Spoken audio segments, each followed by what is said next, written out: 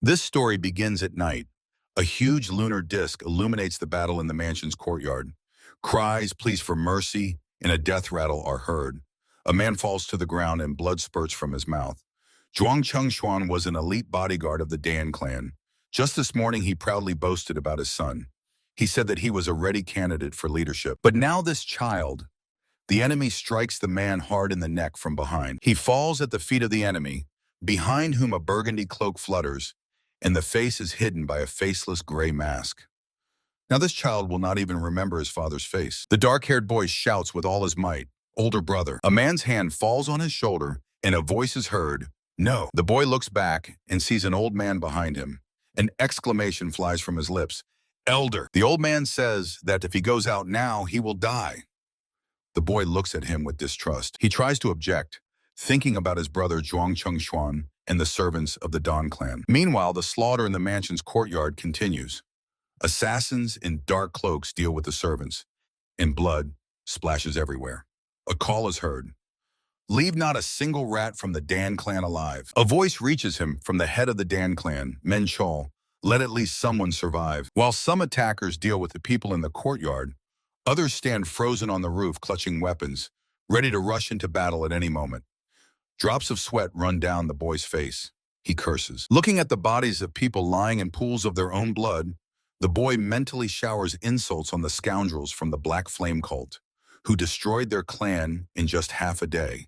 And for what? A desperate female scream is heard. But immediately the ruthless killer, standing behind his victim, cuts off the unfortunate woman's head. Blood splashes the villain's face, and a smirk escapes his lips. He clearly enjoys what is happening. The guy thinks, what difference does it make if he dies anyway? Baring his teeth viciously, he shouts insulting words. He breaks free from the old man's hands, asking for forgiveness and adding that they will meet in hell. The elder shouts after him, "Chu Hon Moon!" The guy rushes into the thick of the battle, cursing the villains of the Black Flame cult. One of the killers, whose face is hidden by a mask, looks back at his scream. In his hands, he grips a battle axe. The man immediately rushes towards the guy, outraged. How dare this worthless brat come at him? Dodging the opponent's weapon, the guy grabs the man's hand, holding the handle with both hands. With a skillful move, he disarms the opponent and catches the axe that fell from his hands. Shouting "Die," he strikes it down on the masked man. Blood splashes. The people of the Black Flame cult are surprised. How so? They watch as the masked man falls at the guy's feet, piercing the opponents with his gaze, and baring his teeth viciously, the guy, whose face is splattered with blood, shouts, "Who dared to call him worthless?" The clan leader and elder look at him in shock. From the old man's lips escapes, "How is he?" A scream reaches the guy gripping the axe in his hands, and the people standing opposite him in cloaks, armed with blades, telling them not to panic. The guy is angry. Thinking that he had been hiding all this time so carefully that he stole and studied the secret techniques of the Dan clan. He kicks the nearest opponent in the head, who also prefers to hide behind a mask, asking himself, but what is the point of this in the face of death? Skillfully wielding the axe and striking one of the attackers, the guy shouts, "Let him just die already!" One of the killers insults the guy, trying to dodge the blow. The man manages to jump back, and the axe crashes down with incredible force where he had just stood. The man is stunned. Where did the guy learn such moves? The enraged Chu Hongmun, swinging the axe, rushes at the opponent, shouting, "What nonsense is this?" Bringing the axe down on the man, the guy shouts that he is too slow. An order sounds to kill the guy first, and immediately 3 masked people armed with swords rush toward him. Resolutely gripping the weapon in his hands and drilling the opponents with a hateful gaze, Chu Hongmun defiantly says, "Well then, let's go." Swinging the axe and rushing towards the warriors of the Black Flame cult, he shouts that he will take to hell as many as he can. The man rushing towards him calls the guy a brazen nobody. Swinging the blade, he says, like a commoner. The man strikes, continuing to speak. "How dare a commoner?"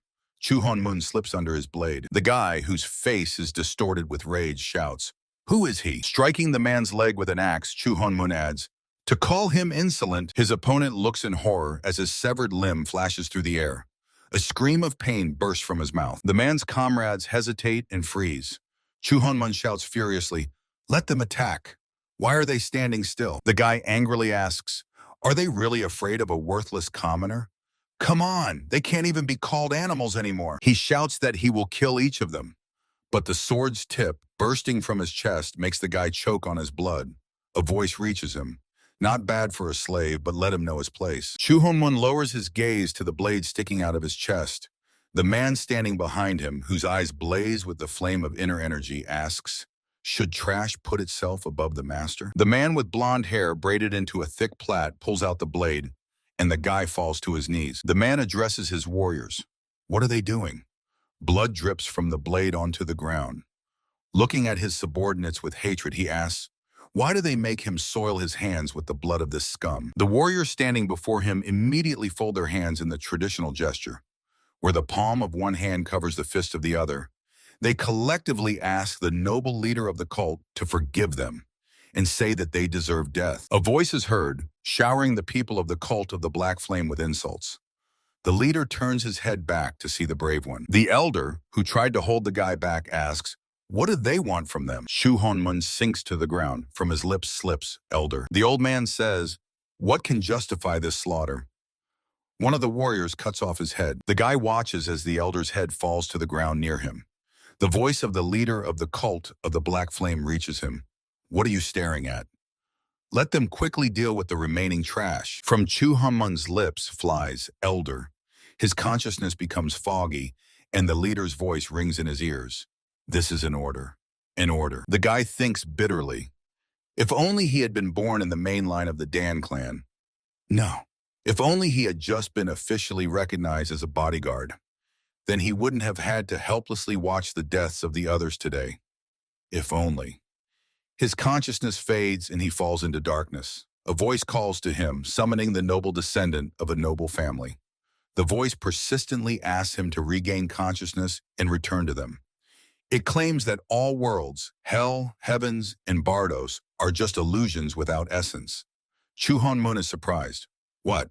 The Tibetan Book of the Dead?" The voice continues. "Wandering in the sufferings of the 6 worlds of samsara." The guy curses. What is happening? An unknown voice says he must wisely choose the place of his new birth.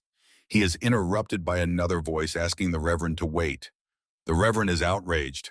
What is he doing? He interrupted the funeral rite, and now it will have to start over.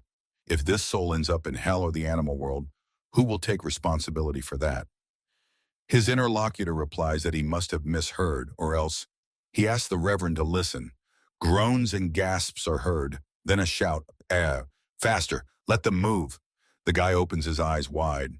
His head is all bandaged. He sees an old man in monk's robes bent over him, and a young man peeking from behind his back.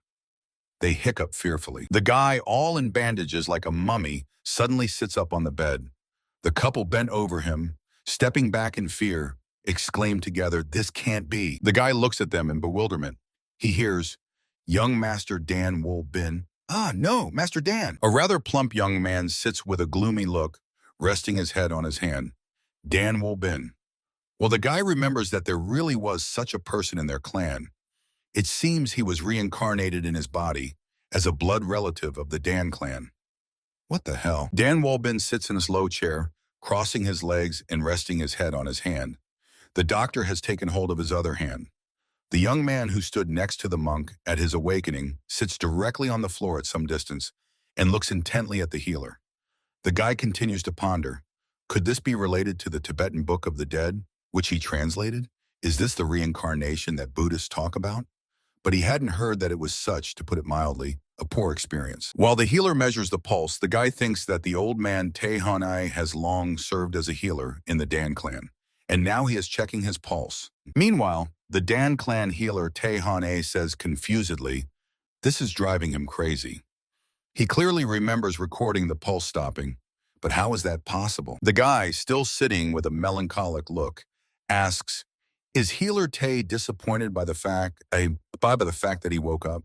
The man throws his hands up in front of him, exclaiming, "No, no! What is the 4th young master saying? How can he?" A smile slides across Dan Wol Bin's lips.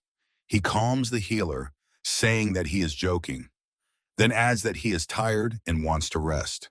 Tehane replies, "All right, he will prepare the medicine now." Already standing by the door, the healer says to the guy, "He understands everything. Let the 4th young master rely on him." Then he addresses the servant, seeing him off, ordering him to watch that Dan Wolbin does not overexert himself. The guy, thoughtfully looking at the young man named Yu Ge-dun, thinks that he was the servant of the fourth son of the Dan clan. Meanwhile, the latter politely says goodbye to the healer. Naturally, the guy could not understand the situation at first. Even if the deceased clan member restored this place, his severed head could not have grown back. But what shocked him more was that Yu Ge-dun called him the young master of the Dan clan. Confused, he asked for a mirror and almost lost consciousness when he saw his face. With a melancholic look, the guy gazes into the mirror. He thinks, a fat body, as if it absorbed all the delicacies of the world. The guy sighs. Well, he looks like he crawled out of the ground. And also has terrible toad skin. The mirror showed him that Dan Wolbin was livelier than all the living. With a sigh, the guy puts the mirror down on the table so as not to see his reflection in it. He remembers that there were rumors that his mother, the fourth wife, was a courtesan, and she also died in childbirth. He thinks, although he appeared early in the world, in the end it was not worth even a dog's turd. Thoughtfully examining Yu Ge-dun, the guy says that he is truly a loyal person. The servant is surprised by his words. All he can say in response is a brief, yes. The guy continues speaking, to serve even a scum like him so faithfully. Yu Ge-dun asks, what does the young master mean? Today he seems. The youth hesitantly falls silent. The guy throws a sullen glance at him and asks, what? Yu Ge-dun immediately answers, no, nothing. He tries to laugh and looks cheerful, but he is a terrible actor. The guy looks thoughtfully at the servant again. He thinks that, of course, Dan Wolbin did not always look so terrible. In his youth, he was handsome. Covering his eyes with his palm, leaning back in the chair, he says, wow. He remembers a pretty young man walking with a book in his hand, past passers-by staring at him, thinking, not only women, even men could not resist his powerful fists. That was Dan Wolbin originally. Back then, he excelled in sciences and trained diligently, earning the reputation of a scholar. The problems began when at 16 or 17, he was struck by a fever. Waking up after a year, he had changed greatly. Dull eyes, long, devoid of spirit, and a body softened by idleness. As if from the consequences of the illness, his skin darkened and became spotted. It became bumpy and sagging, like that of a torture victim. Since then, his life went downhill. His body failed him, not allowing him to master the ancestral arts. His character became as lifeless as his appearance. He spent days in brothels. He even squandered his fortune in underground gambling houses until he finally secretly pawned the Demon Slayer sword, the family heirloom. Of course, Dan Wolbin was shameless, but he still feared the clan head Dan Menchol and the brothers. Despite his pleas to return the sword, they only beat him. That evening, Dan Wolbin hanged himself on a ceiling beam. The guy, covering his face with his hands, sees, thinking, the true embodiment of a foolish weakling. The servant looks at him worriedly. Yu Ge-dun asks anxiously, is he any better now? Looking at the servant with sadness, the guy trapped in Dan Wolbin's body answers, not at all. He thinks that it seems his ribs were broken in the gambling house. He addresses the servant by name and he immediately responds, yes, young master. The guy asks, is there a person named Chuhomun in the Heavenly Dragon? About 5 or 6 years older. The young man thinks, Chuhomun? No, he hasn't heard of such a person. Dan Wolbin says, then he doesn't know. Raising his index finger admonishingly, Yu Ge-dun reproachfully says, oh dear, the young master does know. The guy asks, what? The servant says that no news passes by him unnoticed. Dan Wolbin sighs, really? The young man gets angry, ugh, again, then admits that he still hasn't heard of such a person. The guy inquires, and who is this person named Nam? Yu Ge-dun exclaims, the young master knows him? The reply is, no, not exactly. Someone asked to find out. The servant asks, who? Dan Wolbin answers, it doesn't matter. He used to be a novice in the Heavenly Dragon Temple. The young man says he is probably an orphan. Dan Wolbin, bowing and hugging the servant by the shoulders, asks, did he interrupt him before? Sweating and smiling obsequiously, Yu Ge-dun answers, no. The guy thinks, strange, but it seems he, like Chuhomun, doesn't exist here at all. Dan Wolbin grabs the young man's neck, using a choking hold. The servant wheezes, barely pushing out the words, young master, breathe.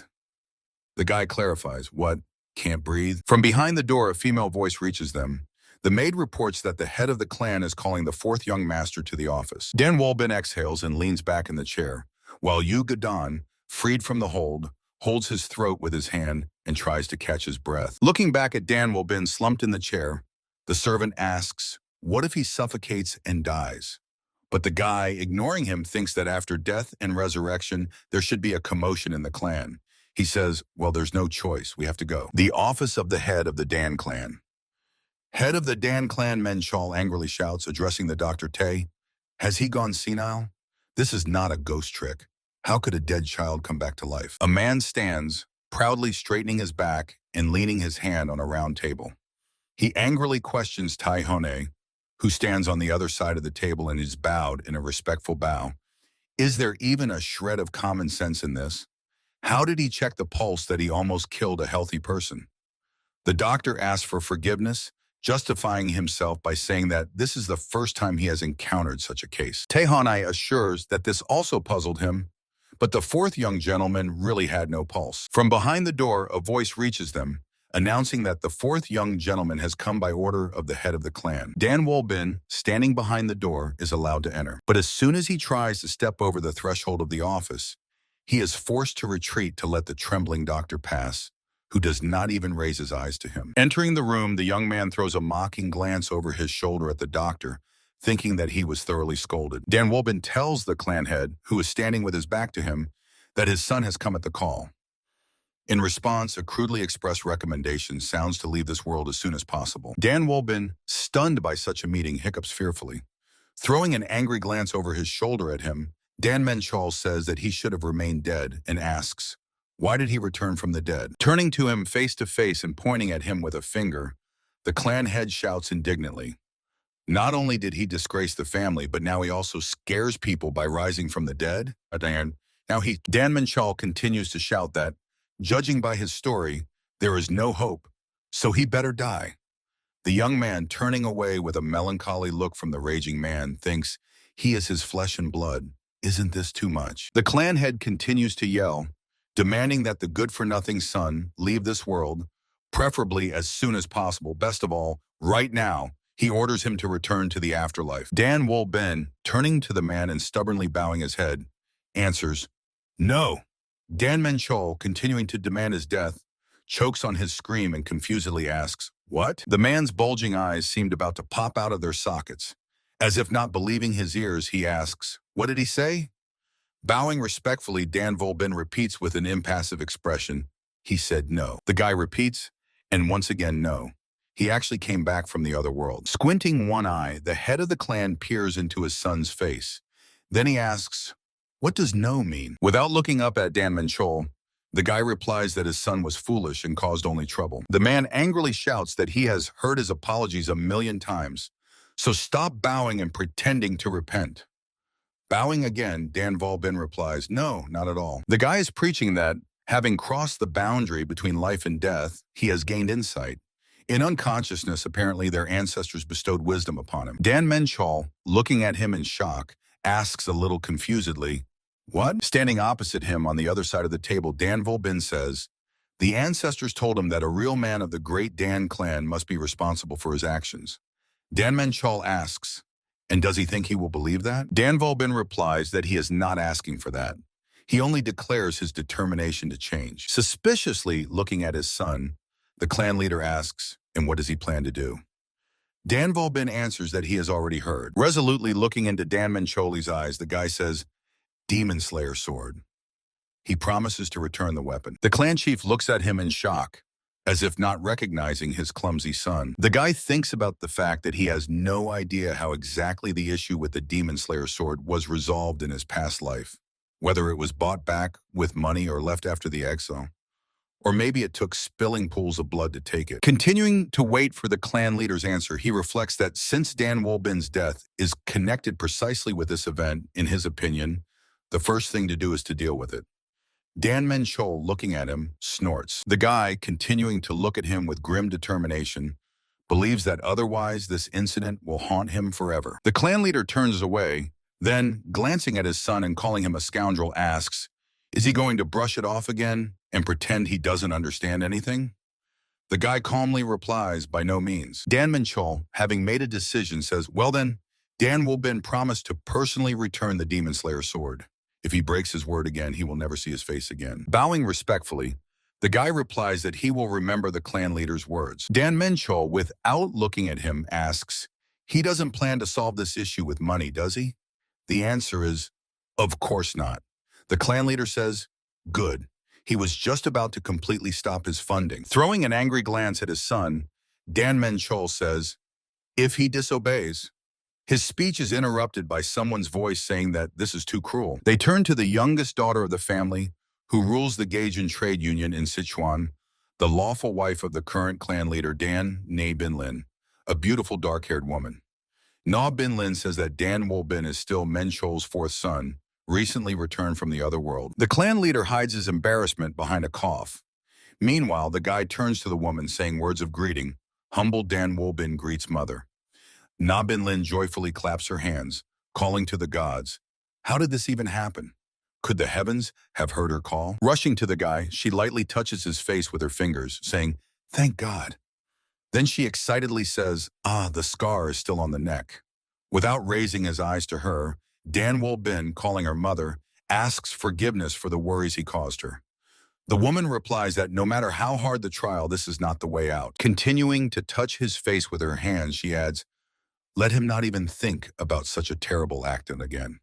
The guy remembers that among the 5 sons of the clan leader, Na Bin Lin especially hated Dan Wolbin. He admits that she deserves her place.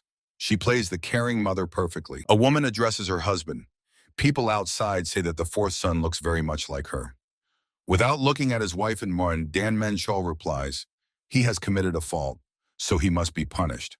Let him not interfere. Nabinlin does not calm down, continuing to pressure her husband. But isn't that too cruel for a child who has barely returned from the other world? Dan Menchol, turning away from her, clicks his tongue disapprovingly. Turning to his son, the clan head orders him to listen. He, Dan Menchol, the 16th head of the Dan family, commands him to return the Demon Slayer sword that he took. Resolutely waving his hand, Dan Menchol says, and let him not even think of relying on the family's help. He gives him half a month for this. The boy replies, he obeys and submits to the will of the head of the family. Dan Menchol adds, if he disobeys or goes to the gambling house again, he will be expelled from the Dan family as a disciplinary punishment. The clan head, pointing to the woman standing behind the boy, says that she will be a witness to his words. Dan Wolbin, respectfully bowing his head, replies that he understands everything. Nabinlin, flying up to her husband, asks, when did she agree to be a witness? Dan Menchol, not looking at her, coughs awkwardly. The boy asks for permission to take his leave. Dan Wolbin heads to the door and opens it wide. Once in the courtyard, he breathes a sigh of relief, thinking that the burden of the head of the martial arts family is not an easy load. He almost fainted from the tension. Walking through the courtyard, the boy reflects that this conversation allowed him to understand something. Even the head of the family is just a human. Approaching his apartments, where Yuga Don meets him, he thinks if he must continue living as Dan Wolbin, then he needs to improve his relationship with the head of the family. The servant says, the young master is already here. He asks, did everything go well? Dan Wolbin replies, yes. He squints at the young man, wondering, but why does he always wait for him? Proudly raising his nose, Yuga Don answers, because he is his servant. The young man theatrically slaps his palm on his forehead and says, right. Grinning broadly, proud of himself, the young man replies, yes, yes. The young man thinks that, honestly, no one had ever been so attached to him before. So he feels a little strange. Heading to the door, Dan Wolbin says that the first wife was also in the office. So it seems the news has already spread throughout the house. Yuga Don confirms his assumption correctly. Everyone considers his return a miracle. The young man says, probably they are disappointed that such a dissolute scoundrel has returned from the dead. The servant is shocked by such a revelation. He exclaims indignantly, what is the young master saying? With his head down, Dan Wolbin asks him not to pretend, since he understands everything himself. The surprised young man can only say, what? He thinks the young master has been acting strange since morning. Slightly enlivened, the young man throws a mocking glance at his interlocutor and asks, so what? Does he seem like a different person to him? Anxious Yuga Don, sweating and raising his hands in front of him as if defending himself, tries to smile widely. He stammers, not that, What is he? Covering his smirk with his hand, Dan Wolbin says that he really is a different person who was reborn in this body. The servant, continuing to call him young master, replies that it sounded pretty cool. Roughly leaning on the young man's shoulder, Dan Wolbin asks, "So do you recognize me now?" Yugadon, sinking under the weight of the heavy body, asks, "Does that really matter?" Pushing the servant in a familiar way, who barely manages to stay on his feet, the boy says, "Of course." Dan Wolbin raises his hand again, and the youth covers his head with his hand, clearly expecting a blow from the young master. Realizing that he should no longer behave so familiarly with the poor guy, the boy snorts. He says, "Words mean nothing if the body says otherwise." Continuing to cover his head with his hand, the servant asks for forgiveness, explaining that it is a habit. Glancing at him, Dan Wolbin says, he would say it is a rather cheeky habit. Opening the door and heading to his room, the boy says that in any case, he is going to rest, so let Yugadon leave him alone. The servant, bowing, replies that he understands. The boy's palms are enveloped in a bluish haze. He thinks that since he promised to return the Demon Slayer sword, it is time to be responsible for his words. Dan Wolbin sits in the lotus position on a mat. His body is surrounded by a bluish energy haze. He reflects that he has a plan, but first needs to check the condition of his body using breathing exercises. Buffering. He, as a native of a warrior clan, understands that ultimately everything is decided by combat skill. The boy tightly closes his eyes and sweat streams down his face. Opening his eyes, he mentally asks, "What is this?" His meridians are completely blocked. The chi in the lower dantian is stagnant, and this is definitely not a channel rupture. Although he has not studied medicine, he has had to review many texts while copying. His face darkens, and in his head flashes, this is clearly just as he thought. Tightly closing his eyes, the boy thinks, this is excessive concentration of yang energy around the dantian. Even if it is not a channel rupture, the constitution is clearly unusual. Only a medical master could see this. He mentally wonders, is this why Dan Wolbin so often suffered from fevers? He hears the voice of the servant reporting that the healer Tae has come to him. Opening his eyes, the young man orders to let the doctor in. Entering the room, Tai Hon-ae greets the fourth young master. Dan Wolbin politely replies that he is glad to see him. The doctor asks, how does he look? The young man answers that he looks much better, but his complexion is still pale. The clan head must have exhausted him. Sitting down on the floor opposite him, Tae Hon-ae, chuckling, says, that was the case. Dan Wolbin says, apparently he caused him a lot of trouble. The doctor exclaims, what is this?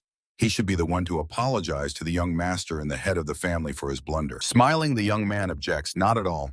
It was Tae Hon-ae who brought him back to life. Laughing quite a bit, the doctor, flattered by his words, agrees, true. The young man, hiding a smirk, thinks that, of course, he pulled himself back from the brink of death, but his thoughts are interrupted by Tae Hon-ae, who says, he heard that the head of the family gave him a difficult order? The young man is surprised. How does he know? But smiling brightly, he answers, that's right. The doctor says that the young master has not yet recovered, and going outside now is too reckless. Dan Wolbin replies, that is true, but looking away, he adds that he was never normal before either. Tae Hon-ae, choking on such frankness, coughs, then says, if the young master gets into trouble? The young man thinks, what a stubborn old man. The healer says that this will be a catastrophe. Smiling, Dan Wolbin replies that he has already died once, so there is nothing left to fear. Silence falls in the room. The healer tries to find the right words. The young man coughs, clearly burdened by the awkward silence. Tae Hon-ae says that he will ask the head of the family, and maybe he will change his order or postpone it. In response, it is said that Tae should not do this for the healer. Dan Wolbin, looking into his interlocutor's eyes, says that he appreciates his concern.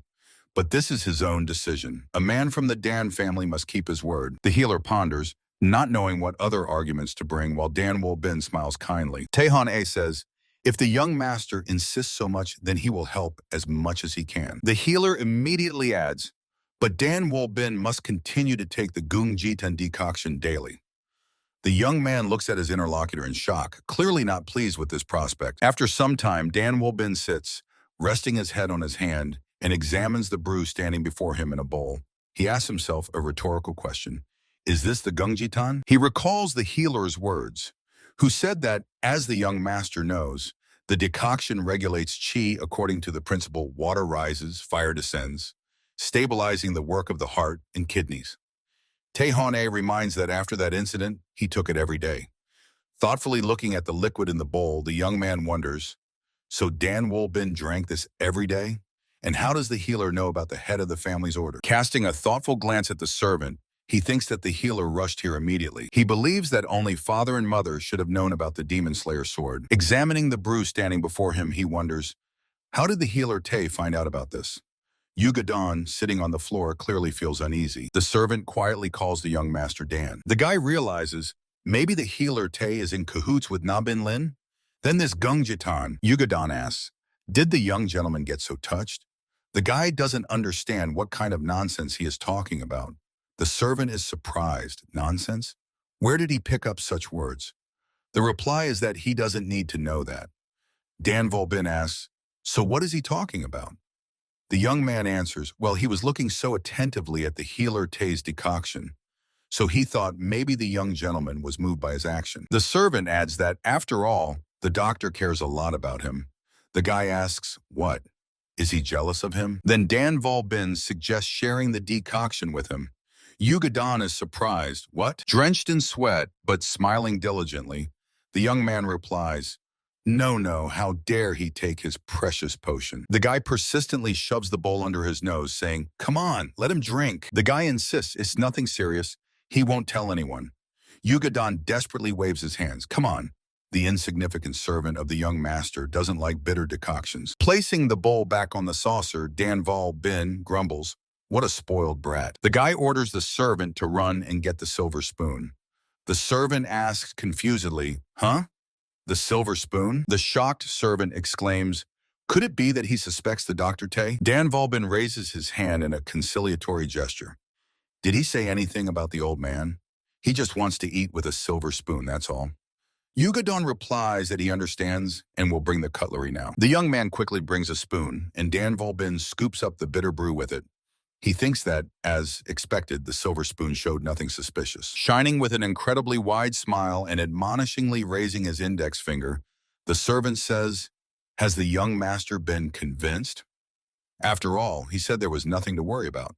Now he can calmly drink the decoction in one gulp. Dan Volbin overturns the bowl, and the servant, with a face twisted in horror, watches his actions. Watching the guy pour the tincture out the window, the young man asks, what is he doing? The other replies, well, he did offer him to drink it. Dan Volbin orders the servant to pretend that he saw nothing. Hugging Yugadon by the shoulders, he says that Healer Tay will be terribly disappointed if he finds out.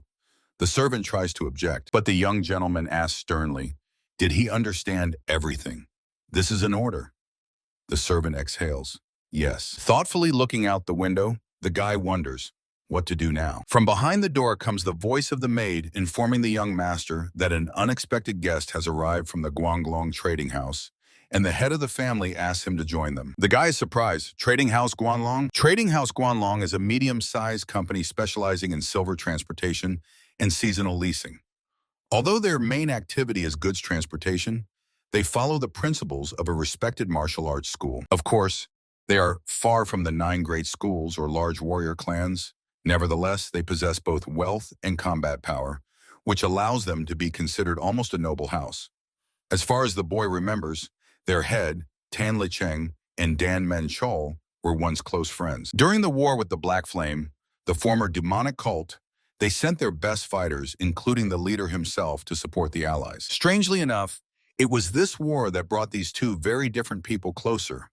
But at some point, their friendship cracked, and they cut off all ties. Walking through the yard, the guy thinks about the fact that the cause is still unknown. But if they are here today, does that mean the discord has not yet occurred? He remembers that when Dan Volbin died, the first people to come and express their condolences were precisely the people from the Guanlong house. An indignant voice reaches the guy. How dare he treat him with such contempt? If he had even a drop of respect, he would never behave so recklessly. Tenlaikin, head of the Guanglong trading house, continues to be outraged. This is simply ridiculous. Does he really think his clan is as powerful as it used to be? Dan Menchol angrily asks in response, is he seriously saying this now? Proudly straightening up, Tanlikin says, stop deluding yourself that the Dan clan is still as influential as in its golden years. Dan Menchol, eager to fight, shouts, well, is he done babbling? Na Bin Lin, holding the clan leader's torso from behind with both arms, prevents him from attacking the opponent. Between the heated men, a girl pleads with them to stop. People are already crowding around the disputants, drawn by the loud scandal. Tanharan, daughter of Tanlikin, addressing her father, asks, how can he behave like that after they themselves showed up here uninvited? Father, he grits his teeth angrily. You. The girl continues, looking into his face, saying, after all, they were the first to start all this.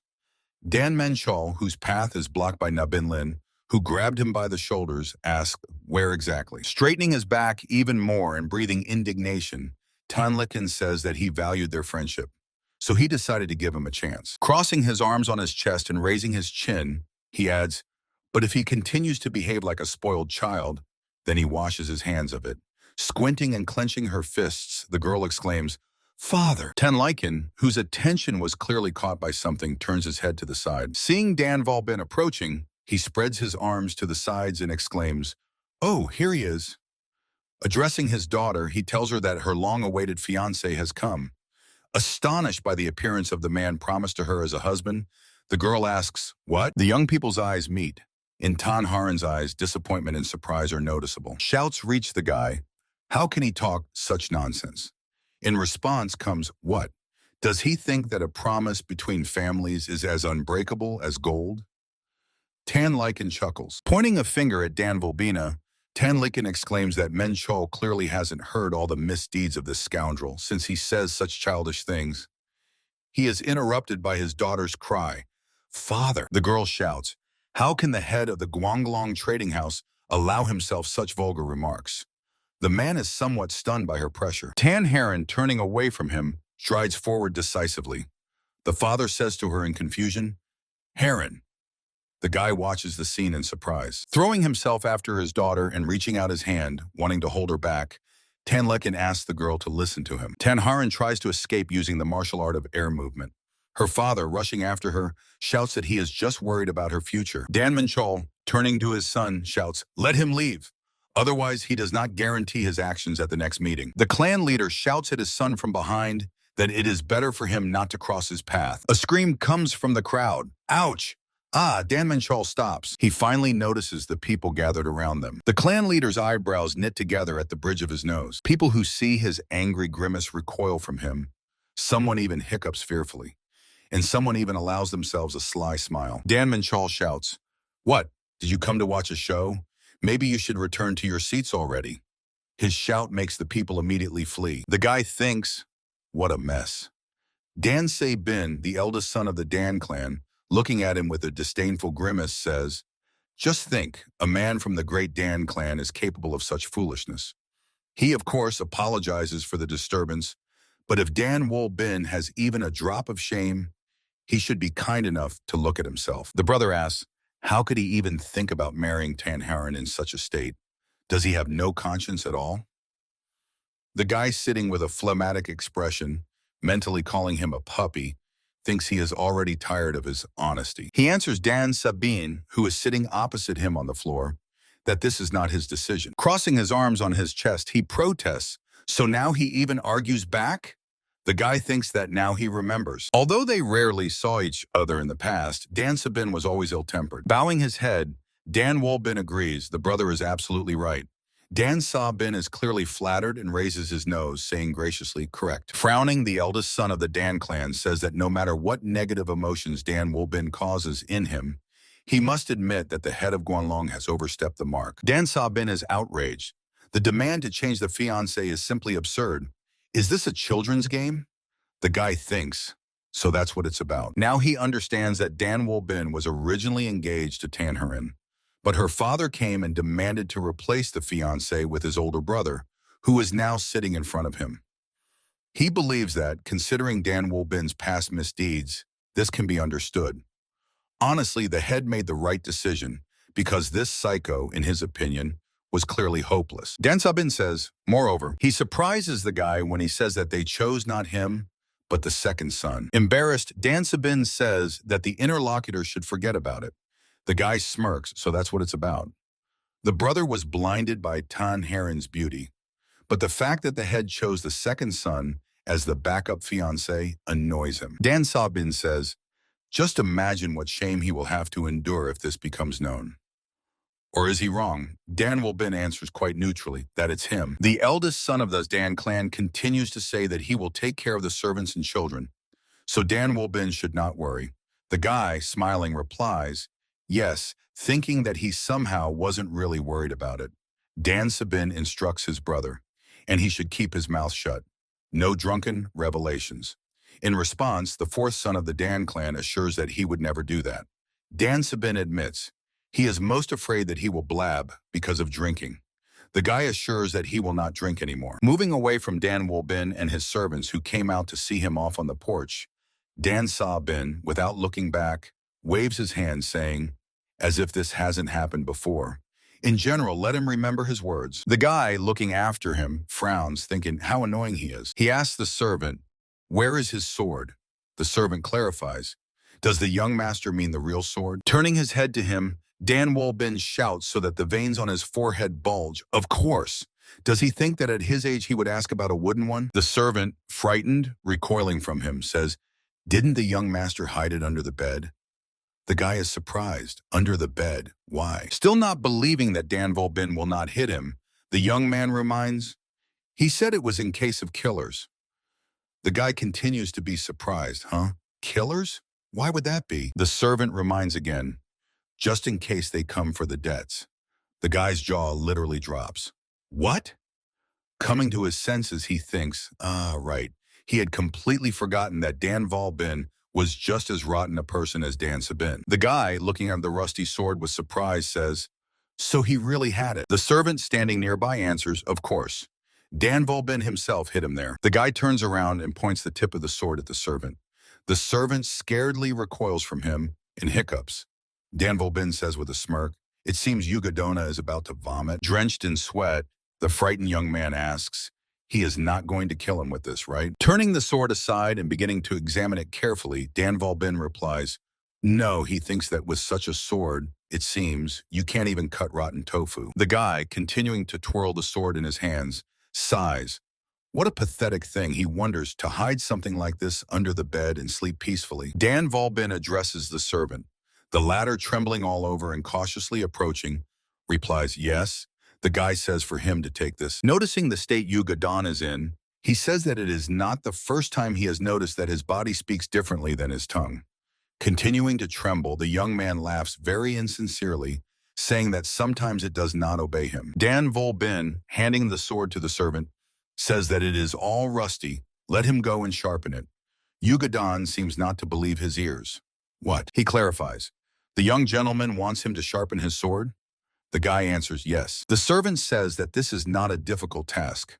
The words of Dan Wolbin make him startle in fear, to cut even a hair that accidentally falls on him.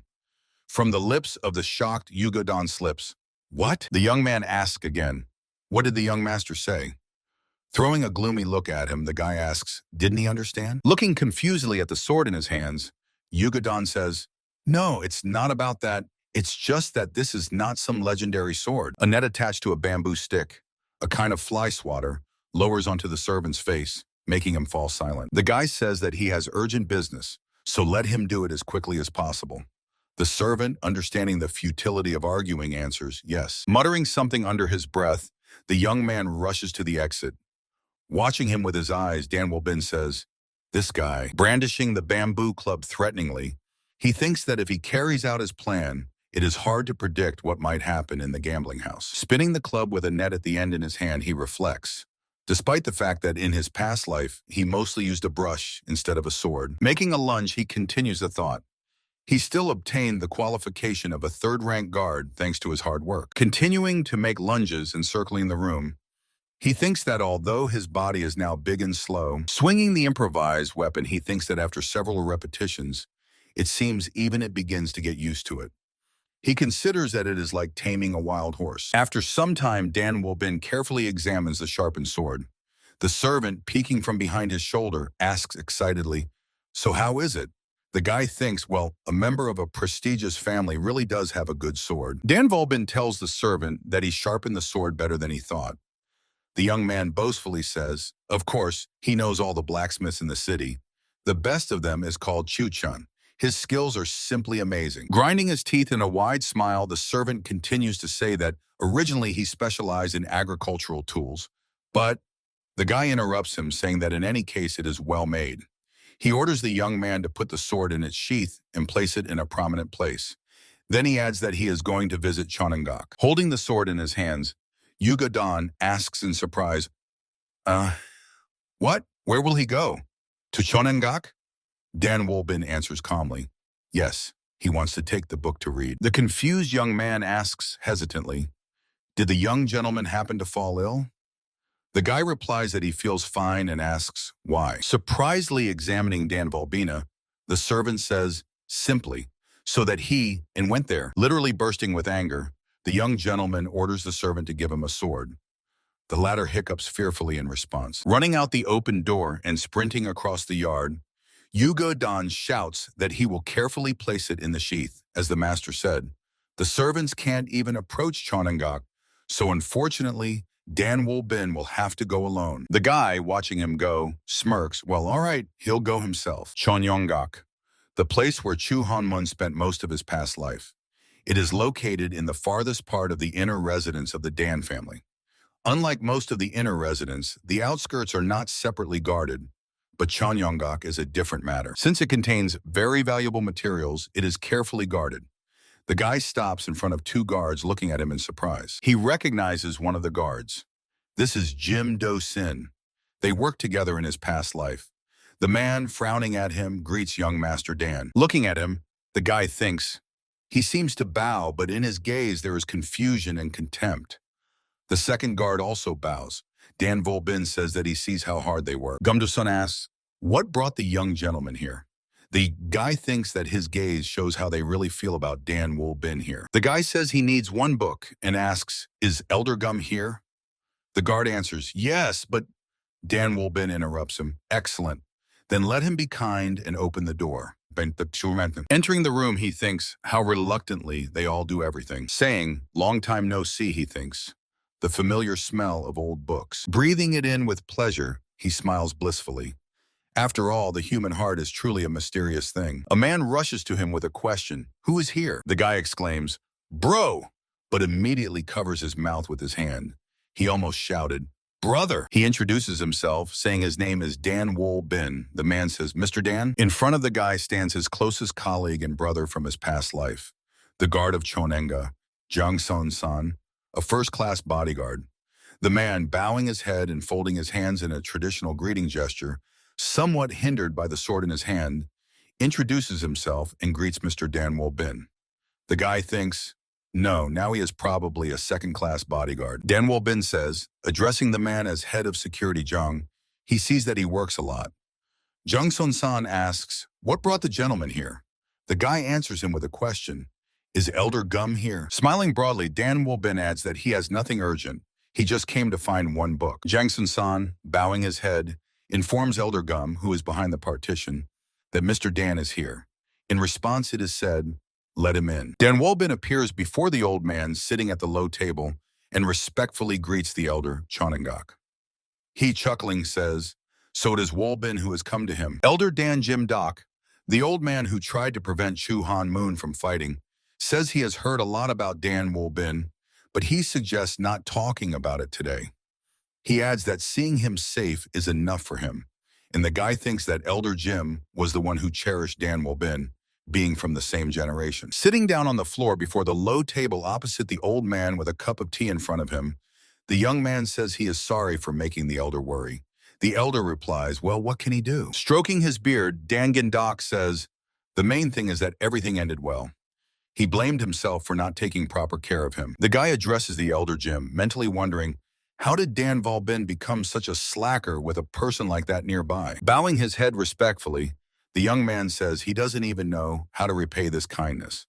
The old man asks in surprise, why all of a sudden? Why all of us? The elder adds, by the way, have rumors reached him that the chief is angry with him? Dan Wolbin answers that it is all his fault. He apologizes for how it turned out. The old man says that it will be difficult for him to return the sword alone. The old man believes that the head must have said it in a fit of anger. He advises not to rush and to wait a little. Dan Wolbin replies that he does not think so, and is sure that he was sincere. Without looking the old man in the eyes, he adds, he even set the date exactly half a month ahead. The elder asks, so what does he plan to do? The guy answers, he has one idea. He adds that for this, he will need the help of the elder. The old man is surprised. His help? He says that, of course, he will help him with everything he can. Dan Volbin says that then he would like to first go to the library. The elder is surprised again. To the library? Raising the cup to his lips, he replies that it will be difficult to do. As he himself knows, entry to the library requires the head's permission. The guy thinks that, of course, he knows this because he worked and lived here. Unlike his other brothers, Dan Volbin was not granted permission to enter the library. The reason was his disorderly behavior. The elder adds, especially if it concerns books on martial arts, Dan Volbinu needs to get the instructor's permission. Chief instructor, Soheim Gok, taught martial arts in the Dan family. Everyone knew about his greatest abilities. The guy says he doesn't need a book on martial arts. The elder asks, then what is he looking for? Dan Volbin says that nothing special. He just needs to check something. The elder is thoughtful. Stroking his beard, he asks the guy to tell him the name of the book he needs. After a few moments of silence, Dan Volbin says, the Book of Wanderings. The elder exclaims, what did he say? The old man angrily shouts that this is unacceptable. The guy calmly answers the elder that he really needs this book. The old man, continuing to be angry, shouts in response, does he not hear him? No way. Looking at the elder with pleading eyes, Dan Volbin says imploringly, Elder Jim, the legendary player named Jung Yu Bai, it is believed, once existed in Sunhui, probably under a fictitious name. In the Book of Travels, he described his life up to the day of execution after being sentenced to quartering for participating in a major scam involving the imperial family. The same name was later given to gambling games of chance. His win rate was unprecedented, for which he earned the nickname the Invincible Player. It is also known that Jung Yu Bai was a highly educated scholar. In a past life, when Xu Hunman worked as a scribe, he happened to hold this book. However, gambling did not interest him, so he immediately set it aside. But now, when he is in Dan Volbin's body, he needs it more than anything in the world. Turning away from him, the elder continues to protest. After everything that happened, he asks him for this? Unbelievable. The old man declares that he will never give it to Dan Volbin. The young man says he understands everything. The head of the family might misunderstand, but he really does not intend anything bad. Seeing that the old man does not respond to his words and continues to sit sideways to him to avoid seeing his face, Dan Volbin continues, the elder heard that he literally recently returned from the other world? Dan Jimdok replies, yes, everyone calls it a miracle. The young man reports that in the other world he met the ancestors of the Dan clan. The old man casts a wary glance at him. Dan Volbin says they gave him many revelations, and he intends to start all over. At the same time, he thinks that a skillful sequence of lies generates trust and allows avoiding undesirable consequences. He adds that first he needs to return the Demon Slayer sword to atone for his sins. The elder, looking somewhere at the ceiling and thoughtfully stroking his beard, says, so he says he met their ancestors? The young man thinks that, of course, his words sound absurd, and he perfectly understands this. But on the other hand, what could be more absurd than a resurrected dead man? Dan Volbin says that in childhood he studied calligraphy under the careful guidance of the elder. Does he remember this? The old man answers, correct. Back then he was so clever. The guy says, Binzigui. The sufferer returns, and the old man flinches. Dan Volbin continues speaking, Nenye Shiji Bonen, capable but pretends to be incapable. He adds, Li Er Yuji, lure the enemy with profit. Luan Er Kuji, create chaos to get what you want. Chu Chi Bu Yi, strike when the enemy least expects it. The elder is clearly impressed. Turning to face the guy, he raises his hand and says, enough, that is sufficient. The old man asks, does he have proof that they deceive people? Dan Volbin replies that he failed to find any. The guy thinks, how perceptive. He just quoted a couple of phrases, and the elder was able to grasp their true meaning. He says that is why he is looking for the Book of Wanderings. With it, he will be able to expose their tricks. The guy tries to convince the old man that he simply needs this book. The elder continues thoughtfully stroking his beard and does not rush to answer. Dan Volbin says that the notes are classified as insignificant literature. Even without the head of family's permission, the elder has full authority to give him the book. Dan Jimdok reluctantly agrees. Well, that is true. Bowing his head, the guy begs the elder to fulfill his request. He says he wants to expose them and return the Demon Slayer's sword. The old man replies that going there alone is too dangerous and reminds that Dan Bin just returned from the other world. The guy agrees the elder is right. He cannot manage alone. He needs a reliable companion. The old man again sinks into thought. The elder calls the guard Chan, and the man immediately appears at the doorway of the room, folding his hands in the traditional gesture. When the palm of one hand covers the fist of the other, Chang Son-san asks, "Did the elder Jim call him?" The old man asks, "Can he accompany Dan Bin?" The man is surprised. Him? The elder says that it will make him feel more at ease. The guard thinks they will stand out too much in the crowd. The old man waves him off, saying that he has never been seen outside the house, so with a slight disguise, no one will notice them. Turning to Dan Bin, Chang Son-san exclaims that he knows nothing about gambling. The guy tries to hide a smirk. The guard, angry, asks, "Why is the young master laughing?" He replies, "Just like that." Turning his head to the man and smiling very widely, he says, "Just remembered something about crickets." Chang Son-san stares at him in amazement. The guy turns away, but continues to smile. Crickets are connected to Suyuishuel, one of the gambling games. In his past life, the guy was close to Chang Son-san, so he knows his secret hobby well. The confused and slightly scared guard, whose jaw drops, stammers, "Well, not exactly." Suyuishuel is a traditional gambling game where people bet on cricket fights. There is an old belief, if you feed a cricket a mosquito filled with his own blood, it will become stronger. Chang Son-san believed this so fanatically that he really fed crickets with such mosquitoes. The elder asks, "Crickets? What nonsense is that?" Dan Bin says, "Well," the guard behind him hiccups fearfully. His hand falls on the guy's shoulder with such force that he chokes on unspoken words and grimaces.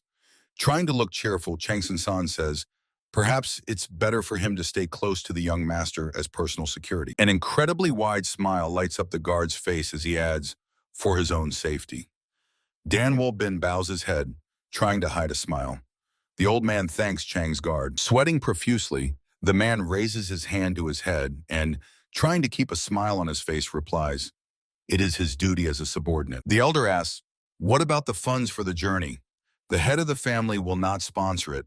Dan Bin asks him not to worry about it. Casting a sly glance at the guard standing behind him, the guy says, he knows where to borrow money without interest. Chan Son-san just clenches his teeth tighter. The guy sits leaning over the book. He thinks, if it were a manual on martial arts, it would be revered as the greatest secret treatise. So extraordinary it is. However, mastering these techniques is incredibly difficult. He made mistakes again and again, but he understands that he must not relax. The guy remembers that shortly after the death of Dan Volbina, an incident occurred in an underground gambling house involving a young master from the influential faction Higdo, also known as the Black Blade. They figured out the gambling house's fraudulent methods and took brutal revenge before reporting them to the authorities. The guy thinks, a heretical faction reporting on the gambling house. It even sounds funny. The scandal spread instantly, reaching even remote Yunnan. An eye for an eye, a tooth for a tooth. A carriage is traveling along the road, drawn by a single horse. A man sitting on the driver's seat is holding the reins tightly. The guy in the carriage thinks that the idea of tricking the scammers themselves causes him slight excitement. Looking at Chan Son-san sitting opposite, arms crossed on his chest, clearly showing he is categorically against everything happening, he slightly smiles. The guard not only lent him money without interest, but also agreed to be a bodyguard, although his face clearly screams unwillingness to do so. Chuckling, Dan Bin tells the man, in such an outfit he would pass for a young master from a noble house. He looks as if ready to spend a fortune in one night. Casting a haughty glance at him, Chang Son-san says that the young master jokes too much. The man asks, and anyway, how did he find out about his fleeting infatuation? The guy asks again with a smile. Fleeting. He asks, did he hear wrong? And bursts out laughing. The guard looks embarrassed. Leaning towards him, Dan Bin says, it seems the guard Chan did not notice him there, but he often saw him in gambling houses, waving his hands and cheering for his crickets. The man looks confused and even a little frightened. With a dejected look, the downcast Chan Son-san says, well, the guy, smiling, thinks, not that it really matters. He asks the man not to worry, promising that he will not tell anyone. The man briefly thanks him. Thank you. The carriage rushes swiftly along the forest road. Travelers are approaching the Flying Immortal Inn. Dan Bin and Chan Son-san leave the carriage.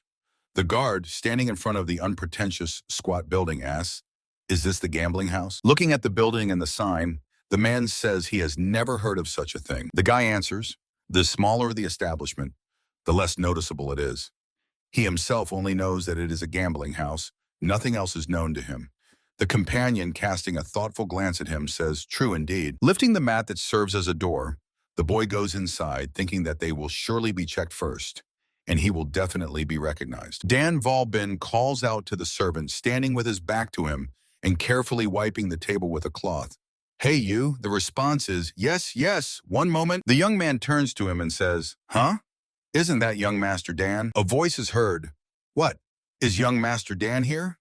The young man and his accompanying guard silently watch what is happening. The man who appeared before them, wearing the same green shirt as the young man, exclaimed, "How amazing!" He had already thought that this day would never come. The guy says, "Enough chatting. Let him lead them to the tables." His hands itch to win money. Today, he will ruin this place. Chanson-san, standing behind him, sighs, looking at him with longing. The man, tilting his head back, laughs loudly. Then he says, "Excellent. Very good." He asks, "But who is that man behind Dan Walbin?" The guy answers that this is a guest from the Gogan Trade Guild. No need for details. The guard immediately straightens up, pretending to be an important gentleman. The man, smiling crookedly, says, "Understood." Smiling Chanson-san, whose nervousness is revealed by the sweat on his face, says that he is here for the first time and asks not to judge him harshly. The man turns around, inviting them to follow him. He lifts the mat covering the door. Watching him leave, the guy thinks about how the connections between the Gogan Trade Guild and the Dan clan are well known here. Following the guide, he reflects that they might have doubted, but for them, Dan Wolbin is the greatest fool. They are right. What other idiot would have come back here? He even spits when he thinks how stupid he looked all this time. The man, leading them through the room where various dishes stand on the table, says, "This way." He stops by a wooden door and grabs the door rings. When the man opens the door, a staircase leading down becomes visible. Jang Son-san exclaims, "No," and immediately receives an elbow jab to the ribs from Dan Wolbin. The man, without looking back, says, "It's nothing. It happens." Taking the lit lantern hanging on the hook, he leads them down the steep stairs. They stop, and Jang Son-san, whose face shows surprise, exclaims, "This is it." Men are sitting at the gaming tables. One of the players exclaims, "Hey, that's too much." The man, pulling the ingots towards himself, sitting opposite him, snorts. Is he here for the first time in the gambling house? What does too much mean in gambling? Leaning towards the indignant man, he adds, "In the game, there is only victory or defeat, and nothing else." Jung Son-san, standing at the threshold of the room behind Dan Wolbin, thinks, impressive. He did not know such places existed. Voices come from behind the tables. "It seems this round is mine. It's time to retreat for today." "Surrender. Why are you like this? I asked you to wait." The man standing at the entrance, with the towel thrown over his shoulder, looks at them. Smiling kindly, he says that he hasn't seen Mr. Dan for a long time. The guy replies with a smile, "That's right, it's been a long time." The man accompanying them, wearing a green shirt, placing his hand on the shoulder of the man he met, says today they must serve him with the highest rank. The other exclaims, "Of course! They will arrange the best reception for the gentleman." The guy's eyebrows rise. He thinks, it seems Dan Wolbin is not respected here at all. These people openly mock him. The guy's eyebrows knit together at the bridge of his nose, and his gaze becomes resolute. They will still see who laughs last. Dan Volbin suggests already going into the hall. Suddenly a sword in a sheath appears before his face, blocking his way, and a voice sounds, "Stop." The man guarding the entrance says that entry with weapons is forbidden. If they have anything, they should hand it over to him. Dan Volbin replies to the man whose nose bridge is decorated with the scar descending to his cheek that he came here to earn money, not to engage in fencing. The guard, pointing a weapon at Chanson-san, answers that he was not addressing him, but his companion probably did not come empty-handed.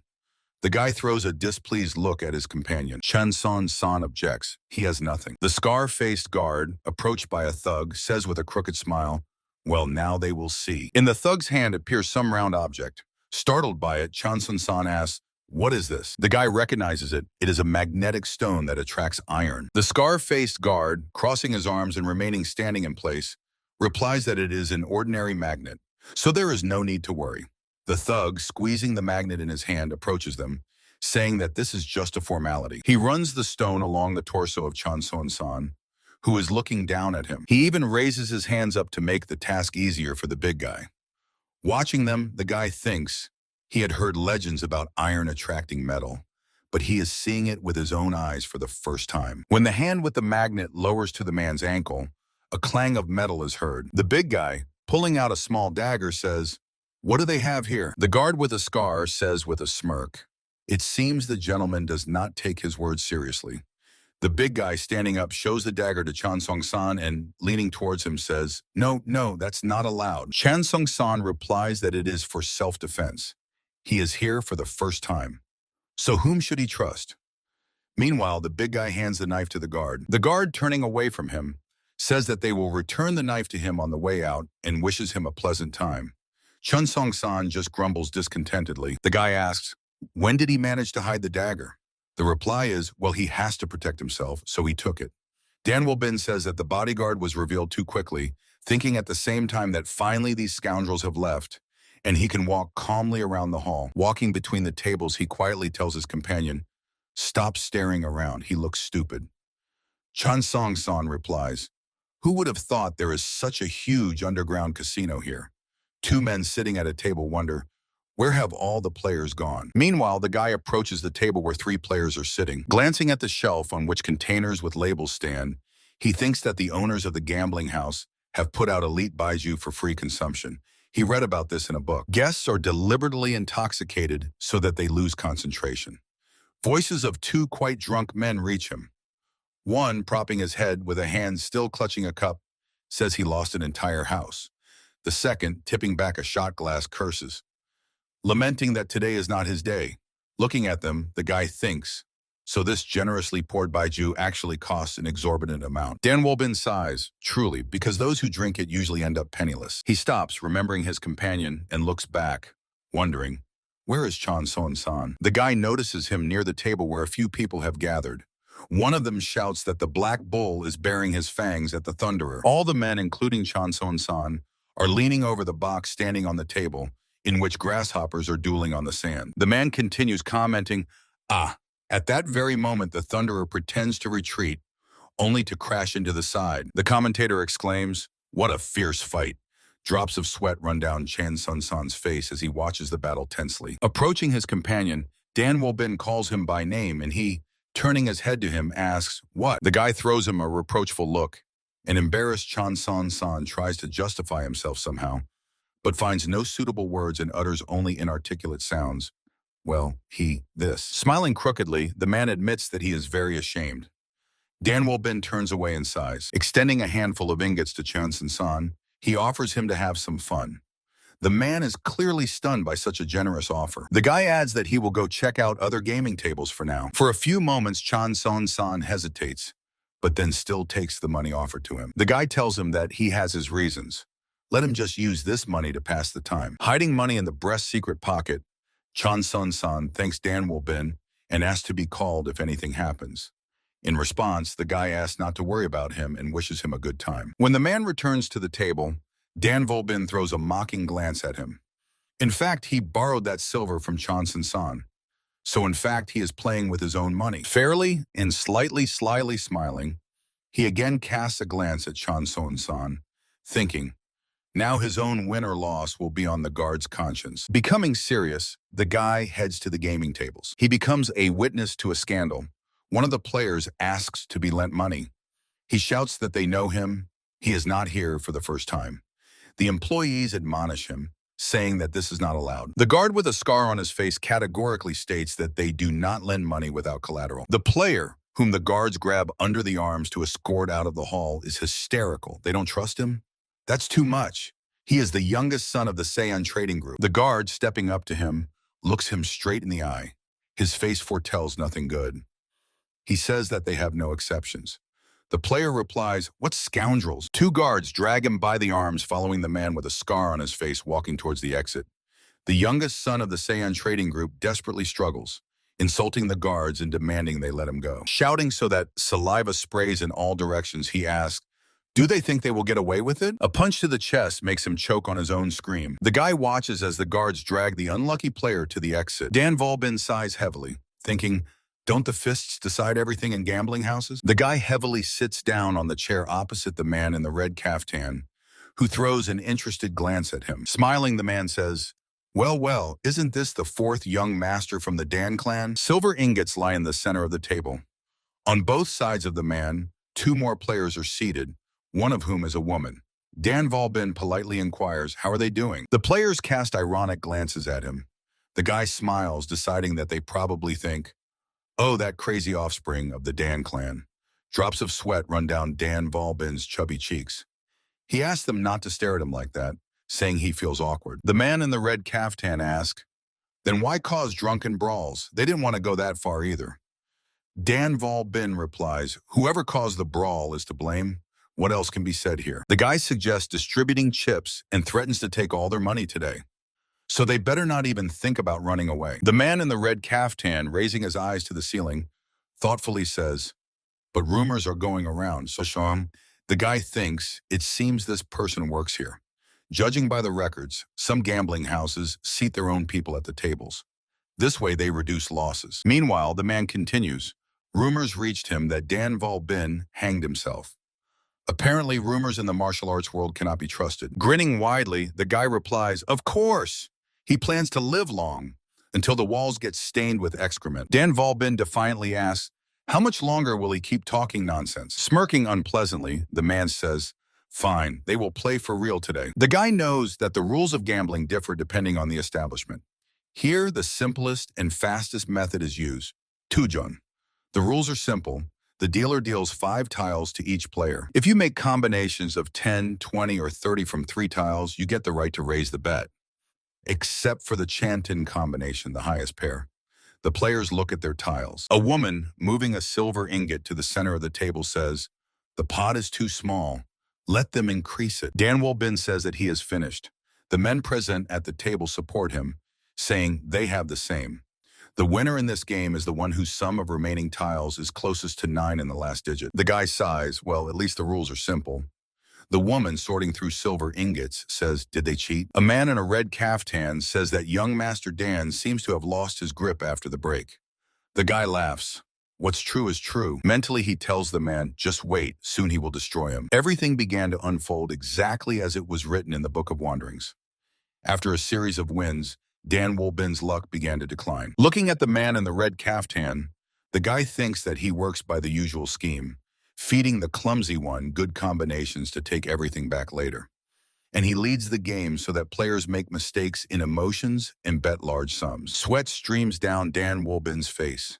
He thinks that even the usual fail-safe combinations like 10 trash no longer come together, and he loses again and again. The guy curses and slaps the table so hard that the chips fly up, and the container with alcohol falls to the floor and breaks. Chun San, sitting at the next table, throws him a surprised look but does not seem too worried about the situation. The servant immediately sweeps the shards off the floor. Dan Volbin sits with a displeased look, arms crossed over his chest. He knows that in a gambling house, where money changes hands, such incidents are common. Continuing to grumble angrily, he thinks that, of course, he didn't just slam the table for no reason. At the moment when everyone focused their attention on the clap, he deftly snatched the board he needed. The guy feels like his heart is about to jump out from tension. He thinks that the dirty tricks from the Book of Wanderings are simple but damn effective. He uses all the techniques read in the book, periodic bursts of anger and deliberate attempts to start a conversation. Sometimes the guy also resorts to a fake cough. Distracting attention this way, he hides the boards he needs in his sleeve. He stuffs several spare boards between his thighs to use later. Looking at the boards in his hands, Dan Volbin reflects, it turned out to be easier than he thought. Maybe he should become a professional player. Throwing the boards on the table, the man in the red caftan exclaims, this time he got it. 9. The player sitting next to him swears. A woman gasps. Scooping silver ingots toward himself, the man in the red caftan says that he is so sorry. The guy's hand falls on the pile of silver in his hands. A shout swells.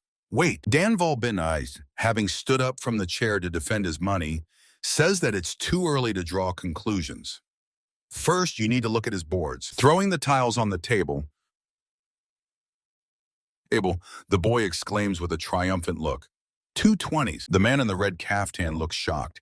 He cannot take his eyes off the boy's tiles. Dan Volbin collects the silver.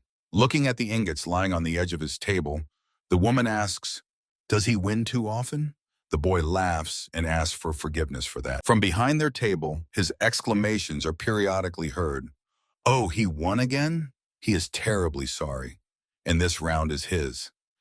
Gathering the silver to himself, Dan Volbin laughs. Oh, how awkward. The face of the man in the red caftan is distorted by an evil grimace. The boy thinks that the players' and guards' gazes are focused on him. He understands that they are trying to catch him making a mistake.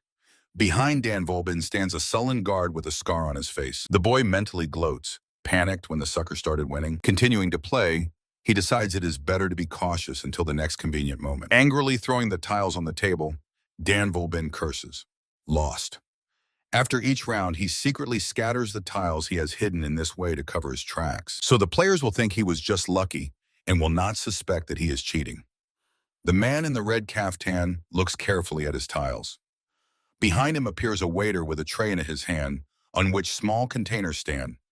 His two protruding upper front teeth make him look like an angry rabbit. The waiter clears his throat, and the man glances at him. Noticing how they exchange looks, the boy understands everything, just as he thought. In gambling houses, there are waiters who serve drinks and snacks, and cleaners who tidy the tables. They are the eyes and ears of the establishment, spying on the players' cards and sending signals. But that's not all. There are even spectators, implanted players at the table.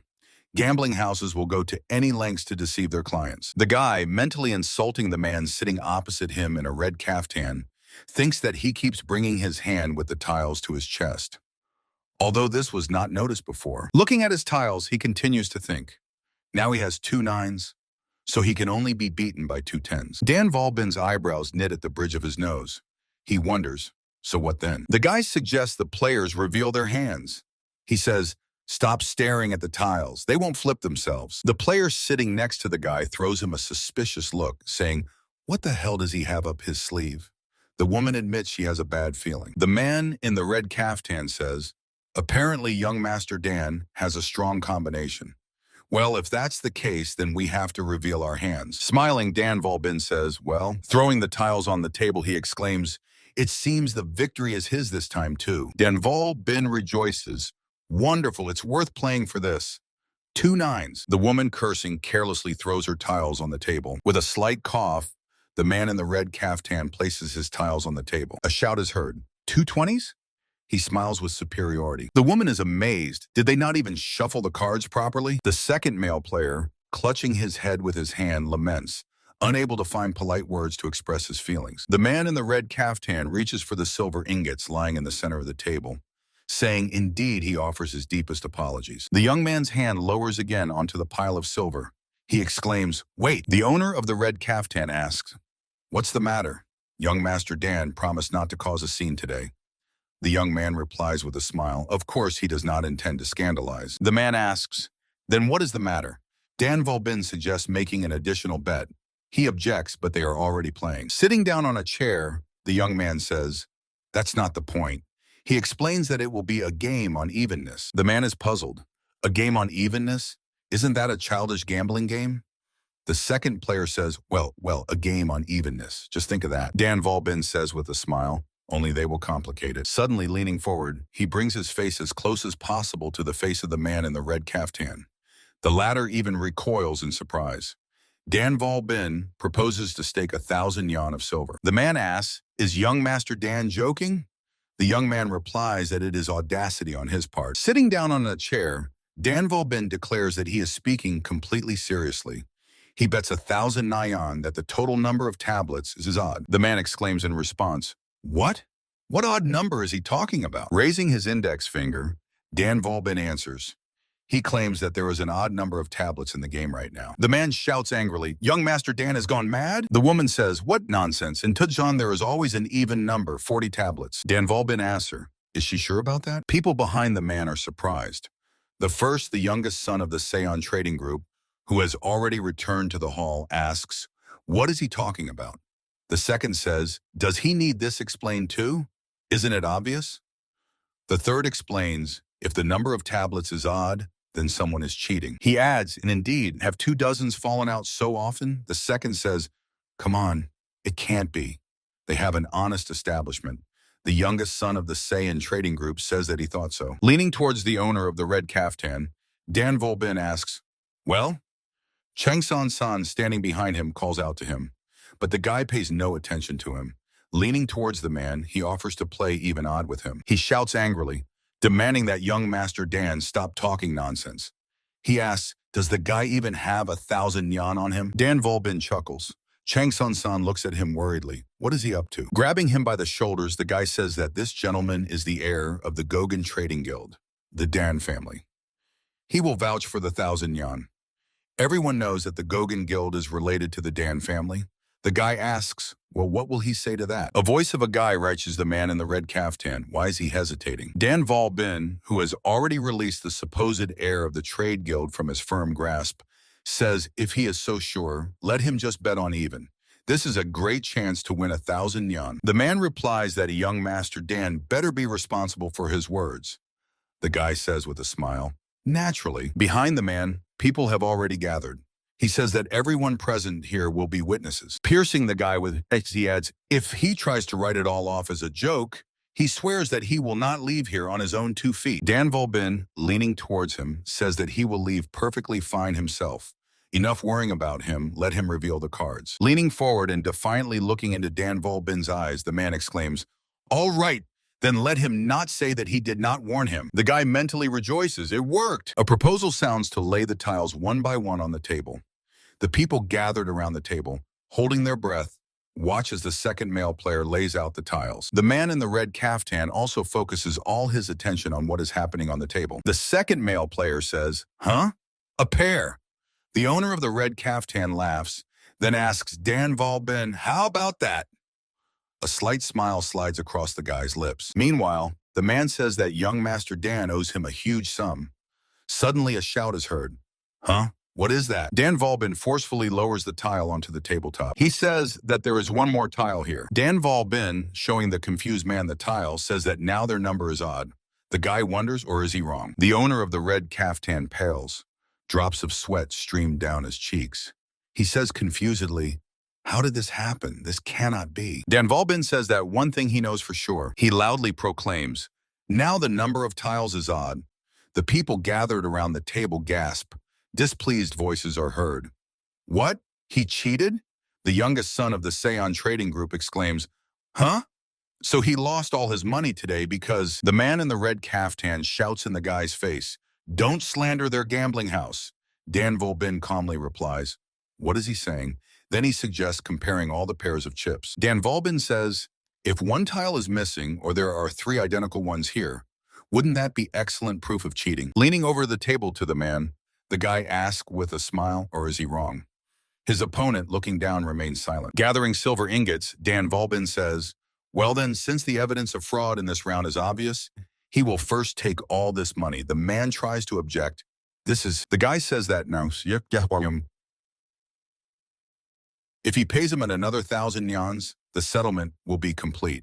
Suddenly, a sword sticks into the table between him and the pile of silver. The guard with a scar on his face, gripping the sword hilt, orders young Master Dan to remove his hands, politely adding, please. The owner of the red caftan, pointing his index finger at Dan Volbin, shouts that this guy from the Dan family cheated in their sacred gambling house. He demands that he be arrested immediately. The guy says that his audacity knows no bounds. Pointing first at himself and then at his opponent, Dan Volbin says, cheated? Him? Not a man? Proudly raising his chin, the guy says, even if he is punished, he will report this gambling fraud to the chiefs. His opponent grimaces and squeezes out. This is suddenly gaining confidence. He points his index finger at the guy, calling to beat him to death. Since he is from the Dan family, he can be killed. Dan Volbin's eyes widen as he looks at the blade of the sword dangerously close to his nose. The guard with a scar on his face presses the sword to the guy's throat, ordering him to stand up. He meaningfully adds, otherwise. Dan Volbin clarifies. Otherwise what? The guard tries to explain the consequences but only manages to say, die. A blow from the side to the cheekbone makes him choke. A strong hit throws him back, and he falls, crushing the furniture with his body. Dan Volbin continues to sit with an absolutely impassive expression. as if nothing happened. Glancing at the fallen guard, Chan San folds his hands in a traditional gesture and slightly bows to the guy. The man in the red caftan, jumping up from the chair and slapping his palm on the tabletop, calls him a scoundrel and shouts that since he brought guards with him, he planned to deceive them from the very beginning. Dan Wolbin exclaims indignantly, "What?" He adds, "Actually, he was sent by the Martial Arts Alliance." The man is confused. "What?" Pointing at Chan Song-sen with his hand, the guy emotionally explains that he came here on a special mission to expose their schemes. Leaning his whole body backward, the owner of the red caftan exclaims, "This cannot be." Sitting with an impassive expression, Dan Wolbin thinks, of course, this is a lie. The main thing is that he believes it. The man shouts in response that this is a lie. He asks, "How did the Alliance find out about this place?" Pointing his index finger at the guy, the owner of the bright garment asks, "Why are they standing? Let them tear his mouth right now." Chen Song-san and Dan Wolbin look around and see tall guys armed with spiked maces approaching them. The big guy walking ahead exclaims, "That hooligan from the Dan family again." He asks Dan Wolbin, he probably still hasn't recovered from the last incident. The people crowding around the table rush away, shouting, "Better not get involved. Today's game is over. This is a fight." Calls to runaway sound. The big guy, throwing the mace over his shoulder, asks, "How dare they desecrate their gambling house?" Meanwhile, the guy, examining the mace, thinks, "An iron club? Interesting weapon." Swinging the mace and rushing at the unruly clients, the big guy yells, "Where did the guy lose his ability to learn? Or did he forget what fear is?" Watching Chan Song-san rush off, the guy wonders, should he observe a little? Meanwhile, Chan Song-san, approaching the big guy, promises to teach them a lesson today. The big guy looks extremely surprised to see the smirking face of his supposed victim right in front of his nose. He shouts loudly, advising him not to behave recklessly. The big guy swings his mace and Chan Song-san's hand reaches for the handle of his formidable weapon. With one sharp movement, he twists the opponent's wrist, forcing him to drop the mace. In the blink of an eye, Chan Song-san is behind the big guy, twisting his arm behind his back and forcing him to kneel. With his other hand, he manages to grab the handle of the mace. The big guy, turning his head towards him, angrily demands to return his weapon. A strong blow knocks down another thug. The remaining attackers freeze, watching as he, struck by the mace blow, falls to the floor. The bouncer, who is ahead of his colleagues, looks confused and squeezes out something incoherent. "Eh? Huh?" Dan Wolbin, admiring the scene, says, "Oh, the secret technique of the Dan family. The hand that catches wind and shadow. How exquisite." Leaning on the edge of the table, the guy continues to admire. This strike is simply amazing. Meanwhile, the owner of the red caftan approaches him from behind. His face bodes no good, and his right hand reaches for the hidden pocket on his chest. Drawing a knife and baring his teeth predatorily, the man quietly says, "Hey." He insults Dan Wolbin, but he, without taking his eyes off the battle, comments on what is happening. This man won't be able to eat properly for some time. Throwing forward a hand gripping a knife, he exclaims, "Die!" But Dan Wolbin dodges, letting the blow pass. By inertia, the man takes several steps forward. Looking back at Dan Wolbin, he spits, saying, "This toad-like guy." He lunges at the guy again, shouting that all he can do is dodge. Dan Wolbin moves toward him, holding out a hand with an extended index finger. Dodging the knife, he blocks the finger right into the opponent's eye. Reeling backward, the man loses balance and falls. The knife falls from his hand. With his other hand, he covers the eye socket, from which blood spurts. With a cry of pain, he falls at the feet of the confused thugs. Panic grows among the row of thugs. One of them exclaims, "This guy is not so simple." Another says confusedly, "How is that?" Dan Wolbin shouts threateningly, calling them small fish. If they disappear now, he won't look for them. The guy and Chan Son-san watch as the thugs, pushing each other, run to the exit. Their shouts reach them. "Let's run! The gambling house is finished." The man lying on the floor in a red caftan, still clutching the bleeding eye socket with his hand, groans. His eye. He says that this hooligan took his eye. Dan Wolbin, towering over him, admonishingly says, "The Dan family has a martial art called the finger technique that pierces the heavens. With this technique, even stones can be pierced." He adds that he does not have that level of inner energy right now. But to deal with him, powerful technique is not even needed. The guy thinks that from now on he will change his life over and over again and protect the Dan family. The man showers Dan Wolbin with insults, accusing him of not appreciating his kindness. The guy is surprised by such a turn of events. Really? Squatting beside the fallen opponent, he, thoughtfully rubbing his chin, says that he spent money playing with the man. So it was he who played with him, not the other way around. The man swears and spits right in Dan Volbin's face. The spit lands between the guy's eyebrows. Rising from the floor and leaning on his elbow, the man shouts, whether it is the alliance of martial arts or something else, he will never reveal the whole truth. Slightly embarrassed, Chang Son-san calls out to the young gentleman. Dan Volbin, meanwhile, gets up and steps on the man's hand, making him scream in pain. Wiping the spit off his forehead with his palm, he asks with a sinister smirk, "So that means he wants to do it the bad way, huh?" Dan Volbin forcefully strikes the man's side with the toe of his boot, asking, does he still refuse to answer his question? The man, writhing in pain, is seized by a bloody cough. He freezes, horrified, looking at the knife that appeared in his field of vision. Covering his bleeding eye socket with one hand and leaning on the floor with the other, he lifts himself up and asks the young man to wait. He asks, what is he trying to do? Dan Volbin snorts.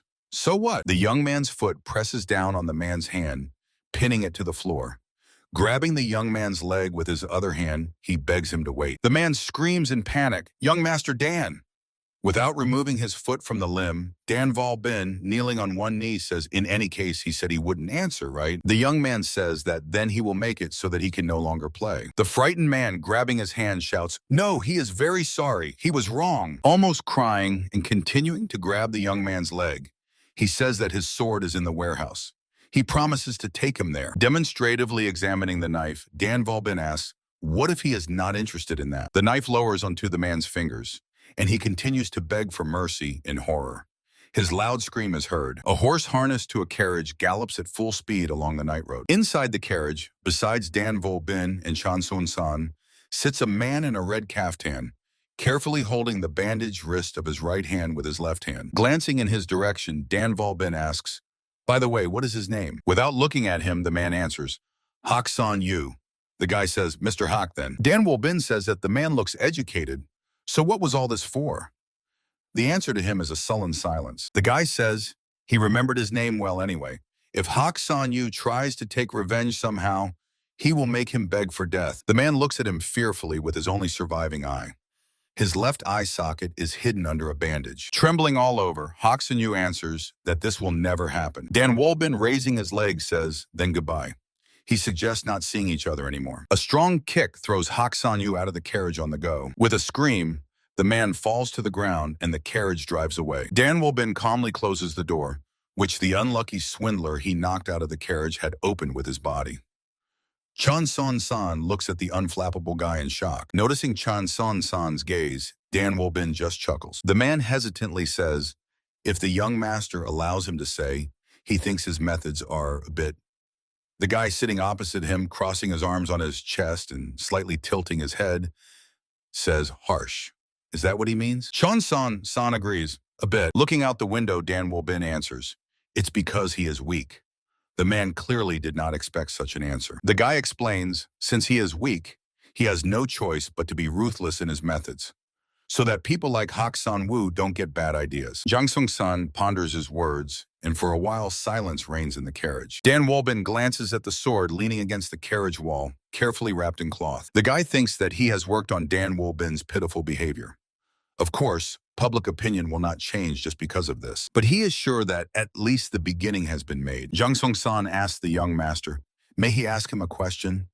The guy answers, of course. The man asks, how did Dan Volbin find out that Hak San Wu was hiding the plank? If there were an even number of them, wouldn't that be a disaster? The carriage continues rushing swiftly down the road. The guy answers that it is impossible. The number of game pieces simply must be odd. Jang Sung-san asks, what does he mean? Dan Volbin answers, Sun Sinigudjan, a strategy from the Book of Wanderings. The man says that he hates reading. The guy explains that it is a famous phrase from the Book of Wanderings. The meaning is, pretend to lose, then start fighting.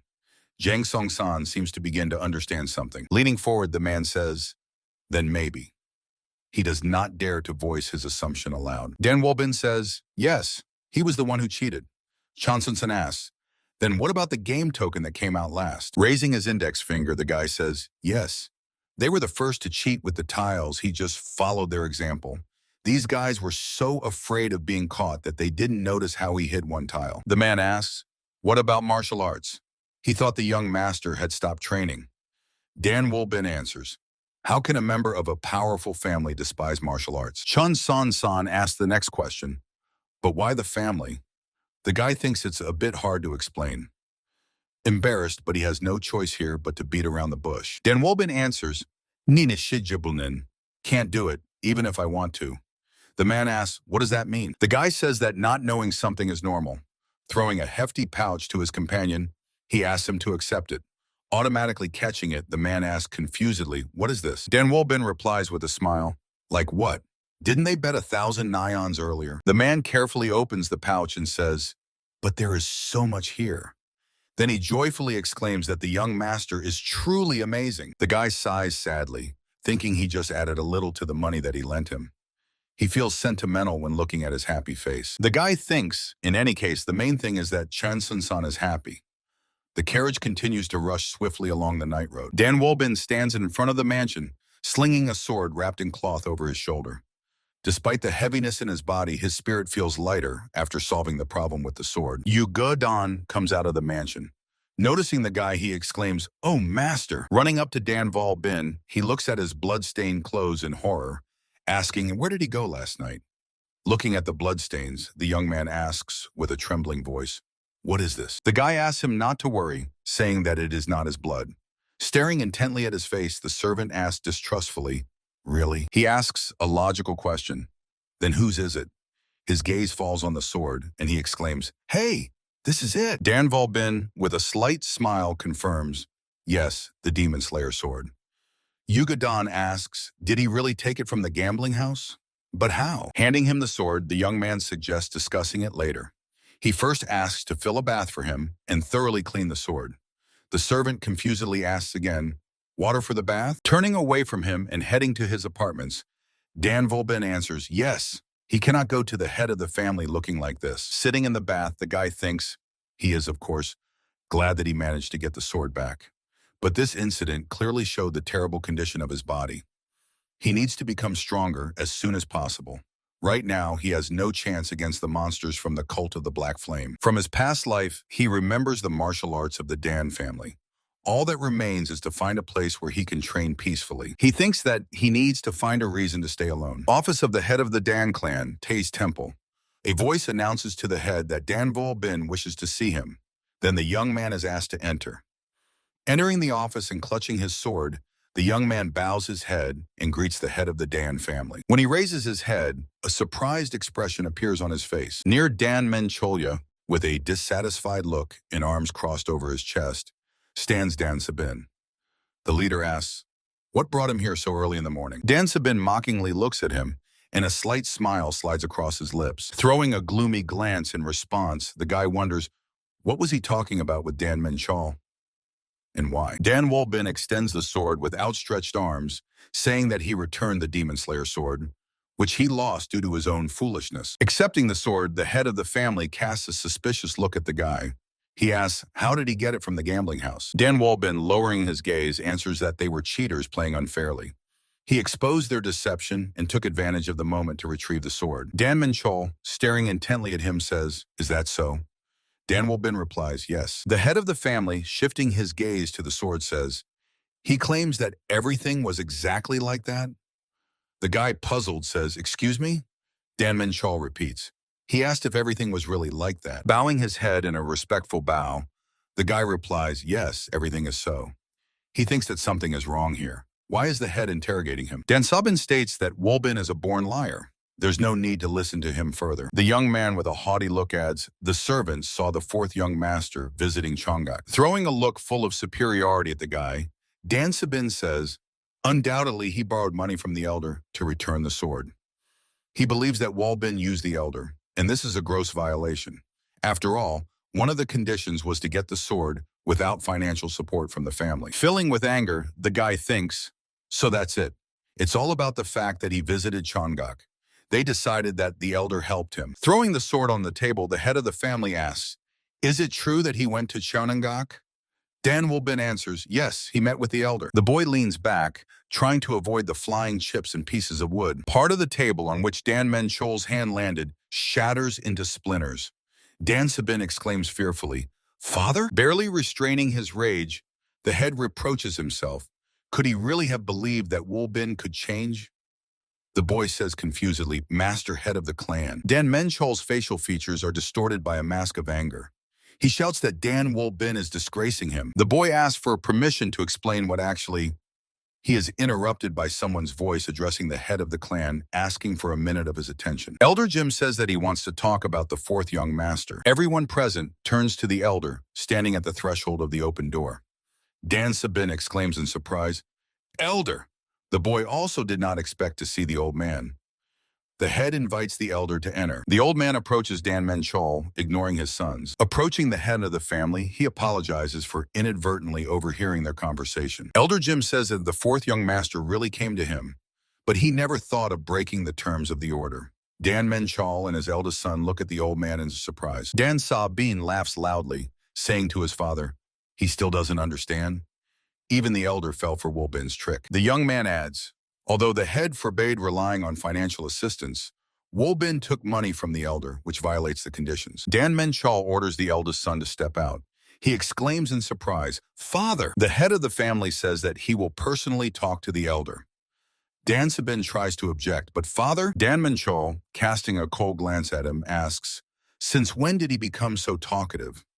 Dan Sabin realizes he crossed the line and pales. Bowing respectfully, he answers, understood, and adds that he is leaving immediately. Dan Wolbin watches his departing brother with a sidelong glance. The head of the family asks the elder, did he really not give money to the fourth young master?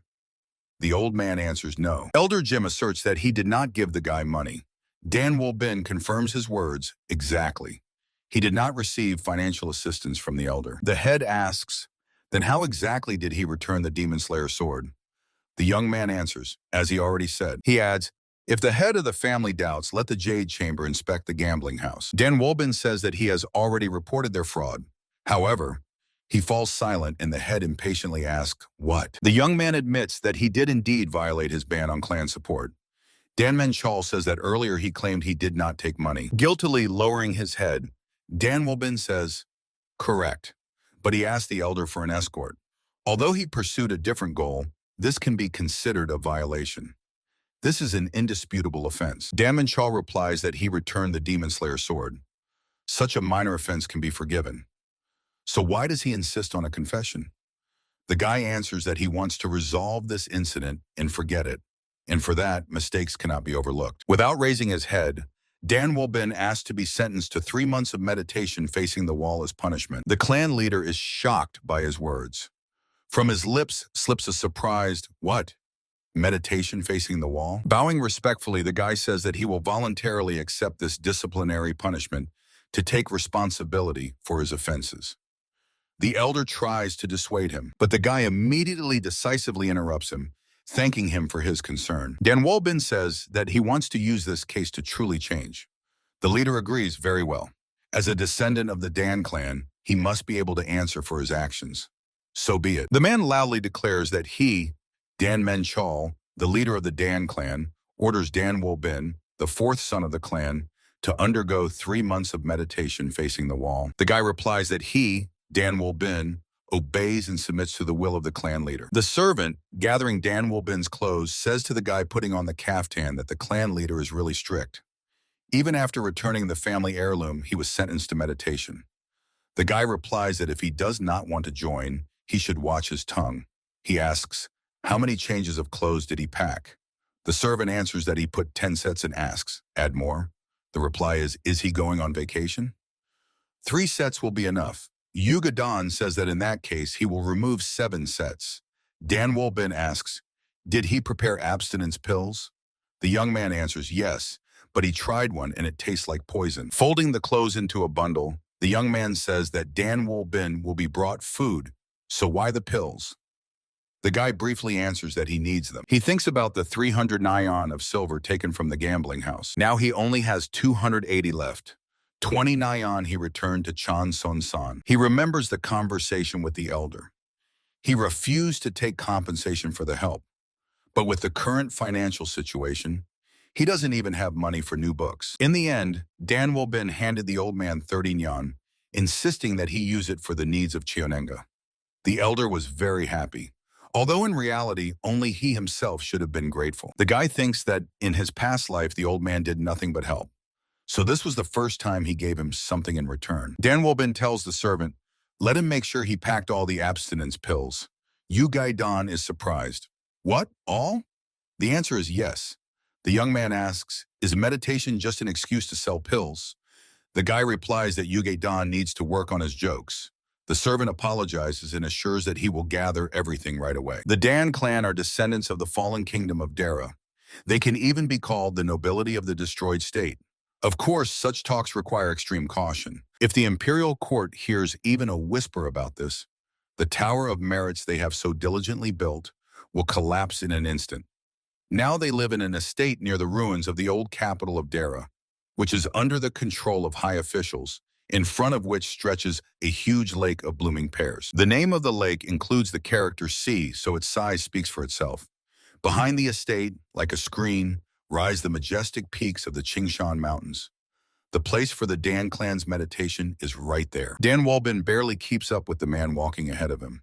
They climb up the slope, making their way through the trees. John Gogol, deputy head of the Jade Chamber, looking back, asks, maybe they should rest a little. Holding onto a tree, Dan Wolbin, his body trembling slightly from fatigue, breathing heavily, barely says, no. Sweat streams down the guy's face.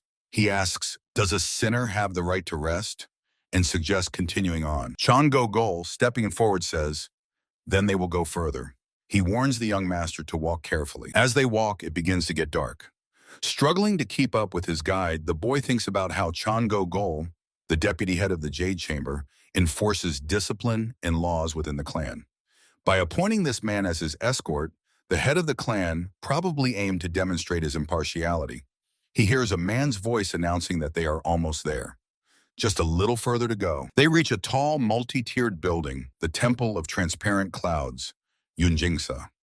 Chan Gogol says, this is a place of repentance. Looking at the sign, the boy thinks that Yunjingsa is the real name of the Cave of Repentance. He had heard rumors about this place, but this is his first time here personally. Entering the courtyard on trembling legs following the lively Chan Gogol, the boy thinks this place used to be called the Temple of the Heavenly Dragon.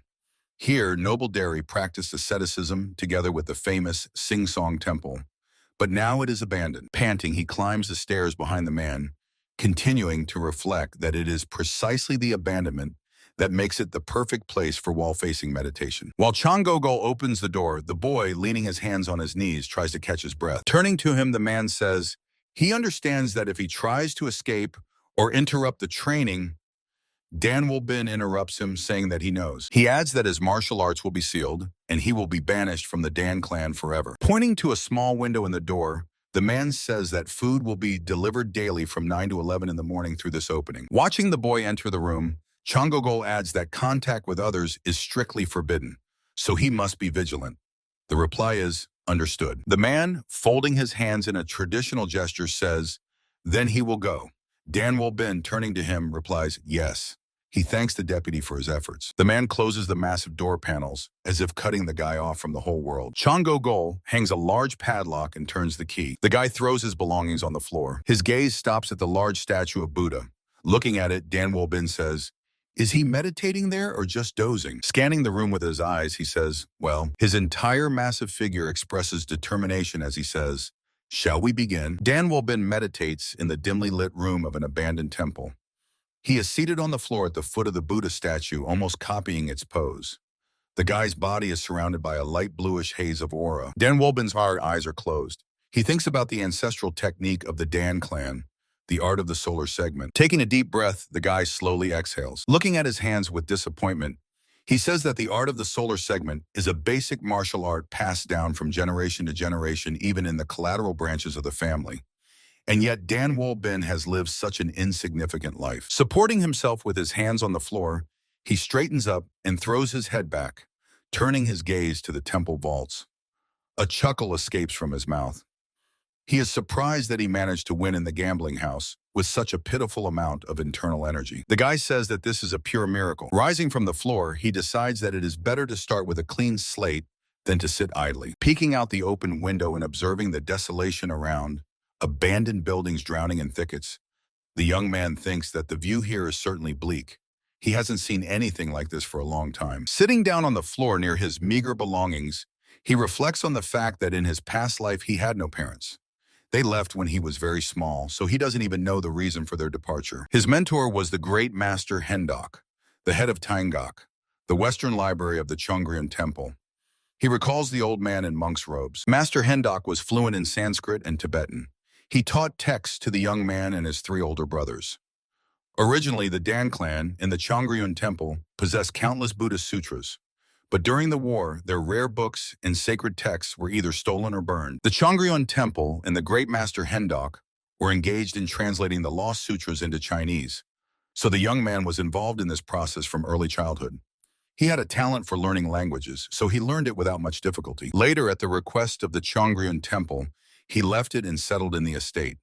He was assigned to Cheonengak, where he worked on translations, which also gave him access to the Dan clan's combat manuscripts. He recalls how Elder Jim met him, a little boy with a shaved head in yellow novice robes. Only later did the young man learn that it was precisely his talent for learning languages that allowed him to join the Dan clan. Dan Wolbin sits on the temple floor with closed eyes in the lotus position. He thinks about meditation facing the wall. The process requires sitting and looking at the wall, which resembles the conditions of a real prisoner's confinement.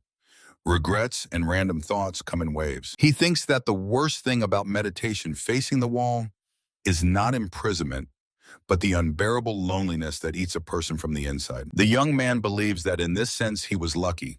He grew up in the temple. Exhaling, he rises from the floor, saying that that's enough for today. Stretching, he laments that the climb into the mountains took almost all his strength and his whole body aches. Falling onto the thin mattress he brought, he mumbles that it's time to go to sleep. Already falling asleep, he continues to mutter that from tomorrow he will start meditation facing the wall. A moment later, his powerful snore echoes under the temple vaults. Sun rays penetrate through the open window, illuminating the huge hall where Dan Wolbin runs panting. He thinks he doesn't need breaks. He believes that now is the best time for training and continues running despite the abundant drops of sweat streaming down his face. The guy says he knew this was a bad business, but didn't think it was this bad. Doing push-ups from the floor, he reflects that he uses the mindfulness training method learned at the Chongryon Temple.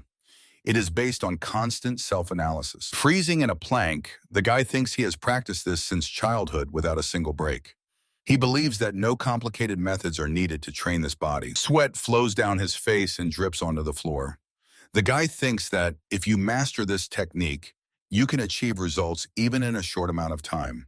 The only condition is that the training must be relentless. Dan Wolbin, sitting on the floor, skeptically examines the tray standing before him, on which there is a bowl, a small loaf of bread lies, and a small bottle stands. Taking the bottle in his hands, the guy says that this is probably the very decoction of Gunshitun. He adds that Healer Tay is truly an amazing person. Setting the tray aside and leaving the offered food untouched, he says that he prepares decoctions, even for those who practice meditation facing the wall. Dan Wolbin takes one of the numerous pouches standing before him on the floor, thinking that his body has enough nutrients. He pours abstinence pills from the pouch into his outstretched palm. Throwing a handful of pills into his mouth, the guy decides that for the next 3 months, he will live on them. Meditating at the foot of the statue, he reflects on the art of the 6 harmonies. This is an advanced internal energy technique of the Dan clan, considered lost.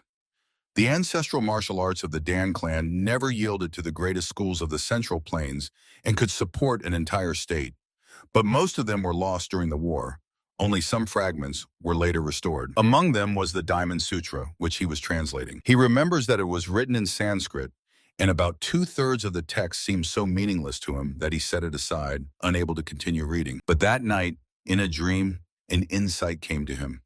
It was a kind of cipher. During the retranslation process, he realized that these sutras were actually martial arts manuscripts wrapped in the covers of sacred texts. Some of them described techniques no longer passed down in the family, and he was not so holy as to miss such knowledge. He decided that in the end, without him, it would have faded into oblivion.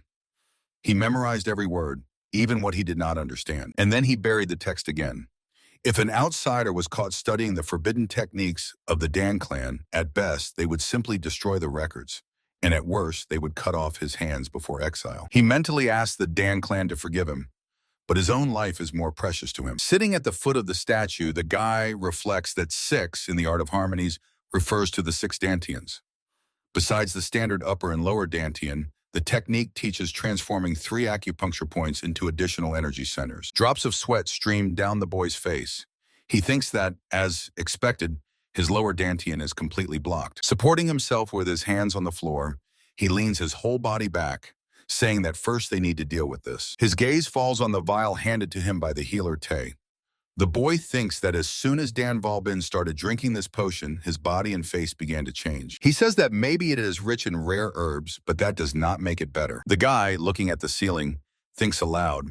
Gunshjitan acts on the principle, water rises, fire descends. He says that the more you drink it, the more the Dantian meridians get overloaded, disrupting the circulation of qi until the flow completely stops. Straightening up and looking skeptically at the tray on which the ill-fated vial stands, Dan Valbin says, like constipation, only for qi.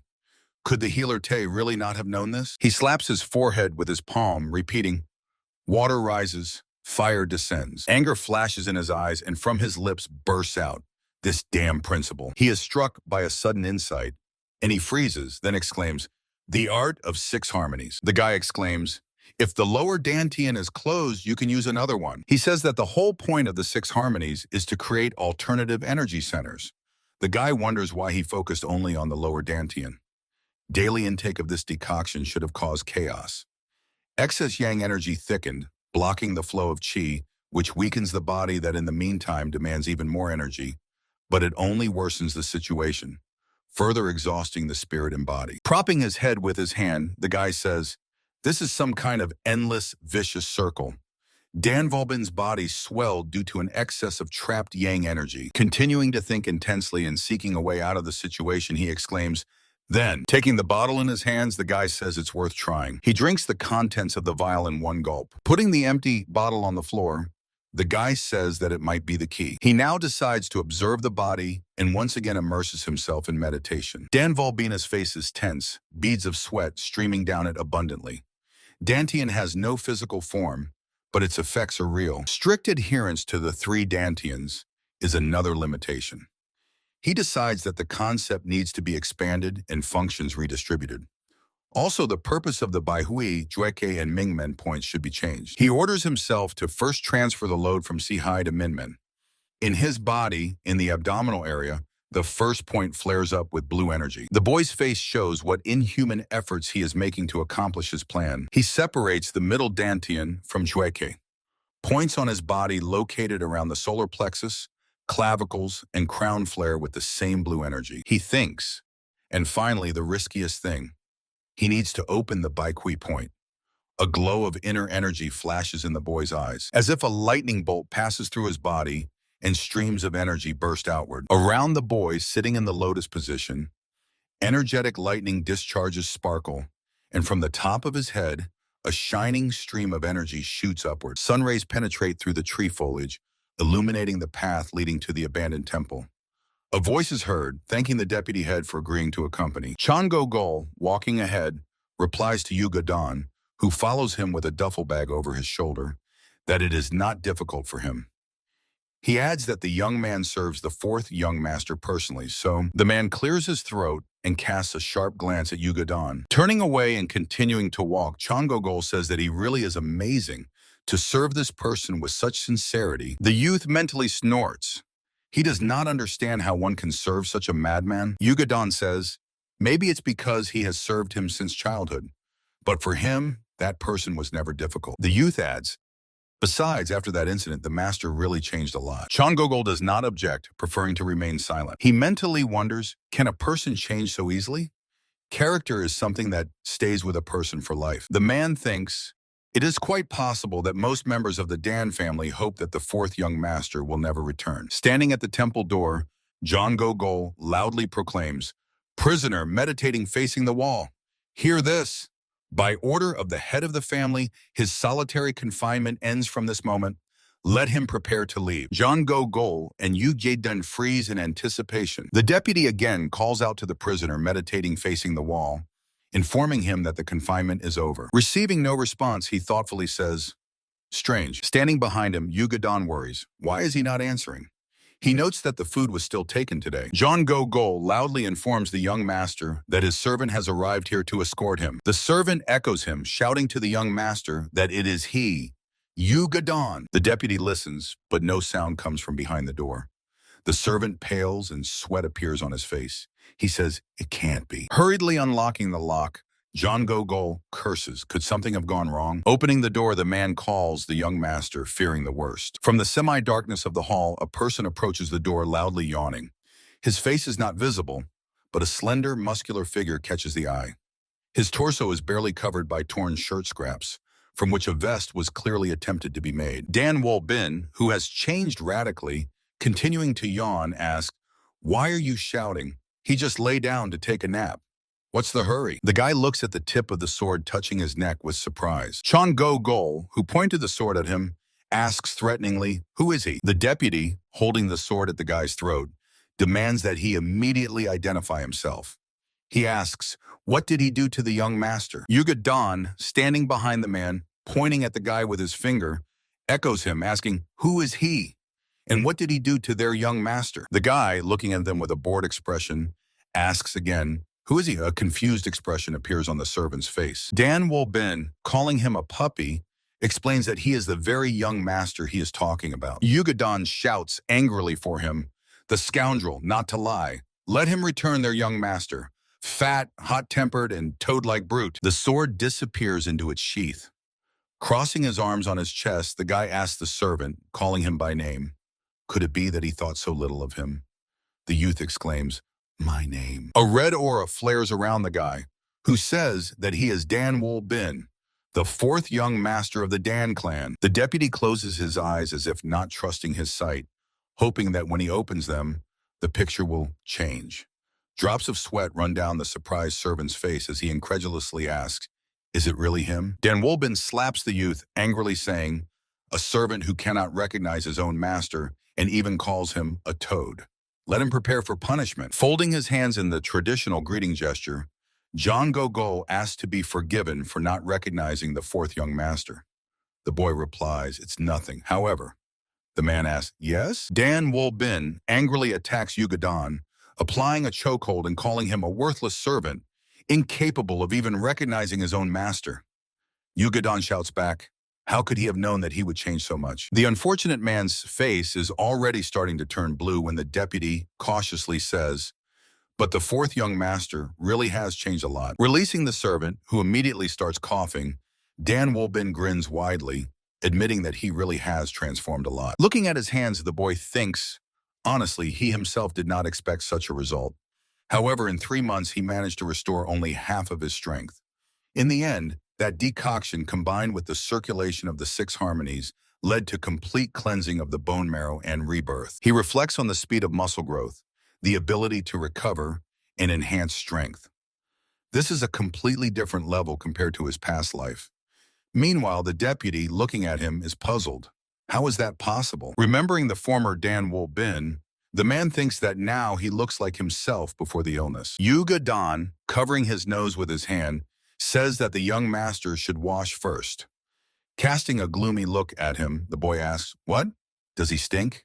He adds, "Well, he just hasn't washed in a long time." Still frowning, the boy familiarly hugs the graying servant by the shoulders, saying, "By the way, didn't he call him evil before?"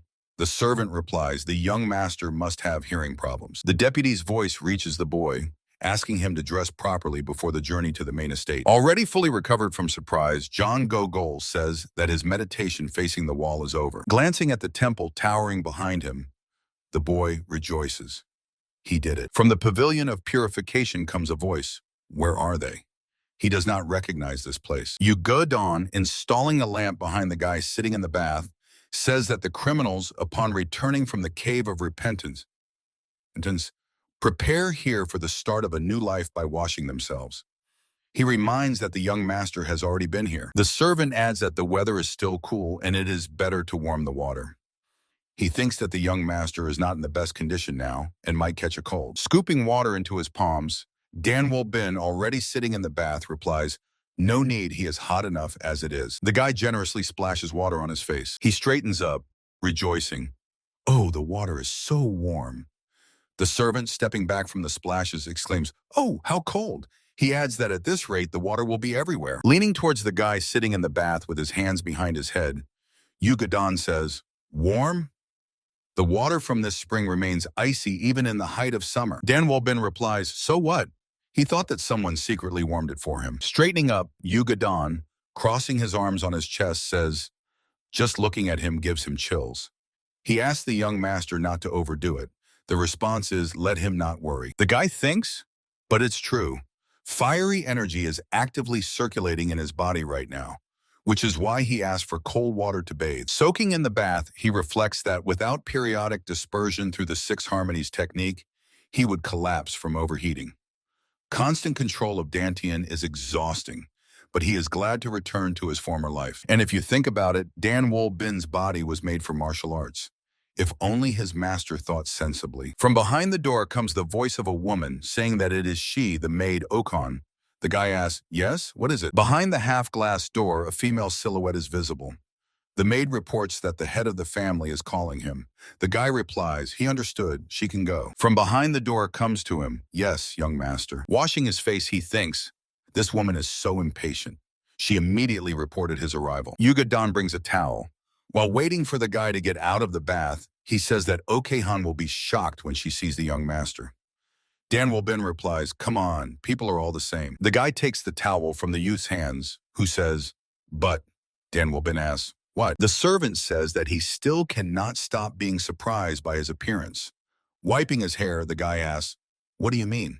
The youth answers, "The young master's body." Continuing to dry himself with the towel, the guy angrily asks, "What about his body?" Staring at him intently, Yugadon asks, "How did he manage to achieve such definition? What training method did he use?" Glancing at him, Dan Bin replies, "There's nothing complicated about it." A broad smile lights up the face of the servant, who has gained hope of getting an amazing body without much effort. He asks, "How is that? Could he possibly—" The guy finishes the sentence with a smile. "Also gets such definition." An even wider smile appears on Dan Bin's face as he says he can demonstrate it to him right now. The guy asks, "Does he want to?" The servant is stunned by such an impulse. He quickly replies, "No, thank you," and adds, "Here is his clothing."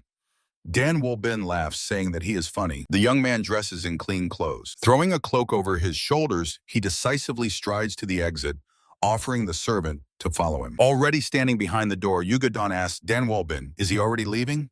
He answers that he must. Then he asks, "Is something bothering him?" The servant says, "Maybe he should first visit the healer Tay." He adds that he is worried about his health. Looking at him, the young man thinks that he really looks worried. He assumes that the servant is concerned about the sharp changes in his appearance. Dan Bin asks the youth, or maybe he misses that absent-minded little toad he used to be.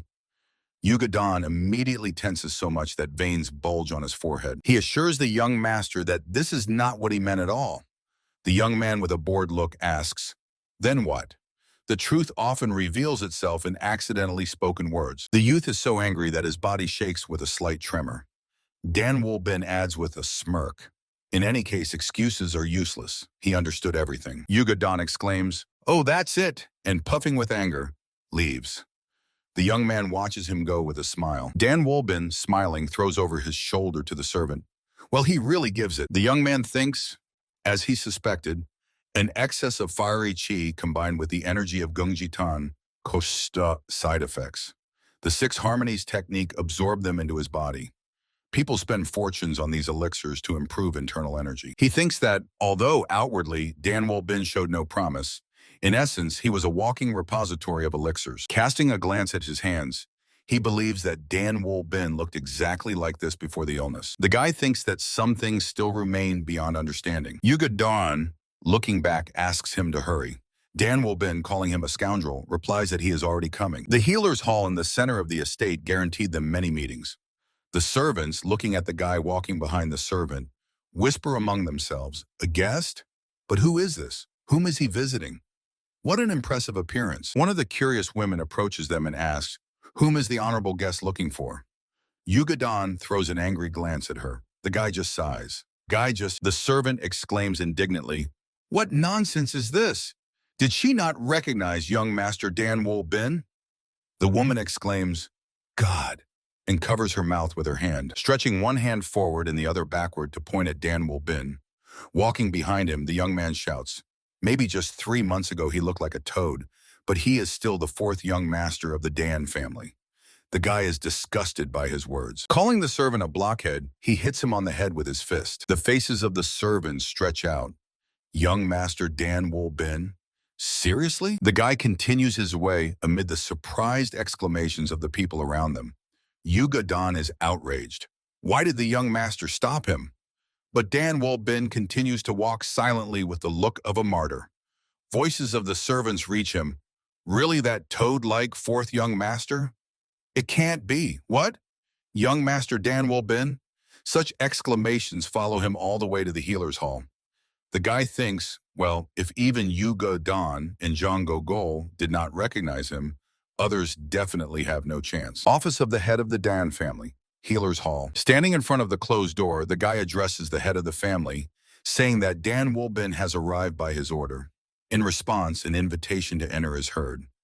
Yugadon stands to the side of the door. Opening the door and entering the office, the young man folds his hands in a traditional greeting gesture, stating that he reports to the head of the family. Danwol Bin says that his unworthy son has completed a 3-month meditation facing the wall, as he commanded. The two young men present in the room, one of whom is Dan Sabin, drop their jaws. Looking at the head of the family sitting at the table and immersed in reading a scroll, the young man thinks, pretending not to notice. The second son of the Dan family, Dan Gabin, says in surprise, "Could this really be the fourth son?" With a smile, the young man replies to the second eldest brother, "Yes." He returned after completing the meditation by order of the head of the family. Placing his hand on Danwol Bin's shoulder, the young man exclaims, "Oh, hi, what a relief. He is glad to see him in good health." The young man thanks Dan Gabin. An angry and distrustful grimace appears on Dan Sabin's face as he says, "What? Is he really Danwol Bin?" He shouts angrily at the young man, "Hey, what did you do again? What happened to your appearance?" Casting a sidelong glance at him, Danwol Bin firmly replies that first he wants to pay respect to the head of the family. Lowering the scroll onto the table, Dan Manchal asks, "Already returned?" He adds that the young man has lost a lot of weight. In response, it is said that this is all thanks to diet and abstinence pills. Dan Sabin exclaims in surprise, "He took them? Seriously?" With a dissatisfied look, he adds, "It can't be." But he admits that Danwol Bin's complexion has significantly improved. The guy with a smile replies that it is probably thanks to giving up wine. Dan Sabin says, and his body has also strengthened. In response, it is said that during meditation, the guy also trained. The older brother angrily shouts, calling him a brazen fool. Does he think seclusion is a recreational walk? The guy, spreading his arms to the sides, answers that repentance requires physical asceticism along with spiritual purification. The embittered Dan Sabin trembles with overwhelming anger and cannot find the right words, and from his lips slips, he, pointing a finger at Danwol Bin, Dan Sabin shouts so loudly that the veins bulge on his face. How dare he contradict his elder brother? He is interrupted by his father's angry shout. Has he completely forgotten where he is? The young man, having come to his senses, literally crouches down. With a calmer expression, Dan Menchol says, "Let both of them leave here. He needs to discuss important matters with the fourth brother." Dan Sabin tries to object. "Father." But Dan Gabin bows, folding his hands in the traditional gesture, and says he understood. They leave. Dan Sabin has no choice but to follow his example. Bowing, he says that they are already leaving. The young people leave the head of the family's office. Glancing at the guy, Dan Menchol says, "It seems he has finally come to his senses." The guy answers, all thanks to his attentive guidance. The head of the family asks, and what results has he achieved in training? Danwol Bin says that he focused on the basics of internal energy and made modest progress. The chapter asks how the study is progressing. The guy replies that he has fully devoted himself to developing the technique of the first light. Dan Menchol says that neither internal nor external arts should neglect the basics. Dan Volman responds with wise words and intends to participate in group training on the combat grounds from now on. Thoughtfully stroking his beard, the head says, Good. The young man tells his father that he has a humble request. He would like to gain access to Chonangak. The response is, good. Dan Minchal says that before he was refused because of his reckless behavior. But since descendants by blood are allowed entry anyway, the young man thanks him and adds, besides, he requests access to the martial arts archives. His words clearly shock the head of the family. Dan Minchal says that this is quite ambitious for someone who has achieved so little. The young man submissively agrees, correct. The head clearly did not expect such an answer. Dan Walbin says that this unworthy one desires much and will continue to desire. He adds that the head well knows about his past foolishness. The young man says he has stood still for too long. Compared to his brothers or peers from other clans, his level is too low.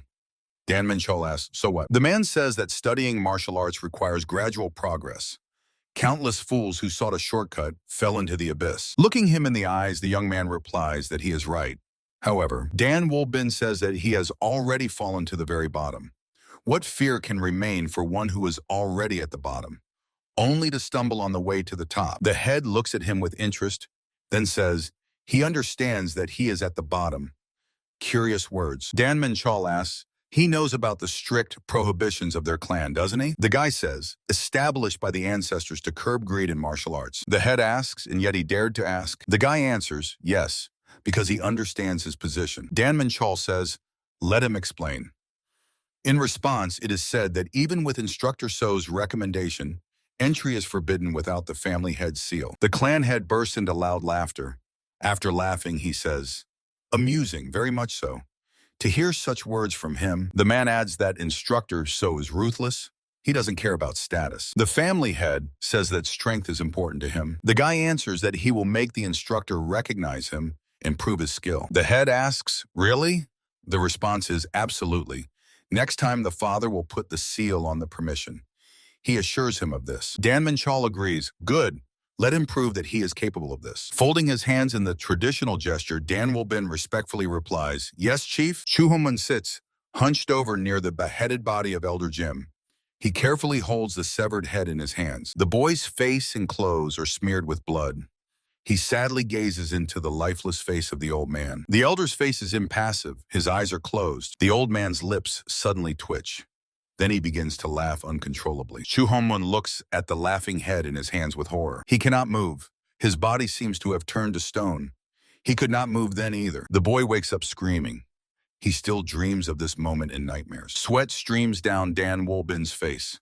The boy thinks he has no time for memories. Resolutely walking down the corridor accompanied by a servant, he reflects that he cannot just stand aside and let the events of the past happen in the present. In fact, the reason he needs to get into the martial arts library is to once again obtain the originals of the Diamond Sutra. He thinks that it looks like a Buddhist canon, but it is classified as a rare manuscript and is strictly guarded. Continuing to stride purposefully forward, the young man reflects. Of course, he remembers its content by heart, but there are moments that cannot be grasped by memory alone. In his past life, having reached only the level of Ison, he never even thought about this. He thinks that now everything is different. Simple repetition of the text will not help. The guy thinks that there is something more hidden here. Yugadon silently follows him. Finally, unable to bear it, the servant asks, is the young master all right? Dan Volbin asks, what? The servant says, he heard that the young master joined the joint training on the field.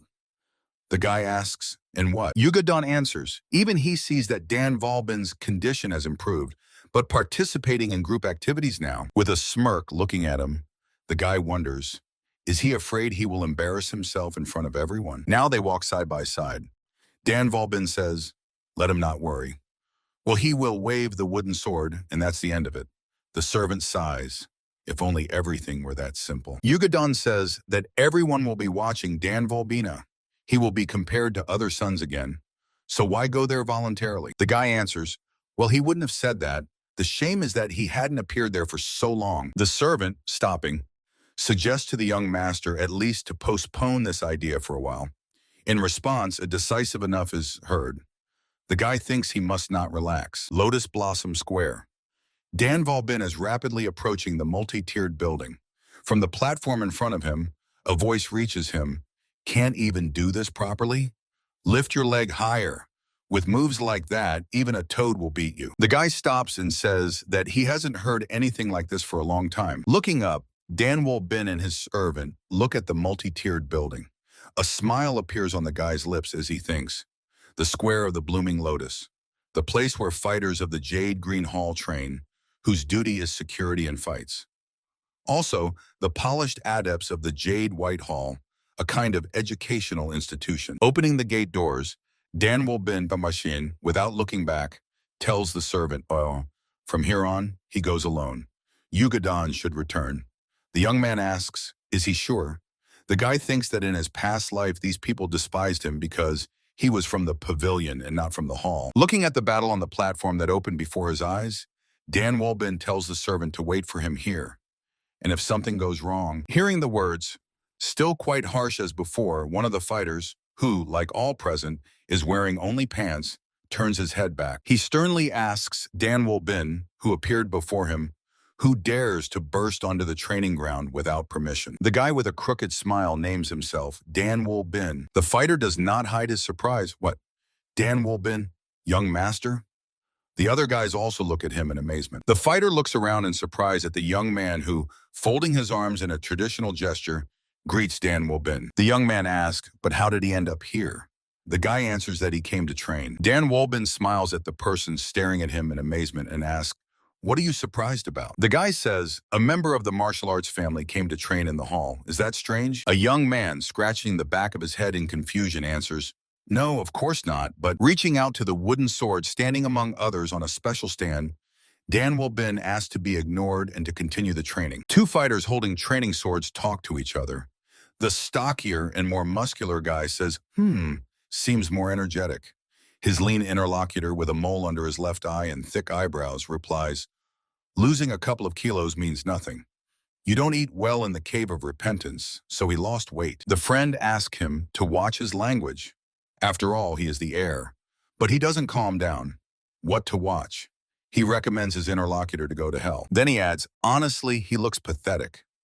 Almost died at first, and now he came to train? Dan Bin hears their conversation, mentally insulting the talkative fighter. The guy remembers this person. He humiliated him even at the exam in the past life, saying that the weak are not people. His hand tightens on the handle of the training sword as he mentally speaks disparagingly about the chatterbox, considering him a man without honor. Turning to face the young men discussing him, the guy thinks, seems he is connected to the Na Bin Lin family, relatives of Dan Sabin and Dan Bin on the mother's side. Well, whatever. He believes that if he doesn't want to lose again to the Black Flame cult, he must surpass people like him. Throwing the training sword over his shoulder, Dan Bin asks, who just said that? Approaching the representative of the Na Bin Lin family, the guy asks, is it him? What's his name?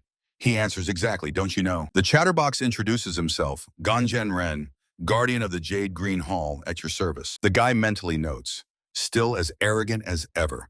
Out loud, he thoughtfully says, I see. So it's him. Gojen Ren asks, is he done with his business? Dan Bin answers, huh? What business could he have? The guard turns away from him and says that then, with his permission, he will leave. The voice of Dan Bina reaches him. By the way, Gojen Ren becomes alert and turns to the guy, provocatively leaning forward and bringing his face as close as possible to the guard's face. The guy, calling him Crawler Eyebrows, asks, does he look like someone who cares about his name? Veins bulge on Gojen Ren's forehead and cheekbones. An angry grimace distorts his face. Not believing his ears, he asks again, what did he just say? Distancing himself from him, Dan Bin theatrically laments, yes, nowadays the guards have even become deaf. The guard's face darkens with anger. Gojen Ren asks, did he just call him deaf? The guy throws an exaggeratedly sympathetic look at him. He thinks he belongs to the main branch of the family, but they still treat him like a laughingstock. Dan Bin says, what lawlessness! He has never seen such insolent people. The shocked guard asks questioningly, excuse me? The guy, casting a stern look at him, asks, what? The guard, not believing what is happening, clarifies, did he just insult him? Frowning and tapping his palm with the training sword, Dan Bin says, deaf and dumb then. Gojen Ren, turning his back to him, decisively says, enough. There is no need to continue this conversation in front of everyone. The guy snorts. Throwing the sword over his shoulder, he thinks that the family guard must not be allowed to behave like this. Turning away, Dan Bin says, He thought he was just deaf, but it turns out he is also a coward. Go! Genren sharply turns to the guy, playing a simple melody. Approaching him, the guard exclaims, Master! Dan Volbin asks with a smile. What? Darkened with anger, Go Genren, clutching a wooden sword in his hand, asks, what did his words mean? The guy replies with interest, what is it? Did you really want to fight, or did you chicken out? The guard literally explodes with rage. A red aura flares behind his back. Holding back with his last strength, Go Genren says that he is speaking nicely. Let him stop now. He does not want to be expelled for beating the master. Looking at him ironically, Dan Volbin says, oh, now he is hiding behind his status? The guard seems to choke. Go, Genren exclaims. Master, he says, he does not know what he is planning, but let him not make a villain out of him. Raising his index finger, the guy says, he will not be expelled, he promises. The guard asks, is the master really ready to answer for his words? Smiling, Dan Volbin says, naturally. Raising the sword in front of him, he adds, I already said nothing will happen. He addresses the surrounding fighters, calling on everyone present to be witnesses. Dan Volbin and Go Genren stand opposite each other on a platform surrounded by a low wooden fence. The guard loudly announces, they all heard. The young master Dan himself challenged him to this duel. He adds, so if something goes wrong, it won't be his fault. Dan Volbin mockingly says, typical trick of an arrogant swordsman. And this after he repeated several times that everything would be fine. Go Genren looks surprised. He clearly did not expect this from the young master. The guard says, fine, and expresses hope that there will be no complaints afterward. The young man with a thoughtful look says, ah, yes. Glancing at his opponent, Dan Volbin says he has a few conditions. Go Genren becomes alert and asks, what kind? The young man says they will not use internal energy, only fencing. He adds that they are not strangers and it is not proper to maim each other. Snorting contemptuously, the guard agrees, saying he can fight even without using chi. Let Dan Volbin not worry. Casting a thoughtful glance at the guard, the young man mentally wonders, is he hinting that he doesn't need internal energy to defeat him? Has he decided to resort to trickery because of weak chi? He thinks it is still too early to reveal all his cards. Pointing his sword at Go Genren, the young man asks, shall we begin? A shout is heard. He is here. Dan Volbin casts a wary glance to the side. His opponent does the same. A friendly shout is heard. Welcome. The guy turns around and sees a man standing in the middle of the parted crowd, arms crossed on his chest. He recognizes him, the chief instructor. So Him Gok, deputy head of the Jade White Hall, looks at him disapprovingly but does not say a word. The guy breathes out with relief, praising the gods. The chief instructor is not going to stop the duel. Dan Volbin tells his opponent that the first strike is his. Go Genren replies that he should yield the first strike to Dan Volbin. The guy smiles and replies, it seems he does not know, but the first strikes are yielded by masters to students. The opponent literally grits his teeth in anger and says, let him not regret it later. He says, let's begin, and then lunges into attack. Dan Volbin parries the sword strike. The guard continues to attack, increasing the pressure. Go Genren delivers the next sword strike with a spin. Stepping back, the guy thinks angrily, just look at that smug face. He thinks that the opponent does not use chi, but carries the grass-cutting blade. The guard exclaims, once more, and again raises his sword before him, preparing to attack. He makes a lightning-fast movement with his hand, directing the sword at Dan Volbin. The boy's legs make several swift steps, and a thought flashes through his mind. The name of the technique he uses is 8 Steps of Truth. He dodges the enemy's sword, moving to the side. Taking advantage of the guard moving forward by inertia, he performs a sweep, and the astonished Go Genren falls at his feet, landing on his backside. Dan Volbin looks at the fallen opponent, staring at the sky in surprise. A smile slides across the boy's lips. The guard throws an angry glance at him. Go! Genren jumps to his feet and exhales angrily, looking into the opponent's eyes. It's him! The guard leaps at the boy, who calmly watches his actions. Raising the sword above his head and preparing to strike the opponent, Go Genren shouts, let him not get cocky because of a lucky chance. Dan Volbin again makes several intricate steps, dodging the blow. The guard's sword crashes down where the boy had just stood. Go Genren turns his head toward the opponent, and they find themselves literally nose to nose. The guard drills the smiling boy with an angry gaze. Dan Volbin forcefully stomps his heel on the opponent's leg. A loud scream bursts from the guard's mouth. The boy says, oh, sorry, pure accident. Go Genren hops in pain across the platform. Then he stops, and placing his foot on the railing, rubs it, Mockingly watching his actions, the guy mentally asks, "What's wrong? Did they step on his Taichung point?" Dan Wolbin addresses the opponent standing with his back to him. "What's wrong? They seem to have agreed on a duel. Since when do jumps become part of the conditions?" The angry guard throws over his shoulder. If he insists so much, then he will stop holding back. The guy replies, and this is said by a person who jumps in pain? What a hypocrite. Go Jinren shouts that he will regret his words, and again rushes at Dan Wolbin. Fiercely flashing his eyes and swinging his sword, he shouts, "Sword of the heavenly storm!" A series of strikes falls on the guy, but he, moving swiftly, easily avoids them. It seems that there are 3 Dan Wolbins on the platform at once. The guard freezes, angrily exclaiming, "This is... No, this is the real..." The guy mentally wonders, well, is it enough? Go Jinren asks, how much longer will he keep dodging? The guard tries to deliver another blow, but in the blink of an eye, the guy turns his back to him. Dan Wolbin switches the sword from his right hand to his left. Senior instructor is surprised by his actions. Dan Wolbin, without looking back, strikes the open guard's ribs with his sword. 2 ribs of Go Jinren break from the blow. A stream of blood bursts from the mouth of the guard, twisted in pain. Go Jinren, dropping the weapon from his hand, falls face down onto the platform. He collapses at the boy's feet, hitting his face hard as he falls. The spectators gasp in amazement. The chief instructor looks impressed. Dan Wolbin, towering over the defeated opponent who is no longer able to even stand, let alone continue the fight, throws the sword over his shoulder. The lying guard is shaken by his colleagues, urging him to wake up. One of the fighters shouts to urgently call a medic. Dan Wolbin watches the people crowding around Go Jinren. Finally, the guard is seated on the back of one of the fighters, deciding not to wait for the medic, but simply to deliver the injured to the healer. The boy sighs sorrowfully and says, "So what was the point of this show? With such pathetic skills?" Leaving the platform, Dan Wolbin spits, saying, "And yet he only managed to hit him once." So Himgok, deputy head of the Jade Whitehall, still standing with arms crossed over his chest, says, "Young Master Dan." The guy politely says that he and instructor so haven't seen each other for a long time. The man replies, he heard that the young master returned from seclusion. The response is, that's right. So Himgok asks, he didn't come here to maim low-ranking fighters, did he? What exactly brought him here? The guy answers, does a descendant of the Dan clan need special reasons to visit the training hall? Naturally, he came to train. The man is surprised and doesn't know what to say.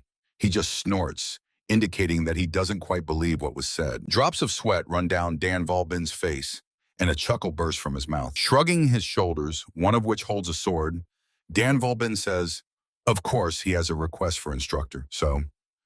The man says in surprise, oh? He asks, a request? To him? The guy answers, exactly. So Himgok, looking wary, asks him to speak. Dan Wolbin states that he would like to request a letter of recommendation. Thoughtfully rubbing his chin with his hand, the instructor asks, what kind? The guy answers, for access to the martial arts library. So Himgok looks surprised. The man says that it will be quite difficult. Dan Wolbin asks why. So Himgok explains, as the young master knows, he must protect the clan members and their fighters. Allowing unprepared people access to these texts leads only to trouble. The guy asks, what if he is well prepared? The instructor replies, of course, one cannot deny his efforts. It must have really been difficult. He adds that in this world, everything has reasons. The guy agrees, true. So Himgok says that the restriction on free access to combat texts applies even to clan members. Dan Wolbin replies, of course he understands. The instructor exclaims, young Master Dan. Drops of sweat flow abundantly down the face of the anxious guy. He responds by saying, yes. A nervous chuckle flies out of his mouth again. So Himgok wonders, does he really think that he will write him a recommendation for defeating a low-ranking fighter? Rubbing his chin and casting a thoughtful glance at the instructor, the guy thinks, well, actually, placing the training sword back, he asks the instructor to state his conditions. Dan Wolbin adds, let him say how he can earn his recommendation. The instructor exclaims, young Master Dan. The guy looks back at him and says, yes. The man sternly says that the permission to access the library is not a toy for his entertainment. Dan Wolbin, turning to him, says, no, he means... So Himgok asks, didn't he quit training many years ago, using illness as an excuse? Looking away, the Pwit with a somewhat ashamed expression answers, maybe. Casting a sidelong glance at him, the instructor says, and now he shows up here and starts random duels for show. and even demands a letter of recommendation? Trying to smile, Dan Valbin asks, isn't this better than not showing up at all? Turning away from him and touching the flag standing next to him, so Heimgok says to come in a week. The upset guy says this is continuing to hold the flag cloth.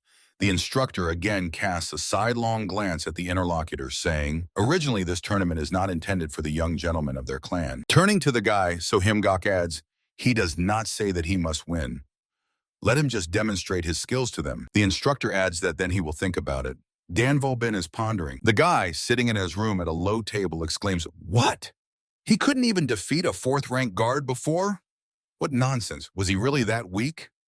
Yuga Dan, sitting on the floor nearby, shrugs. How would he know about that?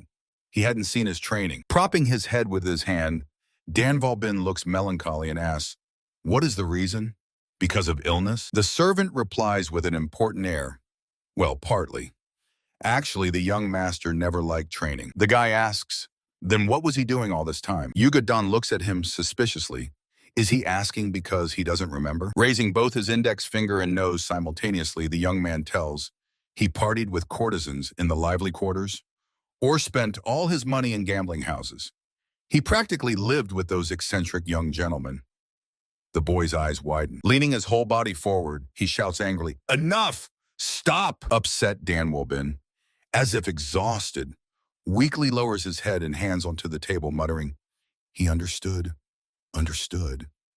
The servant sighs and bows his head. Now the boy understands why the guards of the blooming Lotus Square looked at him with such contempt. He spits. Raising his head, he thinks that So Heimgok must have been completely bewildered. The boy props his head with his hand and continues to ponder with a dejected look. He wanted to hide his skills longer, but it seems now he will have to show himself a little. Yuga Dan says that in any case he should be more careful in blooming Lotus Square. Dan Valbin asks, why? The servant answers, isn't it obvious? The boy clarifies.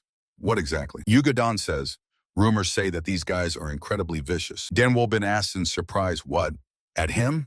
The young man replies, of course, who else? The boy sighs, covers his face and his hand and sighs sorrowfully.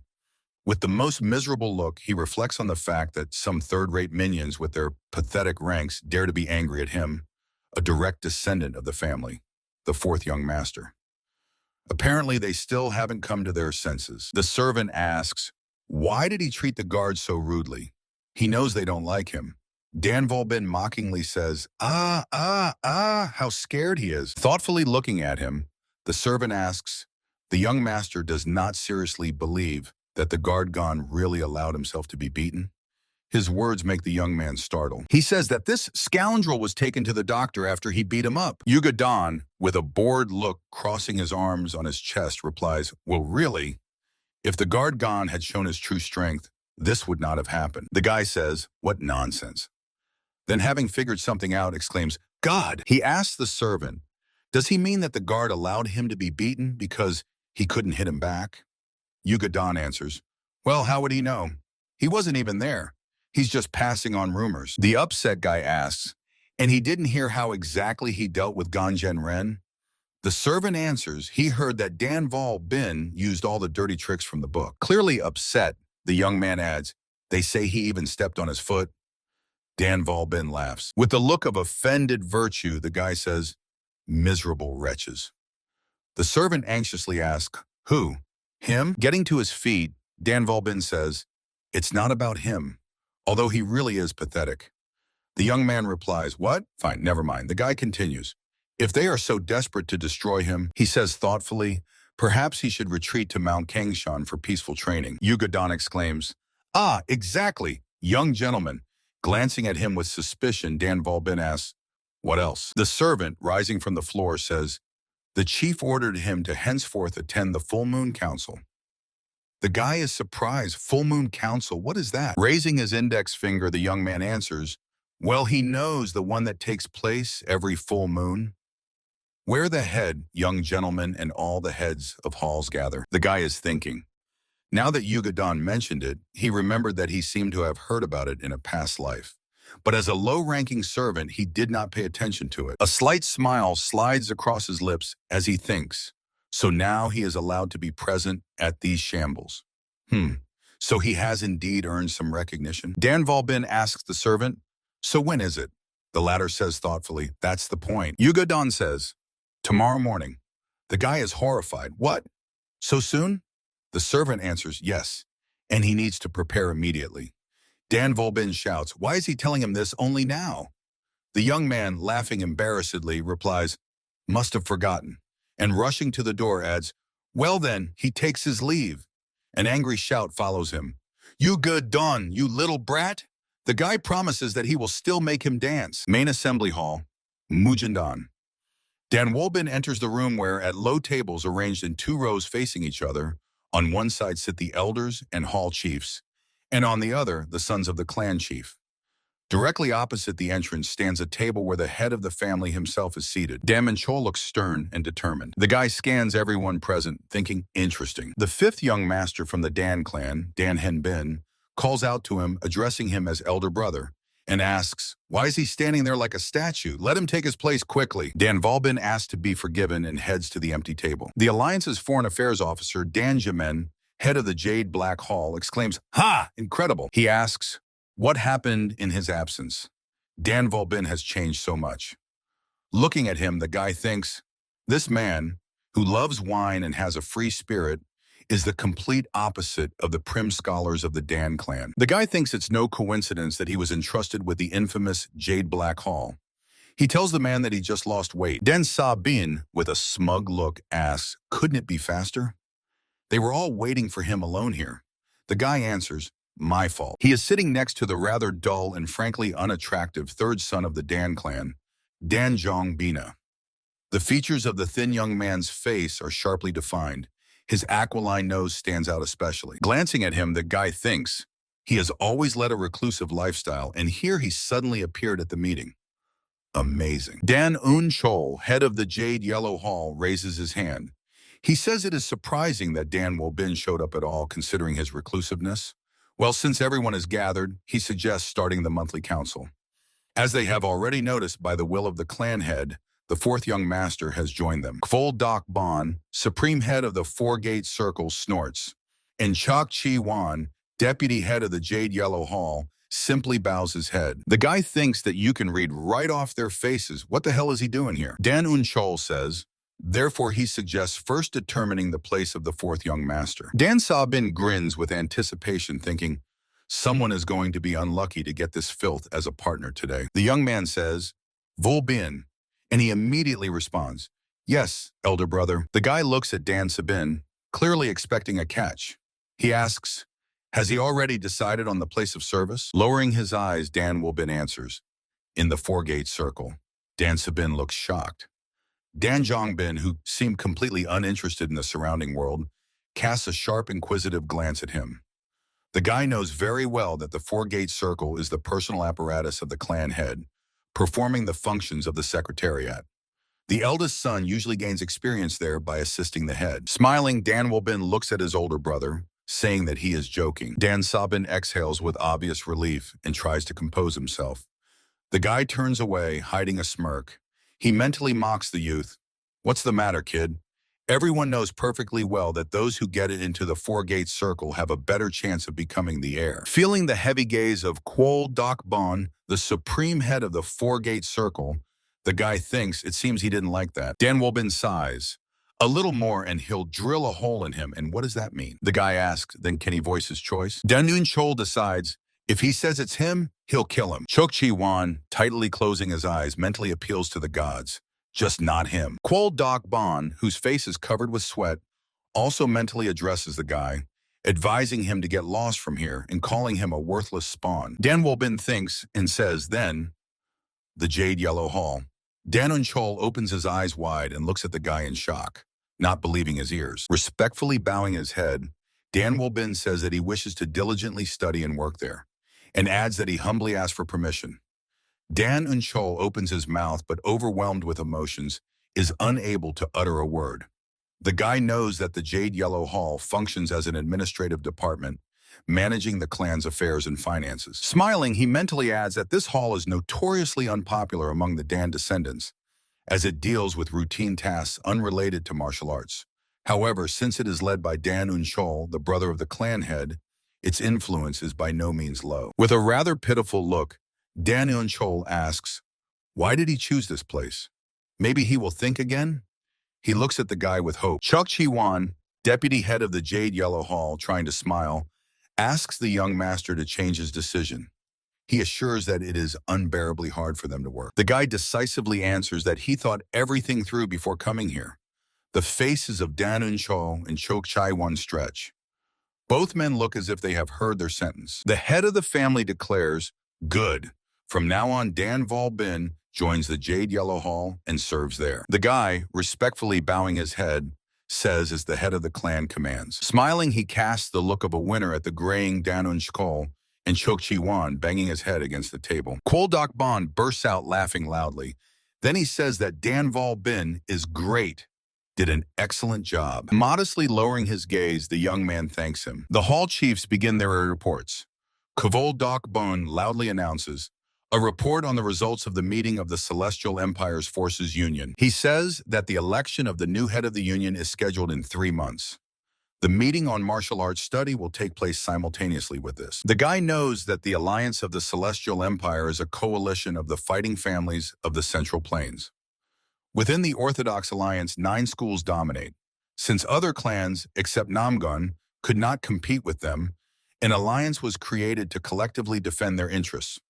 Despite the name, the Assembly is essentially a combat tournament between the clans of the alliance. Families demonstrating outstanding skill naturally gain prestige externally, although victory in the position of head of the union usually go to Namgun. Kwol Dak-ban says that this is an important event for them. The clan leader is thinking.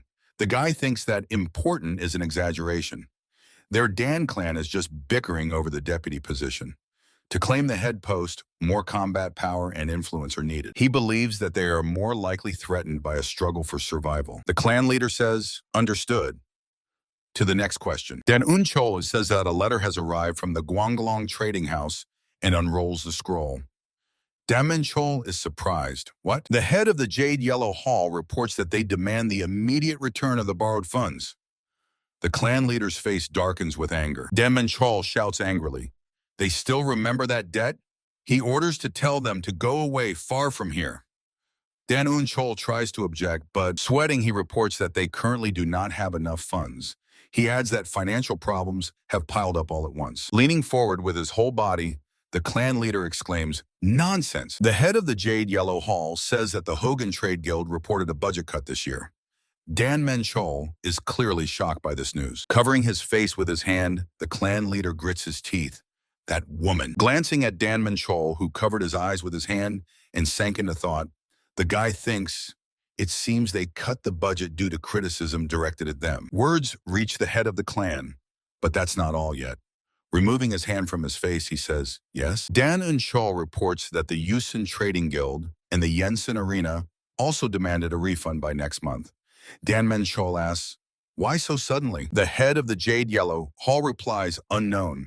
They sharply change their position and insistently demand a refund. The head of the clan asks, how are the escort operations going? Chok Chi-won answers, worrying. He says that 10 out of 12 guard post inns demanded contract termination. Dan Eun-chol is shocked. Termination? The reply is exactly. The head asks, why? Chok Chi-won answers that they did not give a clear reason. The head of the clan sinks into thought. He asks, how are things in their own inns? Chok Chi-won says that since last month they have been suffering sudden losses. Dan Cholman asks, the reason? The reply is the number of visitors sharply decreased. The head of the clan is interested. Did it all happen simultaneously? Chok Chi-won says, exactly. He adds, as if they are all being threatened. Dan Eun-chol leans toward him with his whole body asking, what? Chok Chi-won says, in his opinion. He says it may be connected to the departure of the 4th young master several months ago. Dan Vol-bin looks at him in surprise. The clan leader asks, how is it connected? Let him explain. The clan leader asks, so what? How are the decline in the indicators of their own inns and Dan Vol-bin connected? The guy thinks, I'm curious myself. They say that Dan Vol-bin was gambling and squandering his fortune. He believes that it is unlikely that this could have affected the clan so much. Chok Chi-won says that the moment when the 4th young master reported the gambling house coincided with the beginning of problems in the inn business. It's too suspicious. The clan leader casts a stern look at his son, who looks back warily. Dan Eun-chol thoughtfully chuckles without taking his eyes off him. The guy looks away, trying to appear carefree, but the sweat on his face betrays his anxiety. Sighing, the guy glances at the clan leader, thinking, essentially, he just uncovered the gambling house's fraudulent schemes and reported them to the authorities. So what? Chokchi Wan asked the clan leader to entrust the Jade Green Hall to conduct an investigation on this matter. Dan Menchol replies that they will do just that. The clan leader, lowering his head, says that somehow it turns out that nothing is going as it should. Raising his head, he angrily exclaims, "Head of the Jade Yellow Hall!" Dan Menchol, casting a frightened look at him, immediately responds, "Yes, Lord Head." Dan Menchol angrily asks, does he think it's enough just to report that everything is bad? Lowering his head, the head of the Jade Yellow Hall answers, "No." Continuing to be angry, the clan head shouts, "If he is unable to propose a single measure, why is he even holding this position? What is the purpose of the Jade Yellow Hall?"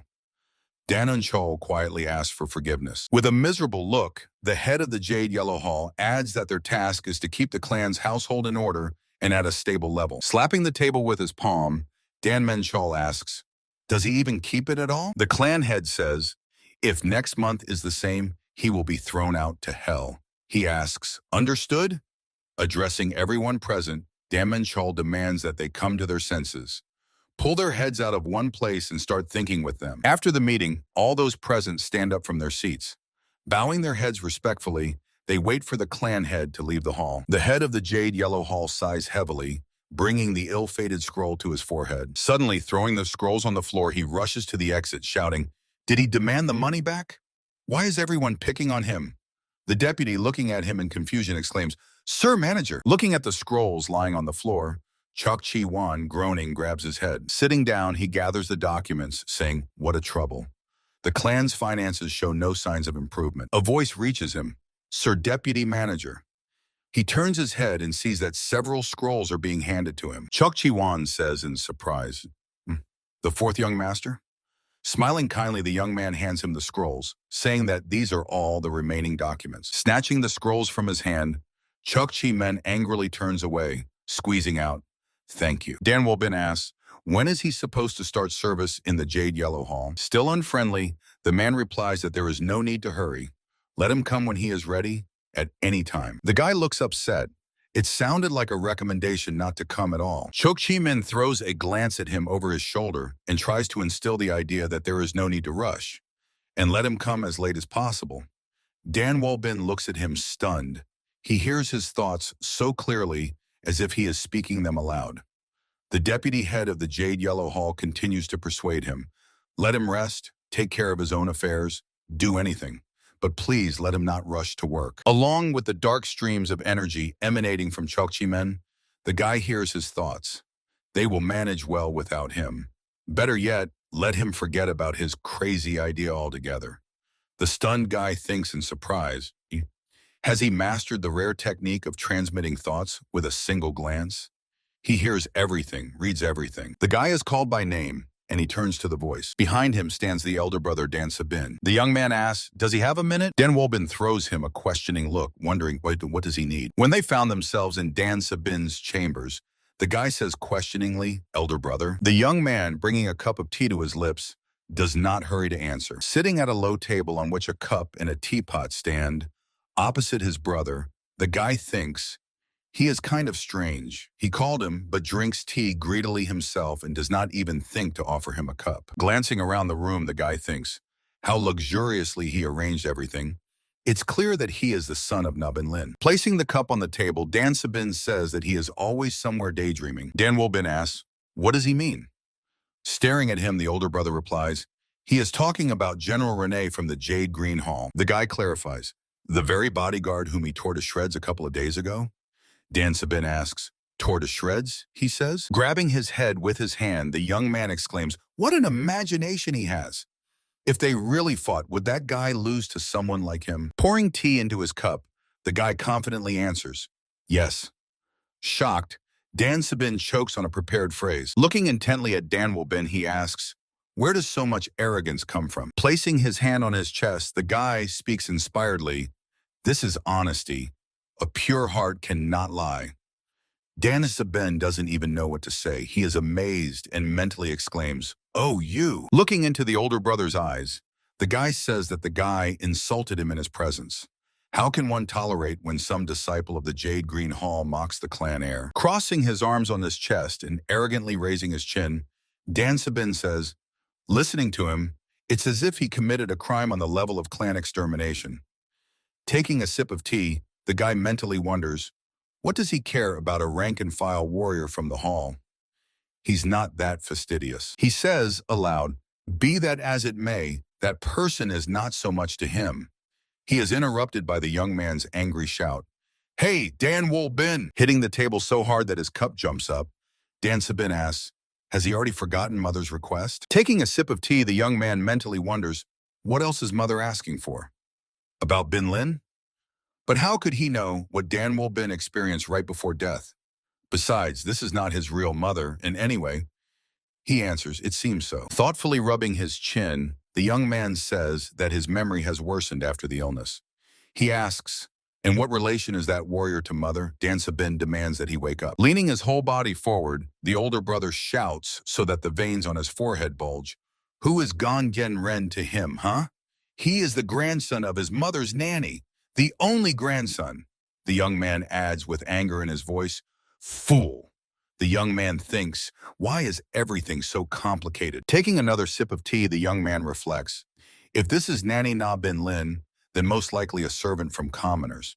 It turns out this nanny is Gan Gen Ren's biological grandmother. So what? Leaning towards him and pointing at him with his finger, Dan Sabin says that his father is actually the deputy head of the Battle Glory Union. Placing the cup on the saucer, the young man says, wow. The Battle Glory Union is a mid-level clan in Sichuan, right? From rags to riches, it seems. Crossing his arms over his chest, now calmed down, Dan Sabin throws a look full of superiority at his interlocutor and asks, from what other dirt? The young man says angrily, although they call her Nanny, his grandmother passed away too early, and the nanny essentially replaced her for Mother. The young man says, so that's how it is. Thoughtfully rubbing his chin, he thinks, that's why he was so cheeky. No longer holding back, Dan Sabin shouts angrily, didn't Mother ask him even before Gen Ren joined? To watch him carefully, spitting, the older brother yells, he's such an idiot. Lowering his gaze, the young man says, so that's how it was. Judging by how the older brother speaks, it seems he was seriously hurt. Dan Sabin says angrily, according to Dr. T, there was a rupture of an internal organ. At least 3 months of recovery are needed. Leaning his whole body forward, the young man asks, what did he even do? Dan Wolbin answers, fought on the platform. An exclamation flies from the older brother's lips. Oh, you. Cursing, Dan Sabin says he wasn't asking about that. The young man is puzzled. Why is he nitpicking? Dan Wolbin asks, so what should he do now? The older brother answers, apologize. The young man clarifies. To whom? Raising his index finger admonishingly, Da Sabin proclaims, let him go to the doctor, apologize to Gen Ren, then visit Mother and say he is very sorry. Right now, this is the only option. The guy snorts mockingly. The older brother looks at him in surprise. Huh? Is he laughing? Exploding with anger, the young man shouts furiously, poking him with his index finger. Why is he grinning? Has he gone mad or what? Now Dan Wolbin raises his voice, exclaiming, older brother. Da Sabin, quieting down, asks, what? Looking at him sternly, the guy asks, is he himself sane? With a disgusted grimace, Da Sabin looks at the guy distrustfully and asks, what did he just say? The guy calmly asks in response, repeat? The older brother shouts angrily, how dare he ask such questions to his elders? Leaning over the table toward him, Da Sabin shouts, maybe he ate something wrong? Looking thoughtfully at the ceiling, the guy answers that he doesn't know. He says with a smirk, maybe only from the tea he drank, which the older brother served. A muffled growl escapes from the interlocutor's mouth. The young man is literally shaking with anger. Da Sabin insults the guy and asks, is he trying to be sarcastic? Dan Wolbin, leaning forward, suggests the older brother think for himself. A relative of the great Dan clan just fought a duel with their house bodyguard. The guy continues speaking, and now, having won, he still has to apologize? He asks, where has such a thing been seen? Leaning forward and pointing at the interlocutor with his finger, Dan Wolbin says, if he apologizes, people will start to consider him, the older brother, a laughingstock. Dan Sabin shouts for him to shut his mouth. He adds that everyone in the district already knows who Dan Wolbin is. a real troublemaker. The young man continues to get angry, saying it would be better if he sat quietly as always, rather than suddenly running around like a madman. The guy thinks that the former Dan Wol Bin might have been like that, but he is completely different now. He says apparently the older brother has not realized it yet, but he should be thankful to him. Stepping back from him, Dan Sabin exclaims, "What nonsense!" Raising his index finger admonishingly, Dan Wol Bin says, if it weren't for him, the title of the family troublemaker would have gone to his brother. Trembling with anger, Dan Sabin shouts that he's had enough. The guy watching him attentively says, by the way, Dan Wol Bin turns his head as if looking around the apartment and at the same time dodging the brother's punch. He says in a worldly tone, the room is really luxurious. Lots of polish on the outside, which is very much like the oldest brother himself. Squinting, he watches the fist fly very close to his face. Shaken, Dan Sabin freezes with his arm extended and clenched into a fist. Dan Wol Bin chuckles. The older brother looks shocked and even frightened. Under the guy's intense gaze, he sits down in his place and waves his hand carelessly.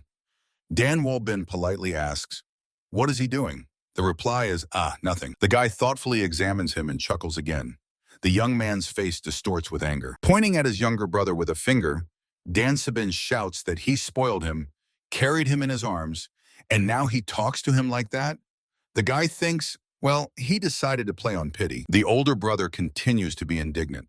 Although everyone around pointed fingers at Dan Wol Bin, he was always on his side, and how did he decide to repay him?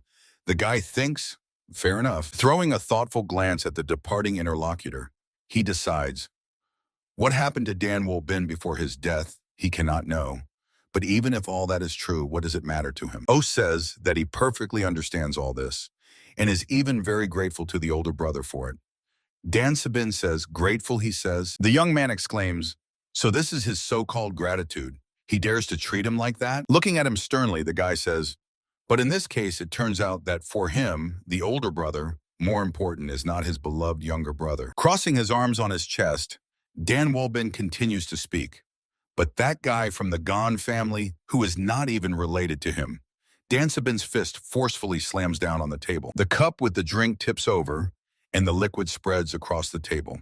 Glare drilling into the interlocutor, the older brother exclaims that he really is bringing trouble upon himself. Looking at him sternly, Dan Wol Bin says, he did not know that the older brother was so soft. He adds, even if his mother told him, but to come straight to him and say such a thing.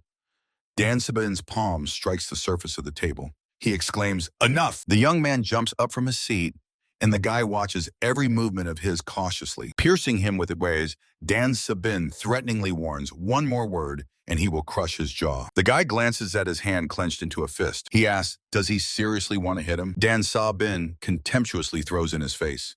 A mad dog is treated with a club. Thoughtfully looking at him, Dan Wol Bin says, the elder brother's thought is clear. But how, in his opinion, will the clan head react when tomorrow in the Jade Yellow Hall he sees his face bruised? Dan Sabin's eyebrows knit at the bridge of his nose. Turning away, he says, all right, enough, and let him, a worthless creature, not cross his path. Let him leave already. The guy stands up and, folding his hands in the traditional gesture where the palm of one hand covers the fist of the other, says, well then he will probably go. Heading to the exit, he thinks, Dan Sabin did not deny that this is the mother's order. A convenient pawn, no skills, no wit. And who is pulling this person's strings from behind the scenes? The guy comes to the conclusion, of course, Na Bin Lin.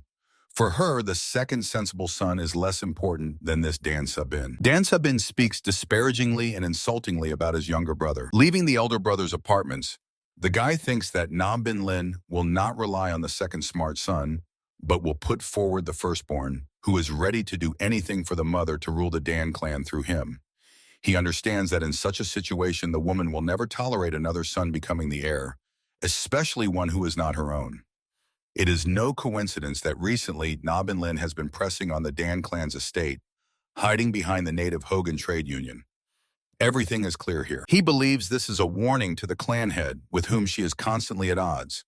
The more the Dan clan struggles, the more they will have to rely on Na Bin Lin. The guy understands, in order to ultimately free the Dan clan from Na Bin Lin and the Gogan trade union, money is needed, and very big money. Office of the Jade Yellow Hall. Chokchi Wan looks exhausted and tired, and is clearly not happy to see Dan Wolbin. The guy, however, just smiles serenely in response. The deputy head of the Jade Yellow Hall, clutching scrolls in his hands, reminds he already said that there was no need to rush. The guy replies that he cannot afford to be lazy. Dan Wolbin says that since his appointment, he must work entirely for the Jade Yellow Hall. Pressing the scrolls to his chest as if protecting them from the guy's encroachment, Chok Chi-wan sharply turns his back to him, replying that there is no need for that. The guy's voice, insisting, makes the man wince painfully. Realizing that the visitor will not leave just like that, the deputy spreads documents on the table. Dan Wolbin asks, what is his position? The answer is, none yet. Nothing has been confirmed. The guy continues to persistently inquire, then is there no urgent matter where he could help? The answer is a categorical no. But the guy does not lose hope and asks, absolutely nothing? Chok Chi-wan confidently replies, yes, nothing. Clapping his hands, Dan Wolbin joyfully exclaims, excellent! There is just a matter he wanted to try. The deputy cautiously asks, and what does the gentleman intend to do? Dan Wolbin says that he wants to look at the books and papers. Chok Chi-wan asks, so suddenly? Casting a thoughtful glance at him, the young man inquires, isn't the document flow in the Jade Yellow Hall in order? The deputy assures, of course. The purpose of their hall's existence and its essence is precisely to process documents. Dan Wolbin says, then let him be allowed to look at this essence. He has always been interested in how their clan is organized. These words make the man frown. The young man then bombards him with questions. For how long are materials kept? The deputy explains. Basically for 10 years. The archive is in the office. Anything older than 10 years is kept separately. Dan Wolbin replies, understood, then he will quietly sit over the books. The response is, as the Lord wishes. Sitting at the table over the scrolls, the young man thinks. The owner of the Jade Yellow Hall, the younger brother Dan Un-chol, as usual is not visible. Of course, not everyone is like that, but many blood relatives behave exactly that way. He reflects that usually they shift matters onto subordinates, and they themselves either entertain themselves or go off to train. Opening a book, the young man thinks, whatever the case, judging by yesterday morning's report, the Dan clan is experiencing serious financial pressure. He knows that losses are marked in red ink in the books. Flipping through the pages, Dan Wolbin says, and here the whole book seems soaked in blood. Propping his head with his hands, the young man laments. Their own inns and entertainment houses are empty. You could catch flies. And in the security field, it seems, they have also fallen to the very bottom. He thinks that in reality, most employers, when choosing security, look not at strength as such, but at reputation. The more influential the banners, the less chance someone dares to interfere. And that means the reputation of the Dan clan is trampled in the mud. Sitting opposite him at his table, the deputy head of the Jade Yellow Hall is also immersed in studying documents. The young man, sitting sadly over the book, wonders, what exactly did they do for everything to go to ruin? He again starts flipping through the pages, thinking that the demons can be dealt with later. First, he will have to clear all this up. Otherwise, before they are wiped off the face of the earth, they will starve to death. One of the entries catches his attention. He rereads it again and mentally asks, what on earth is this? The young man, together with 4 employees of the Jade Yellow Hall, stands in the office of Dan Un-chol, who, turning away from them and leaning his hands on the table, indignantly exclaims that he understands nothing at all. Recently, they were scolded for failing everything, and today they already claim that their Jade Yellow Hall is lazy and does not train at all. His deputy, standing a little aside between him and the other employees, listens to his speech, bowing his head. Dan Un-chol says that in reality the Jade Yellow Hall is just a convenient target. Looking at him, the young man thinks, what a gloomy face he has. Surely he has already been to the office and heard a couple of warm words from the head of the clan. Turning to face those present, Dan Un-chol asks, is everyone here already? The deputy answers, yes. The head of the Jade Yellow Hall says, as they know, less than a week remains until the internal family tournament. The young man thinks, family tournament. If he wants to act within the Dan estate, he will have to change his reputation at least a little. Moreover, to get a recommendation letter from instructor. So he needs to turn this tournament into his own stage. Dan Un-chol asks, who is participating in the tournament? The deputy answers, the 4th young master and Manhwa. Forward steps a young man in a yellow caftan, the scribe Manhwa. Folding his hands in a traditional gesture and bowing respectfully, he answers. The fourth. Manhwa adds, if he wins twice, he will be able to rise to the third class. Dan Unchol says to the young men, since lately the mood of the head of the clan has been terrible, both of them need to prepare properly. Looking at Dan Wolbin, the man adds, this especially concerns him. He says Wolbin, and the young man immediately responds, yes. Thoughtfully examining him, Dan Unchol asks, is he really going to participate? Dan Wolbin briefly answers, yes. The head of the hall clarifies, seriously? The guy asks, didn't he hear how he sent the guard to the old healer Tay? The man says, rumors say it was an accident. The guy replies with a smile, who knows? Maybe luck will smile on him this time too. Danuch Chol says, this is called an accident because it rarely happens again. Thoughtfully rubbing his chin and staring intently at the head of the hall, Dan Wolbin says, something tells me he just wants him to lose. Dan Uch Chol rushes at him swiftly, outing so that saliva flies everywhere, including on the guy's face. What did he just say? The guy recoils from the man.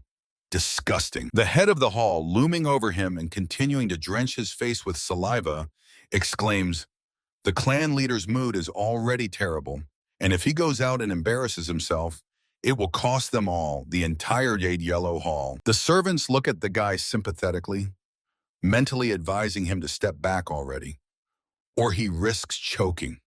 They find it disgusting. Dan Wolbin, wiping his face with his cloak, asks, what if it wasn't an accident? Squinting one eye, Dan Chol stares at him, questioning, what? Continuing to wipe his face, Dan Wolbin asks, what if, on the contrary, he goes out and raises the prestige of the Jade Yellow Hall? Leaning toward him, Dan Uchchol asks, what is he trying to say by that? The guy suggests doing this.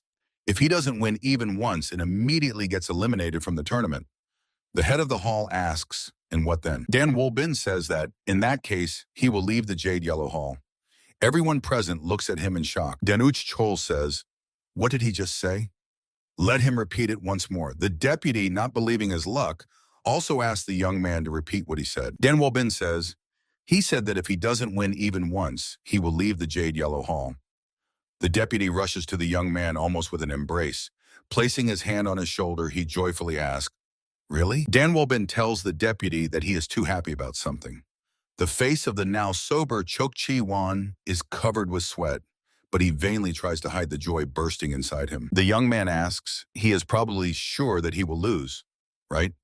The deputy, spreading his hands, answers, what? How could it be? No, but still cannot hold back joyful laughter. Dan Wolbin says, then instead of that, Danuch Chod immediately throws a wary look at him. Instead, the deputy also noticeably tenses. The young man says, if he shows a worthy result, then let them give him the position of deputy head. The head of the Jade Yellow Hall drops his jaw. What? Chok Chai Wan shouts indignantly. What? The young man slyly adds, since they are sure he will lose, it doesn't matter to them, right? The head of the hall replies that maybe he will think about it. The deputy exclaims indignantly, head of the hall! Among the artificial pond on a small stone island stands a gazebo, to which a winding bridge leads. Bin Lin, sitting in the gazebo at a table opposite Dan Sabin, brings a cup of tea to her lips.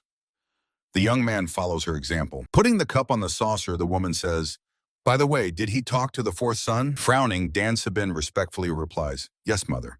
Bin Lin asks, how did the conversation go? Squinting tightly and exhaling, the young man answers that she better not ask. What she thought was that he had changed is a simple misunderstanding. Bringing her palm to her cheek, Bin Lin exclaims excitedly, oh God. Placing the cup on the table, Dan Sabin says, the only thing that changed in him is that he lost weight and became incredibly arrogant and insolent. With a disgusted grimace, the young man adds, he senses that soon he will get into trouble again. The woman says, after all, he is his older brother. He should look after the younger one. Dan Sabin shouts, if it weren't for mother's words, he wouldn't bother with him at all. Wolbin was a rotten guy from the very beginning. The young man says that mother should also stop worrying about him. Bin Lin thoughtfully says that Wolbin is the blood and flesh of the Dan family, just like himself. Bringing the cup to her lips, she asks, if the eldest son doesn't look after him, then who will? Dan Sabin is angry. What kind of blood is that? Just a nuisance at most. His words do not please the mother. Frowning, the woman says, Dan Sabin. The son says in surprise, huh? Na Binlin orders him to watch his tongue. The young man asks mother to forgive him. Na Binlin says, even if he is the son of a woman of low origin, he is still his younger brother. That's why. The young man frowns and replies that he will be careful. Placing the cup on the table, the woman states that he needs upbringing. Dan Sabin asks in surprise, upbringing? Binlin answers, yes. The fourth son saw nothing properly and did not study from childhood, so he grew up like that. She says that it will be useful for him to realize it as soon as possible. And after a short pause, he finishes the phrase, how pathetic he is, and how limited his thinking is. Dan Sabin asks, but which method would be best? Crossing his arms on his chest, the young man suggests, maybe fight him to teach him a lesson? Na Binlin says that this method does not seem reasonable to her. If he intervenes directly, it will be unworthy of his behavior. Raising a finger to her lips, the woman thoughtfully says, she heard that the fourth son is going to participate in the family tournament. In Dan Sabin's eyes flickers a guess, and he says that he understands. He says that he got a great idea. The mother casts an interested glance at him. Na Binlin asks, what is on his mind? The young man answers that he is going to visit the Jade Green Hall. He adds, as they say, strike while the iron is hot. The woman praises him, saying that the son is a good fellow. He works so hard for their family. Dan Sabin rises and, folding his hands in the traditional gesture, bows respectfully, saying that then he will probably go. He leaves the gazebo, thinking that this time he will definitely teach Dan Wolbin a lesson properly. The woman watches her son with her eyes. She sinks into thought, thinking that when Dan Wolbin became disabled after the illness, she stopped paying attention to him. Raising the cup to her lips, Na Binlin thinks, and after he died and came back to life, she feels a strange, indescribable aura around him, completely unlike before. She senses something unfamiliar, alien in him, as if an evil spirit had possessed him.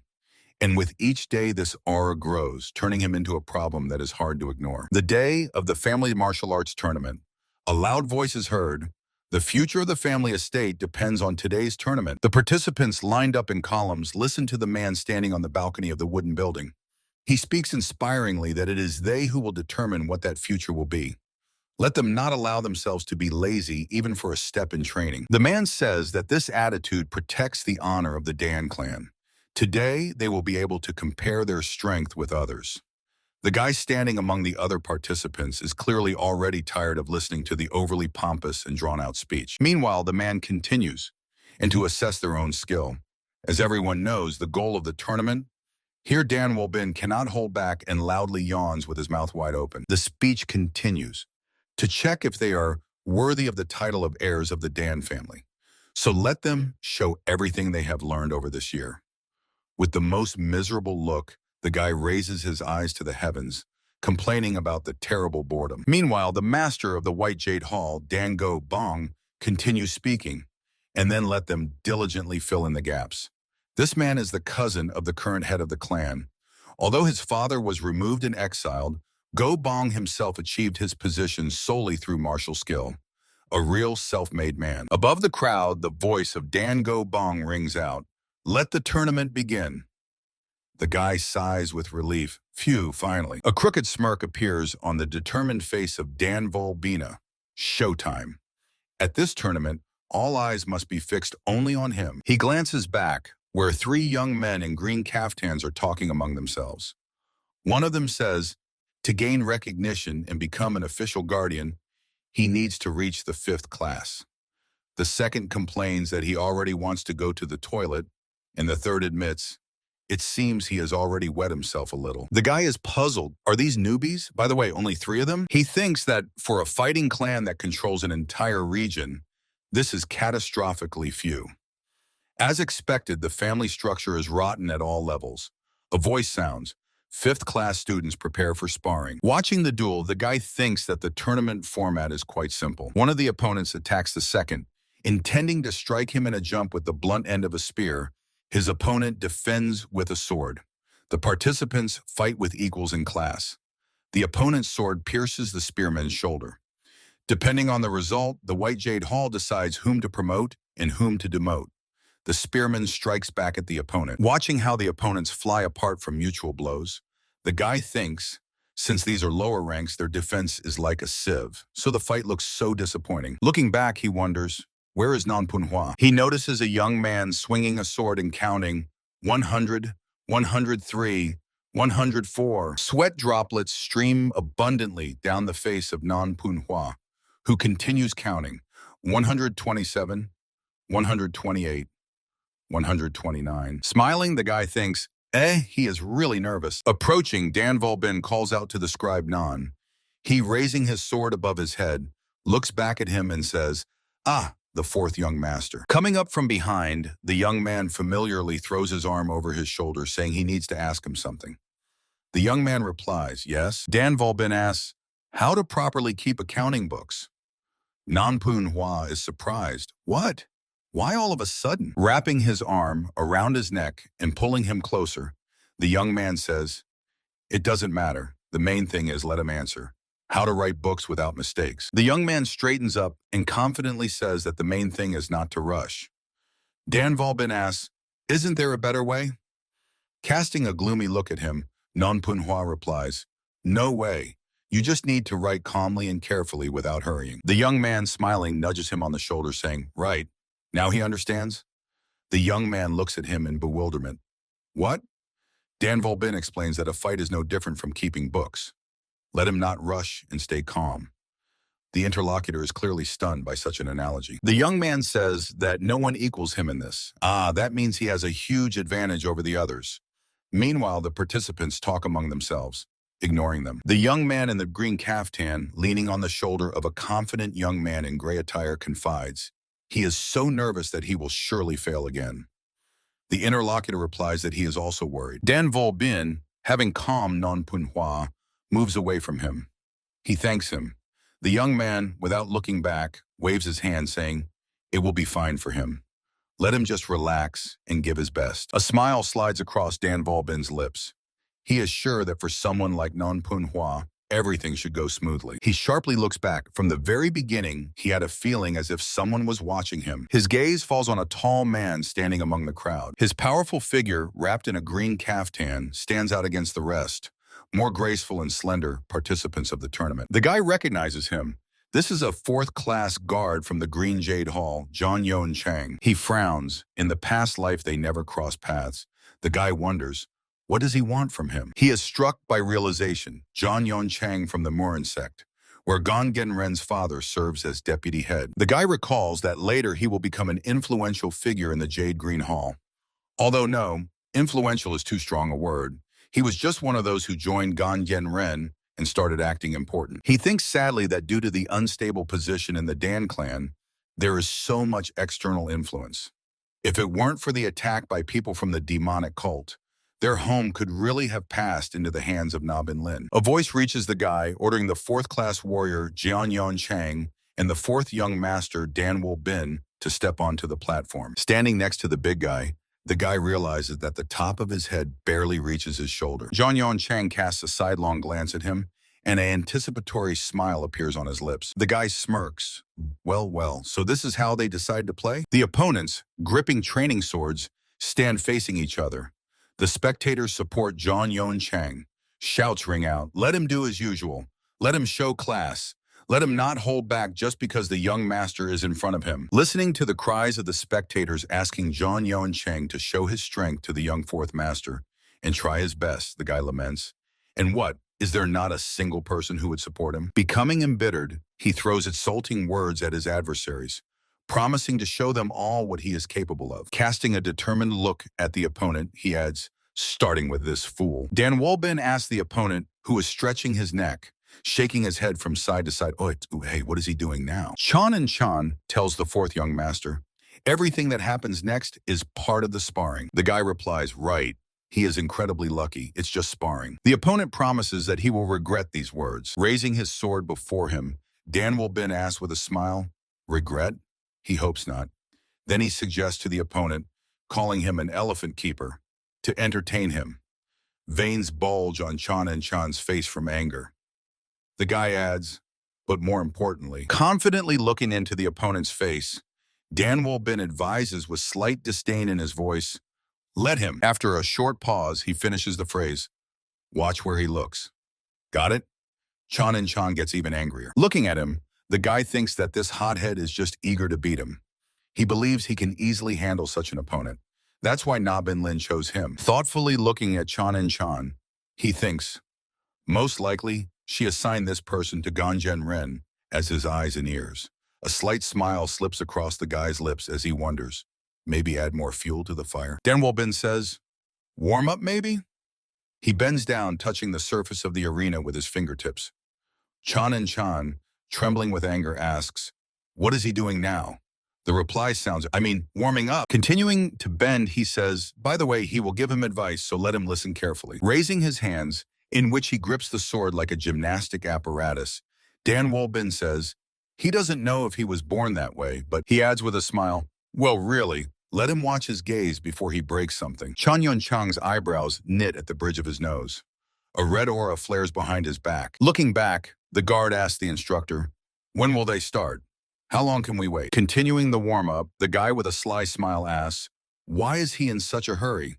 Warm-up is needed to avoid injury. Gnashing his teeth angrily, Chanyon Chang shouts at the top of his lungs, instructor. So Hyomgak tells the guy, if he unnecessarily drags out time, he may receive penalty points. Dan Wolbin, squatting, asks, since when are there such rules at the family tournament?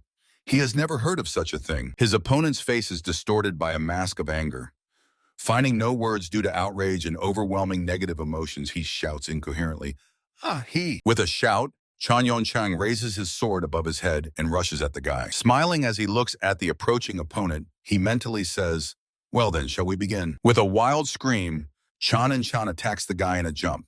Raising his sword above his head, he intends to deliver an incredibly powerful strike to his opponent, the thorn in his side. He forcefully brings the sword down on Dan Wolbin, who literally jumps aside at the last moment. In the blink of an eye, having gotten behind the thug, the guy says, with such patience, he has climbed quite high. Growling, Chan turns to face his opponent. Swinging the sword, the guy thinks, since he now belongs to the Dan clan estate, it must be hard for him to use the Murin sect's combat techniques.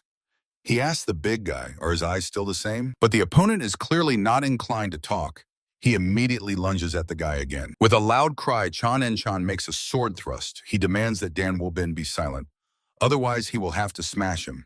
He strikes again and again, but the nimble opponent easily dodges. Smiling while avoiding the lightning-fast sword strikes, the guy recognizes the techniques used by the thug. It is the Brahma Heaven Sword technique. Watching the battle, one of the spectators says admiringly, wow, as expected. He is clearly on a different level compared to the fourth young master. The enthusiastic spectators cheer their favorite with shouts, crush him, great, keep it up. Yes, finish him. The guy throws them a mocking glance, realizing that in their eyes he seems to be losing. So Hyomgak carefully watches the progress of the duel. He notes that the guy dodges all attacks and understands Vaishvamas.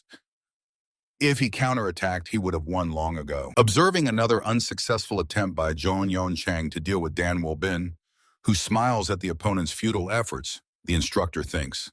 But for some reason, the fourth young master hesitates. Jonyon Chang shouts joyfully, got you! He strikes the guy's solar plexus with his shoulder, and immediately turning to face him, he raises the sword above his head, holding it with both hands. The big guy rejoices, finally. With fury, he brings the sword down on the opponent, whom he believes he has cornered. At the same time, he happily declares that the fourth young master is finished. With a surprised expression, the big guy plops down on his backside. Dan Wolbin, having dodged the strike once again, stands slightly behind and to the side of his unlucky opponent. The guy's sword lowers onto the back of Jonyon Chang's head, lightly touching his skin. The big guy freezes in shock, an astonished what? Slipping from his lips. Dan Wolbin mockingly says, oops, sorry. He says that Jonyon Chang's move was too obvious, and he couldn't resist. The instructor, looking intently at Dan Wolbin, is not surprised. He thought so. But the spectators look confused. What? What just happened? It can't be. Standing behind the big guy, Dan Wolbin asks, how dare he disgrace the technique of the Sword of Brahma Heaven? He adds that he will specially teach him a lesson for such actions. Jonyon Chang lets out a roar like a wild beast trapped in a cage. With a lightning-fast movement, he turns back, simultaneously delivering a sliding sword strike just above the ground. But the guy is ready for this turn of events and jumps up above the platform. Landing, he wonders? Is that all he's capable of? Charging forward like an enraged bull, the bruiser shouts, well, let him beware. He's no longer going to hold back. But his sword again meets emptiness on its path. Dan Woo-bin easily dodges to the side. The furious Chan Yon-chan immediately reacts and, almost without looking, strikes with his sword, which passes dangerously close to the slightly recoiling guy. Sweating heavily, the big guy gets angry. What the? Dan Woo-bin smirks and asks, what, already tired? Chan Yan-chan, panting, immediately rushes at him. A shout reaches the exhausted bruiser. Hey, what is he doing? The spectators demand that he finish already. Shouts sound. Stop playing around. Let him hurry and finish him off. Chan Yan-chan growls in anger and says to Dan Woo-bin, stop running away like a coward. Drops of sweat flow abundantly down the big guy's face and veins bulge on his forehead and cheekbones. Mentally addressing his opponent, he says that this won't do. Chan Yon-chan again makes an unsuccessful attempt to hit the guy with his sword. Both of them know that if one of the duel participants does not surrender or receive a serious injury, the sparring will end after 100 exchanges of blows. Dodging the opponent's attacks, Dan Woo-bin counts 87, 88, 89. Jumping up to avoid a strike to the legs, the guy says 90. Landing, Dan Woo-bin asks the big guy, isn't your neck sore? From the lips of the tired Chan Yon-chan, who looks puzzled, curses burst out. Dan Woo-bin asks, so has he had fun, played enough? Making an inviting gesture with his fingers, as if beckoning the opponent, the guy says, come on, one more time. Driven to the limit, the thug, feeling the desire to kill the guy, rushes at him. He uses the heavenly punishment sword technique, blue cloud radiance, but Dan Woo-bin counterattacks him using the reverse radiance of the clear blue cloud. The guy's sword descends on Chan Yon-chan's head, from whose mouth blood immediately spurts. Dan Woo-bin says, he hit him just enough to hurt, but not to make him fall. The guy thinks at the same time that he really wanted to turn the big guy into one big bruise. Completely losing it, Chan Yon-chan screams like a wounded bull, insulting the guy. Leaning back and allowing the opponent's sword to pass dangerously close to his face. Still smiling, Dan Woo-bin says, that's not enough. But Chan Yon-chan still manages to surprise him by using the heavenly punishment sword technique, Autumn Mountain Path. The big guy's sword rushes toward the guy's knee, but the weapon of Chan Yon-chan meets the sword of Dan Woo-bin on its path. Squatting down, the guy places the sword in front of him, covering his knee with it. He says with a smile, not bad. He even added variations in the middle. Dan Woo-bin, swinging his fist, asks, however, where did he put his upbringing? Delivering a crushing punch that sends his opponent flying far back and crashing face first into the floor covering, the guy says 99%. Chan Yon-chan gets up and, squatting, covers his face with his palm. Streams of blood flow through his fingers. When he raises his eyes to the opponent over his palm, he sees with horror a fist approaching him. A thought flashes in his mind. This can't be. Delivering a blow that throws Chan Yon-chan backward, Dan Woo-bin says, 100. Frozen, the guy watches the opponent flying away with his gaze. Chan Yon-chan falls on his back. His glazed eyes look blankly at the sky. Blood flows from his broken nose, and a muffled groan escapes from his mouth. Throwing the sword over his shoulder, Dan Woo-bin says with a slight smirk, that's exactly why he told him to watch where he looks. Dan Woo-bin sits at a low table in his apartment, sipping tea from a cup. A servant sitting nearby congratulates him on his victory. The guy thanks him in response. Taking another sip, he thinks that ManHwa has also advanced further, and that is good. Dan Woo-bin asks the servant, who looks a bit upset, did he see his fight? Yuga-don answers, yes. He adds that he stood farther away so that no one would notice his presence. The self-satisfied guy asks, and what do people say? Guiltily glancing at him, the young man hesitates, unable to find the right words. Decisively placing the cup on the saucer, the guy asks, what? Yuga-don's face is covered with sweat, and he answers reluctantly, honestly, there are many talks. Dan Woo-bin urges him, and what exactly do they say? The servant hesitates again. Finally, he squeezes out. Everyone admits that this is the martial arts technique of their clan.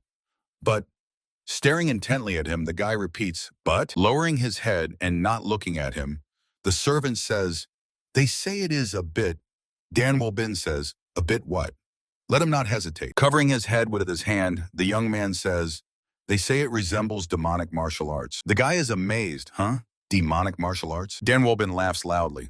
The servant looks at him in surprise. Through laughter, the guy says, that's great. No, simply wonderful. Yuga-don says with bewilderment, sir? The young man asks, why does he say that? Why does he consider it good? Dan Woo-bin, resting his head on his hand, wonders, what's strange about that? Yuga-don replies, isn't that bad? The guy asks in surprise. Bad? The servant says hot-temperedly, Wouldn't a normal reaction be to be upset about these rumors? The guy snorts. He should be upset. He says to the servant, if he wants, let him be upset himself, but he would rather rejoice at the victory. Scratching the back of his head, Yugadon says, but no.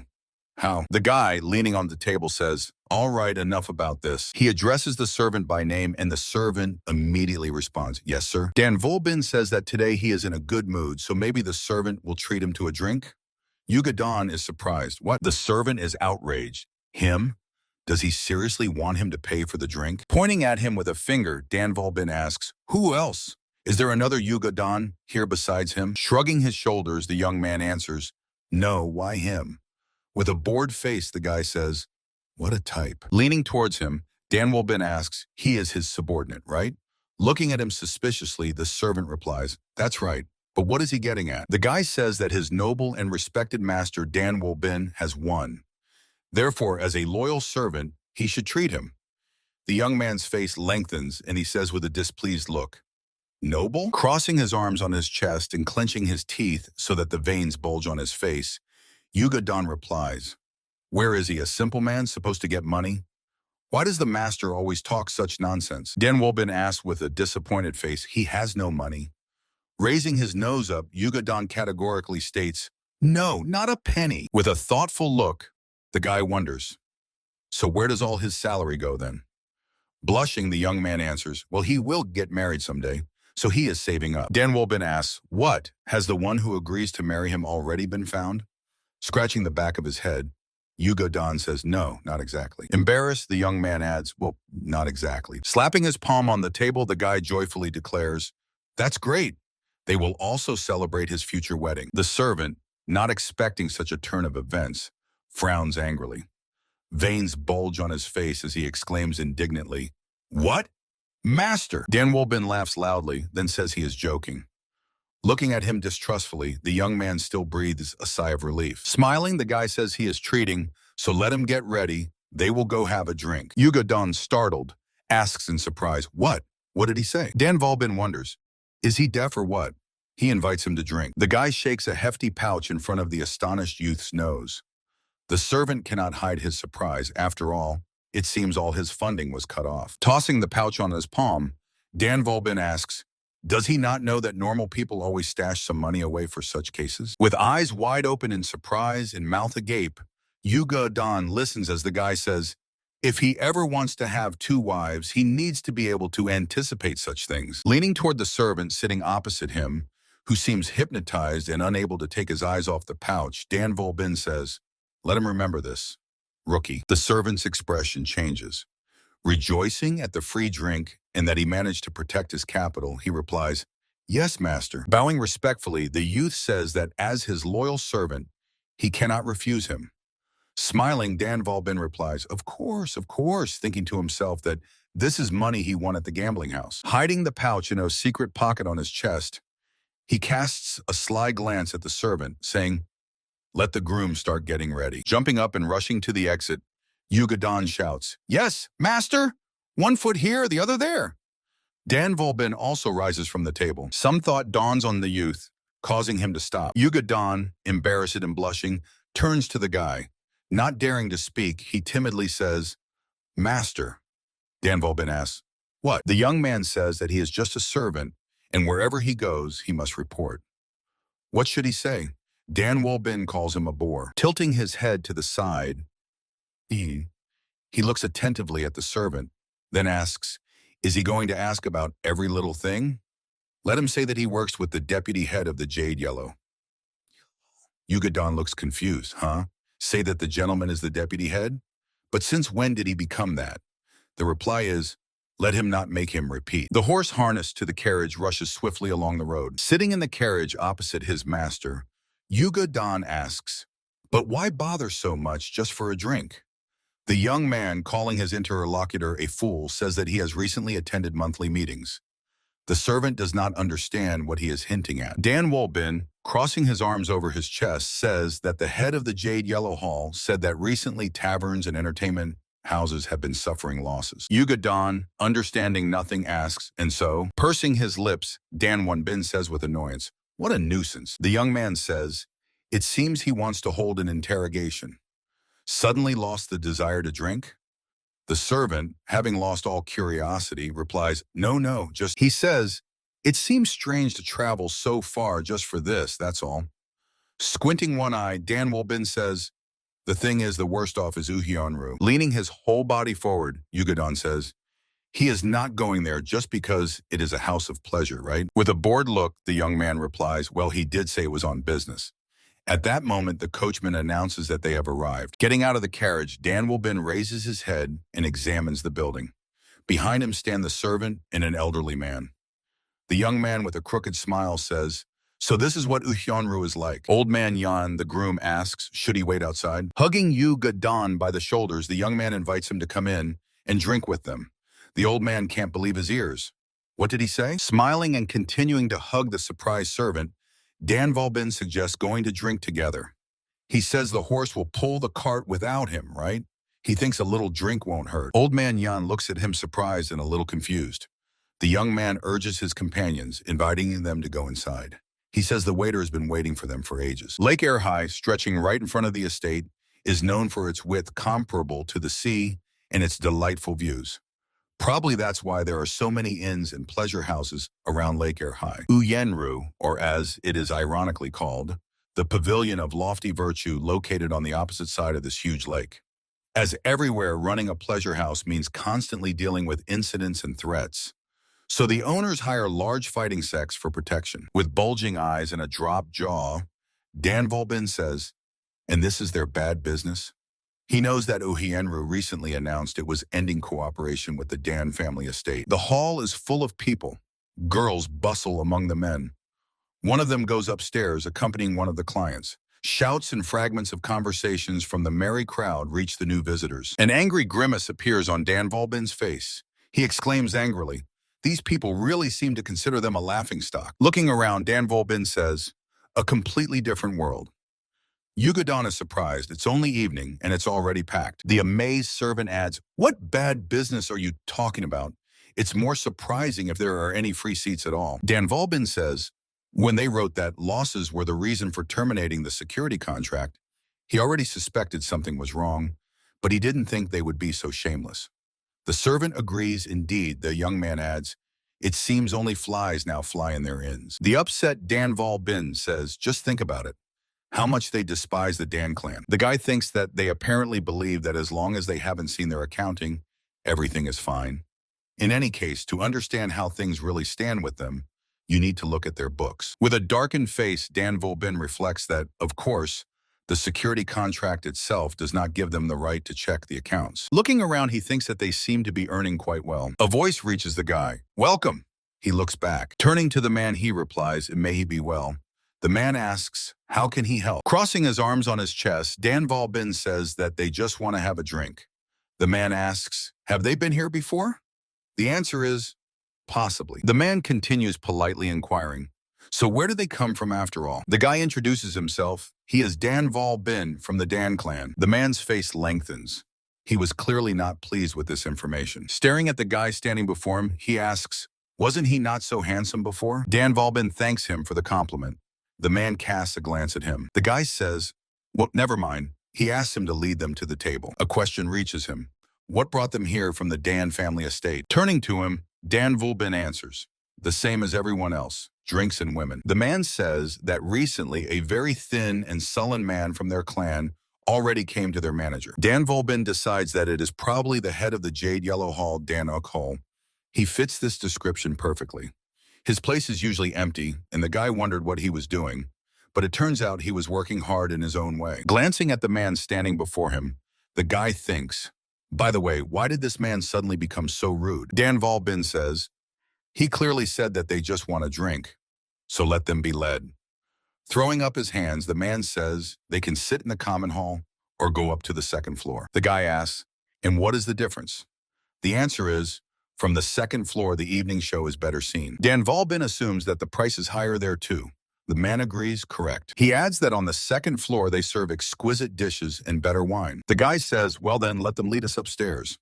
Calling the waiter, the man orders him to take the guest to the second floor. The reply is, "Yes, of course." The waiter invites him to go upstairs. Dan Volbin is the first to step towards the stairs.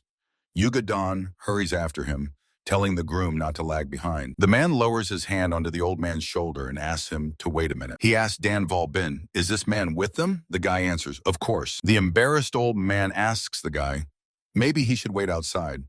After all, his clothes are not up to the level. Dan Volbin replies, "Let him stay, it's no problem." The man, looking displeased at the groom, says, "Well, this is kind of..." The old man becomes even more embarrassed. The guy, unhappy with the situation, shouts at the man, "Hey, they came to drink, not to hold a parade. Since when do pleasure houses choose their clients?" The man hiccups fearfully. Dan Volbin loudly demands to call the owner. The man, nervously turning his head around, stammers, "Sir." The guests begin to pay attention to them. The sweating man asks for forgiveness and asks the waiter, "And what about him?" He orders him to promptly escort the gentleman guest to the second floor.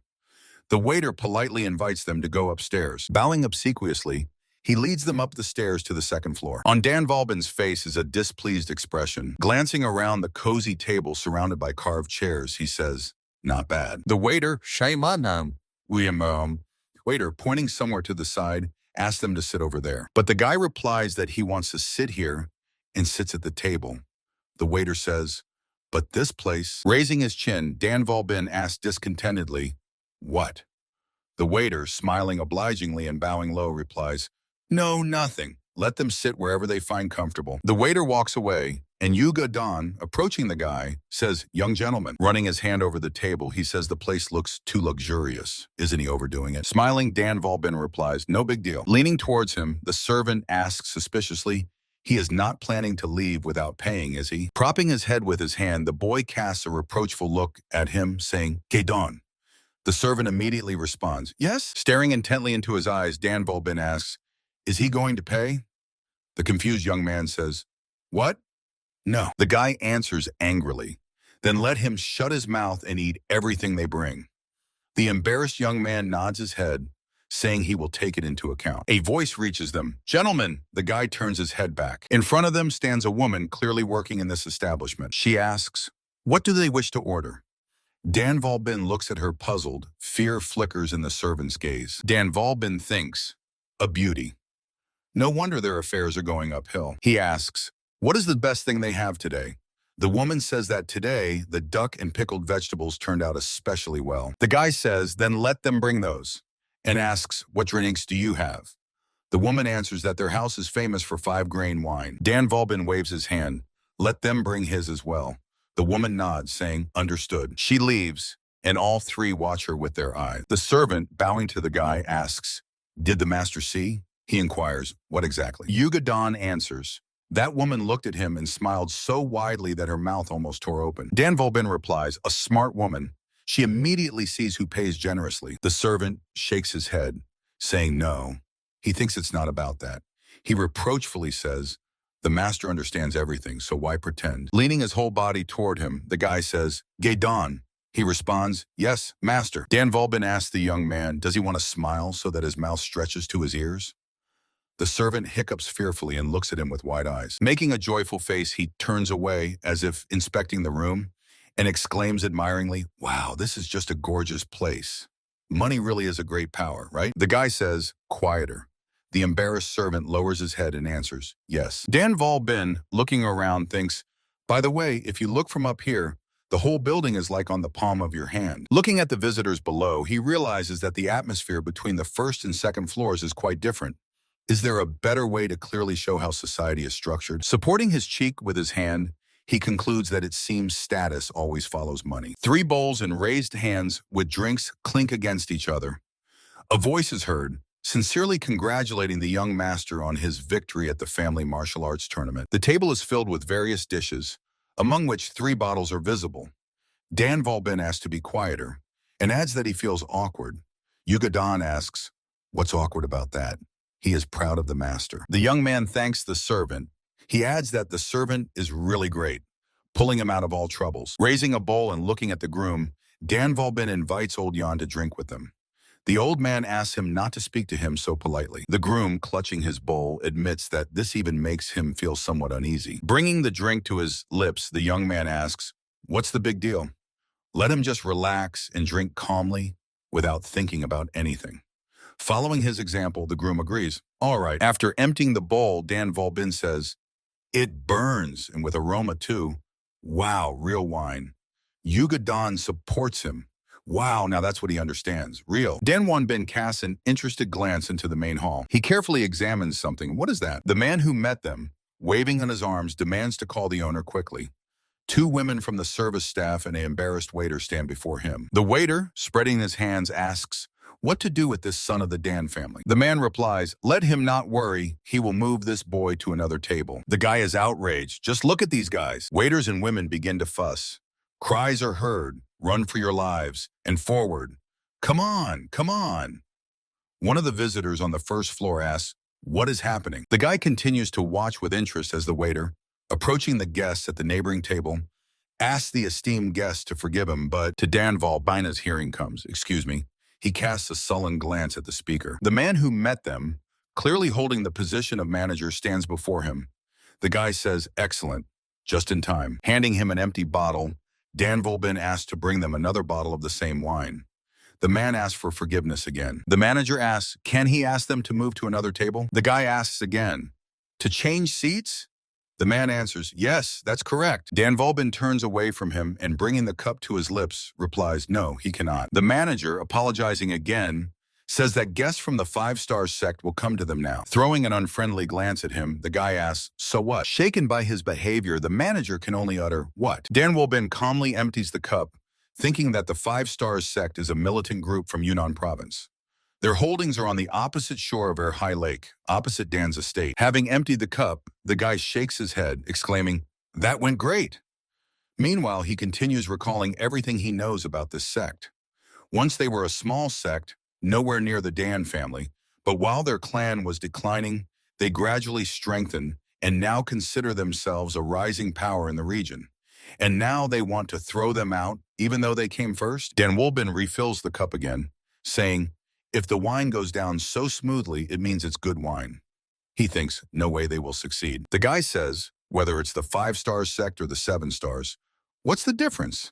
They can tell them to come in. He doesn't mind. The manager, clearing his throat, says, the thing is they will come as a whole group, so it might be inconvenient and noisy for them. Looking at him mockingly, Dan Volbin replies, it's nothing. Everything is fine. They are not fragile. The man says, then how about this? The guy throws him a questioning look. The manager lays out his last trump card. As an apology, he says, an apology. They will serve them drinks on the house. Yuga almost choked on such a generous offer. The guy, raising the cup, clarifies, he means that this expensive wine will be free? The man answers, exactly. Dan Volbin asks, seriously? The manager, pleased with his victory, confidently replies, of course. Turning away from him, the guy carelessly answers, and still he is not going to change seats. The manager's face distorts into an angry grimace. Veins bulge on his cheekbones. Drilling the uncooperative visitor with his gaze, he mentally insults him. Taking a deep breath, the man bows low, asking the guy to think it over once more. He adds that they are asking him politely. Dan Volbin thinks he is acting important, as if the fate of the world is at stake. He mentally tells the man that he is just asking to give up the seats, to come down from the heavens. Out loud he asks, what, has the head of the sect himself arrived here or what? Why such a fuss? Still bowing, the manager replies, actually the young leader of the 5-star sect himself announced that he will arrive personally. He has reserved the entire second floor for this evening. The guy, casting a disdainful look at the man, thinks, so the young leader of the rising sect, huh? And he, it turns out, is a worthless offspring of a fallen clan, so it seems they are not on equal footing. Continuing to glare at the manager, he continues to ponder, and this one apparently is pleased. Right? You can read on his face, what can you do? The young leader himself is coming. Filling the bowl, Dan Volbin says to the man, he has a strange way of talking. The man asks, what exactly is strange? Throwing a stern look at him, the guy says, if they really reserve the hall, he asks, then why did they even bring us here? The manager does not know how to answer that. Glancing at the waiters escorting the visitors, the guy says, it seems they just want to clear the entire floor for themselves. He asks, how many people from the 5-star sect will come in total? The man replies that he cannot tell him that. Dan Volbin is interested, really? And empties the cup. Shrugging his shoulders, the guy says, if there really will be so many of them that the hall cannot hold, then fine. they will leave. Leaning back in the chair, he adds, but if not, they will stay here. A shout reaches the man. Manager! Sharply turning his head, he shouts angrily, do they not see that he is talking to a guest right now? The waiter standing before him asks for forgiveness, but the young leader of the 5-star sect has arrived. The manager asks anxiously, what? And where's the owner? The waiter replies, he is already coming down. Casting a sullen glance at Dan Volbin sitting with the haughty look, the man says, and yet they really ask them nicely. The manager says, since they decided to stay themselves, then whatever happens next, they better not think to blame Uhienru later. Dan Volbin replies, well, what a drama they have. It feels like a war is about to start here. The manager, leaving accompanied by the waiter, says, who knows? Yugadon watches them off. It is noticeable that the manager is very upset. The nervous servant addresses Dan Volbin, young master. He, continuing to enjoy the wine, asks, what? The young man, sweating, asks, maybe just switch seats? They said the drinks are on them. At least they'll save some money. The guy asks, is he afraid? The servant asks in surprise, what? Dan Volbin asks a question. Is he afraid of the 5-star sect? The servant hesitates, not knowing how to answer. Throwing a mocking glance at him, the guy says, let him not worry, and drinks calmly. Turning to the stableman, he adds, and him too. He thinks that in a dangerous situation, of course, one can worry. Emptying the bowl, the guy thinks that they have no reason to give up their seats to those who came later. Moreover, if you look at this straight-browed guy in charge, something is clearly fishy here. He hears someone's exclamation, our young leader has arrived. The guy watches how below they greet with open arms a young man accompanied by 6 warriors. The owner of the establishment says that the leader hasn't been here for a long time. The young man politely replies, there was no need to meet him personally. He even feels embarrassed. The guy thinks that this man must be ManhwaCapped, the son of the 5-star sect leader. Dan Volbin continues to listen to the exchange of courtesies between the owner of the establishment and the young leader of the 5-star sect, ManhwaCapped. The young man asks to forgive him for arriving without warning. The response is, what is the young leader talking about? The owner assures that he is ready to welcome him at any time of day. The guy thinks that ManhwaCapped is a born fighter. In the future, he will definitely become famous in these parts.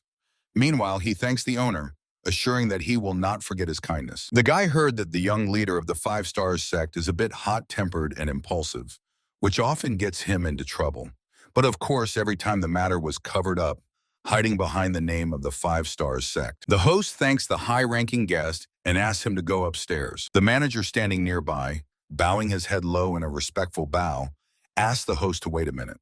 The host looks at him in surprise. The manager's face is covered with sweat as he says that right now on the 2nd floor. Watching the manager bow, the young man thinks, it seems they are talking about him. At that moment, the host glances at the 2nd floor where Dan Volbin is sitting with his companions. The young man looks at him, thinking, what a look. Dan Volbin turns away and brings a cup to his lips. Yugadon is happily eating noodles. The warriors accompanying ManhwaCapped are clearly worried. Among the entourage of the young leader of the 5-star sect, the young man notices a dark-haired girl dressed exactly like the other warriors. The girl turns her head and looks at Dan Volbin, who is drinking wine with an indifferent expression. The guests go upstairs, marching past the table occupied by the young man. He thinks the girl is quite beautiful. The warriors stop, and one of them exclaims in surprise, huh? What? Staring intently at Dan Volbin, he exclaims, are there people here? The girl asks her older brother not to make noise, saying that it is rude. The man admits that she is right, and adds, looking at Dan Volbin, that he apologizes for being rude. But there is not a hint of guilt in his eyes. Casting a glance at him, the guy thinks that his words do not match his actions. Meanwhile, the warrior, rubbing his chin, asks the girl, by the way, since when did the younger sister start worrying about such things? Has someone caught her eye? Jumping back from him, the girl exclaims angrily, let him stop talking nonsense. ManhwaCapped, turning his head to them, says, can they be quiet? And adds that they are behaving rudely. The warrior and the girl immediately bow their heads and apologize. Passing behind the guy, the young leader says, as they could notice, there are other guests here. Dan Volbin fills the cup with an indifferent look. Everyone frowns at the guy and his companions sitting at the table. The manager, who appeared near the table, bowing his head, says he explained that the young leader would arrive here. The worried manager, with drops of sweat running down his cheeks, continues to speak. But this visitor turned out to be too stubborn. The guy snorts mockingly, continuing to drink wine with a carefree look. ManhwaCapped drills him with a displeased look. and Dan Wolbin glances at him unfavorably. The young leader of the Five Stars sect chuckles. Sitting down at a free table, Ma Wantak says, "Well, fine, let it be so. Today is a good day," and he suggests just drinking and having fun. He throws something to the manager, and the latter skillfully catches the thrown object. The warriors, gathered behind the young leader, silently watch his actions. When the manager sees that there is a silver ingot in his hands, his eyes widen. Mawantak's voice reaches him, thanking him for escorting them. The young leader adds he must be busy, so he can leave and let them bring food. Delighted by such generosity, the manager happily thanks the high-ranking guest and asks, what drinks and snacks should they serve? The warrior who showed rudeness towards the guy asks the manager, does he know what day it is today? The manager, somewhat confused, asks, today? And apologizing, admits that he does not know. The warrior, glancing at the girl standing nearby, says that today is the birthday of his younger sister, Sanmuni. The manager enthusiastically congratulates the birthday girl. Heading away, he says that he will bring drinks and food right away. Yugadon says, they act as if they are meeting the emperor himself. The guy says, shh, and the servant immediately covers his mouth with his hands in fear. A warrior's hand, who had previously been rude to them, lands on his shoulder, and a question is heard.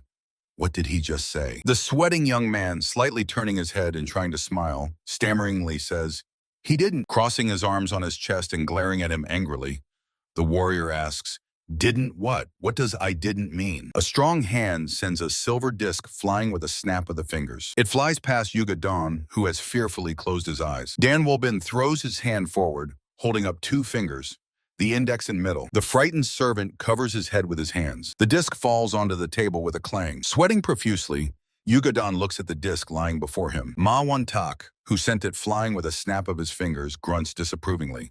Dan Wolbin, still holding his hand out, glares at him angrily. He says, his joke went too far. He was just talking to himself. The young leader says, a joke? That servant got jealous, so he just decided to gift him. Frowning, the guy asks, is it now customary to throw gifts right in the face? Mawantak replies, it depends on the situation. Dan Wolbin says, is that so? The guy says, he heard the Five Stars sect is a famous Orthodox sect in the Martial Arts Alliance. Mawantak responds, correct. So it all makes sense.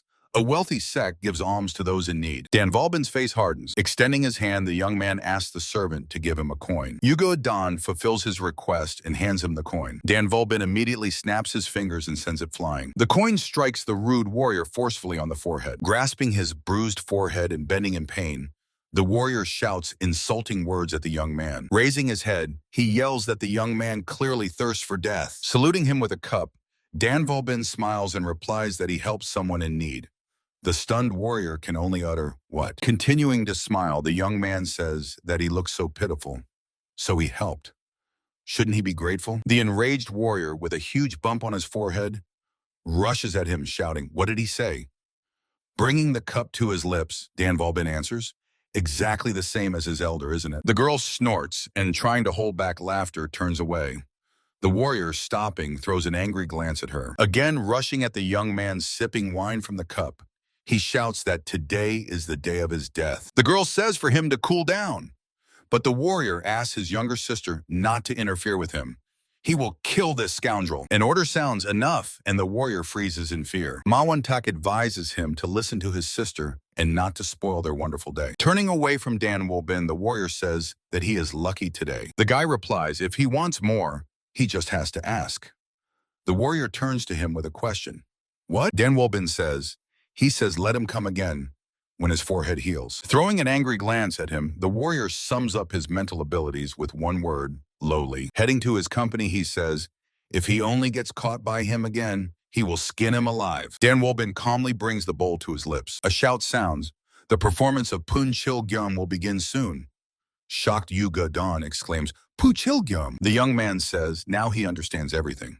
It seems strange to him why the young master insisted on coming here. The guy asks in surprise, what? The servant waves his hand, saying for him not to pretend. Didn't the young master come here to hear the performance of Punchilgyum? Raising the cup to his lips and glancing at the young man, Dan Wolbin says, is that so? Yugadon says that he was constantly talking about her. Doesn't he remember? The guy thinks that in his past life, some rumors about her reached him. She was a very famous courtesan.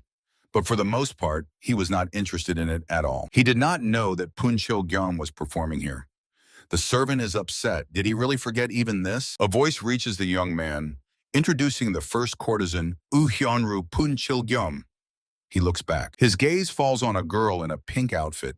He heard that Hyunru works in two halls, the Pavilion of Heavenly Flower and the Pavilion of Jade Truth. Punchil Gyom, holding a stringed musical instrument in one hand and a bow in the other, says, "The night is long." The guy thinks that now they are in the Pavilion of Jade Truth, where only drinks and music are served.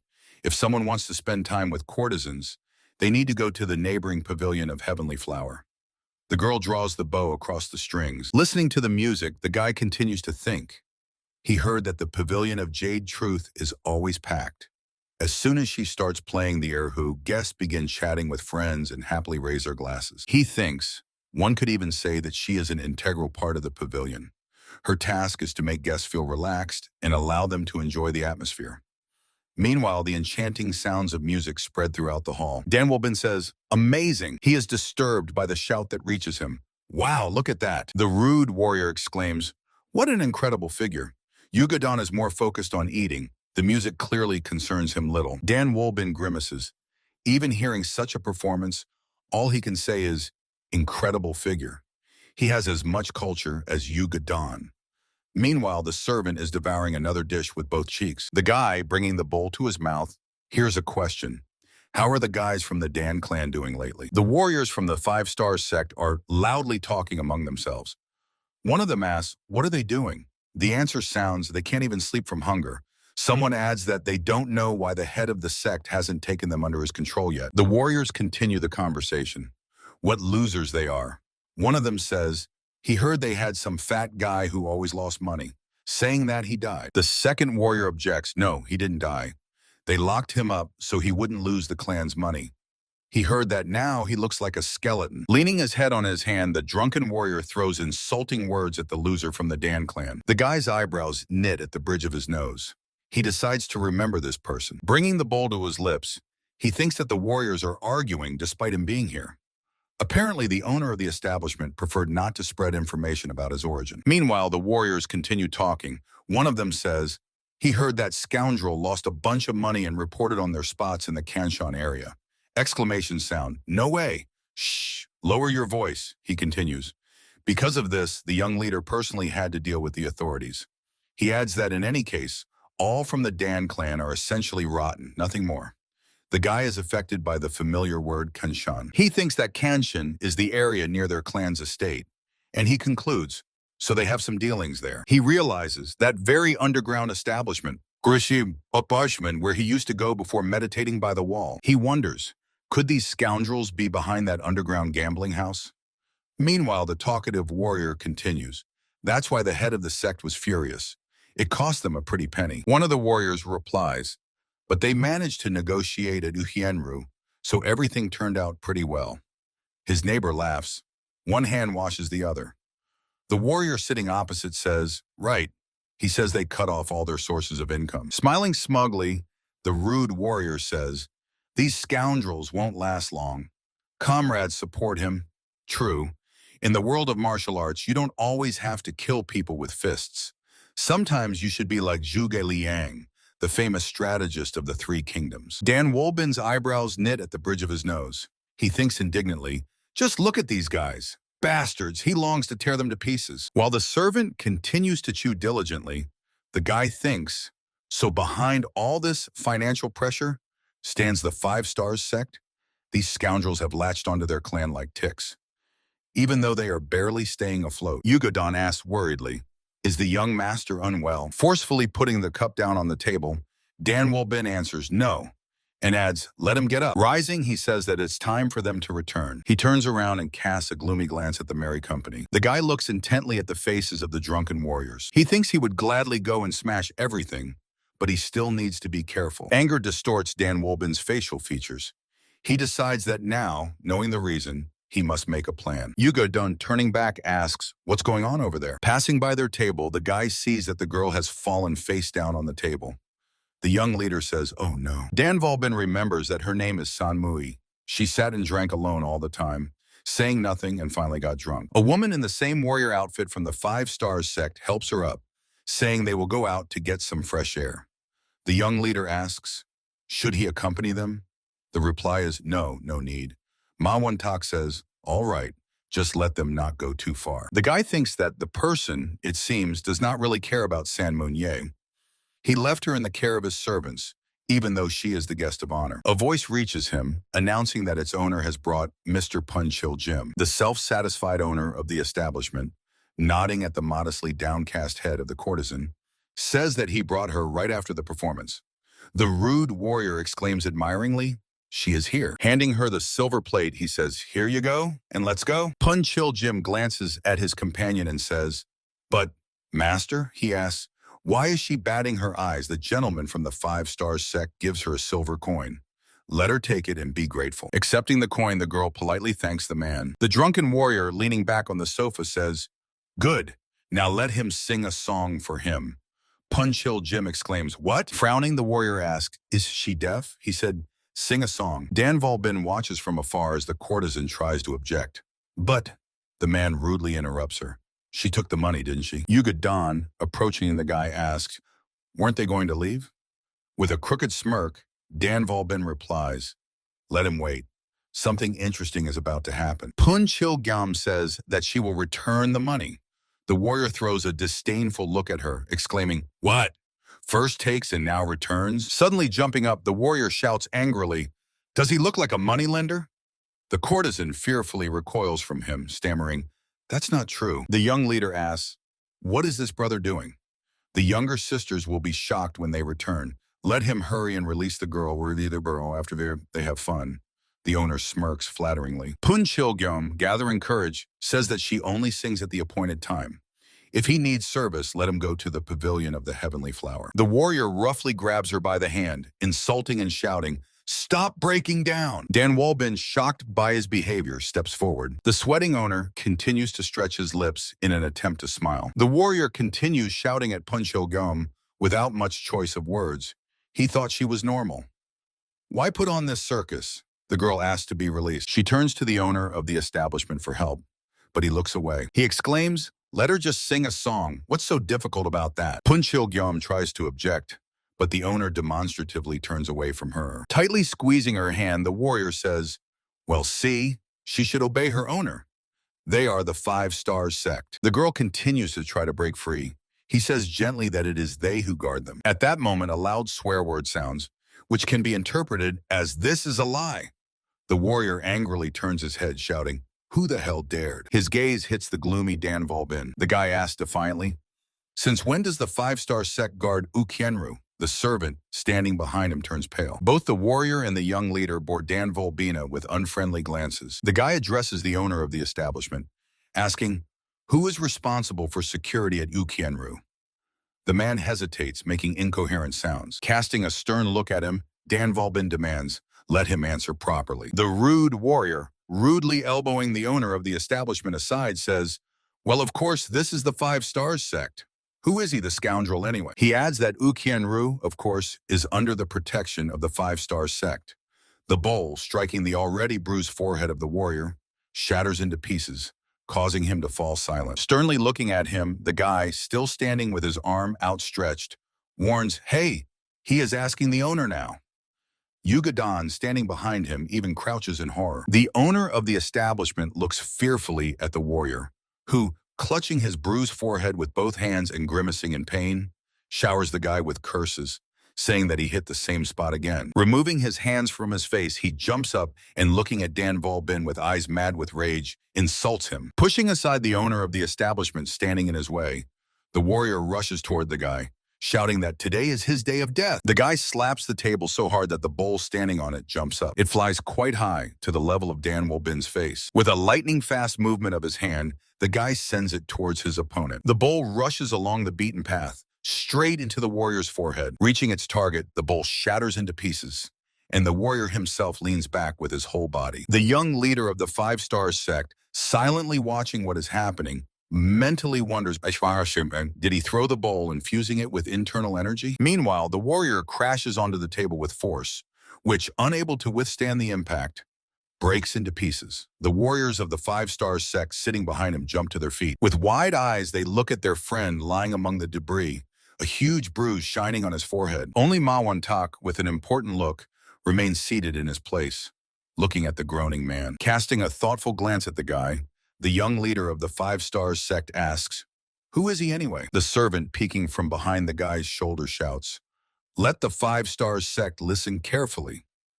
This is the fourth master, Danwol Bin, from the Dan family." The guy thinks he is outright bragging. He understands that now there is no turning back. ManhwaCapped looks unpleasantly defeated. A warrior lying on the ruins of the table slightly opens his eye and asks, "Is he Danwol Bin?" It can't be. He says that the Danwol Bin he knows is a wretch resembling a toad. The plate that flew into his forehead shatters into pieces. The warrior lies with his head thrown back, drooling.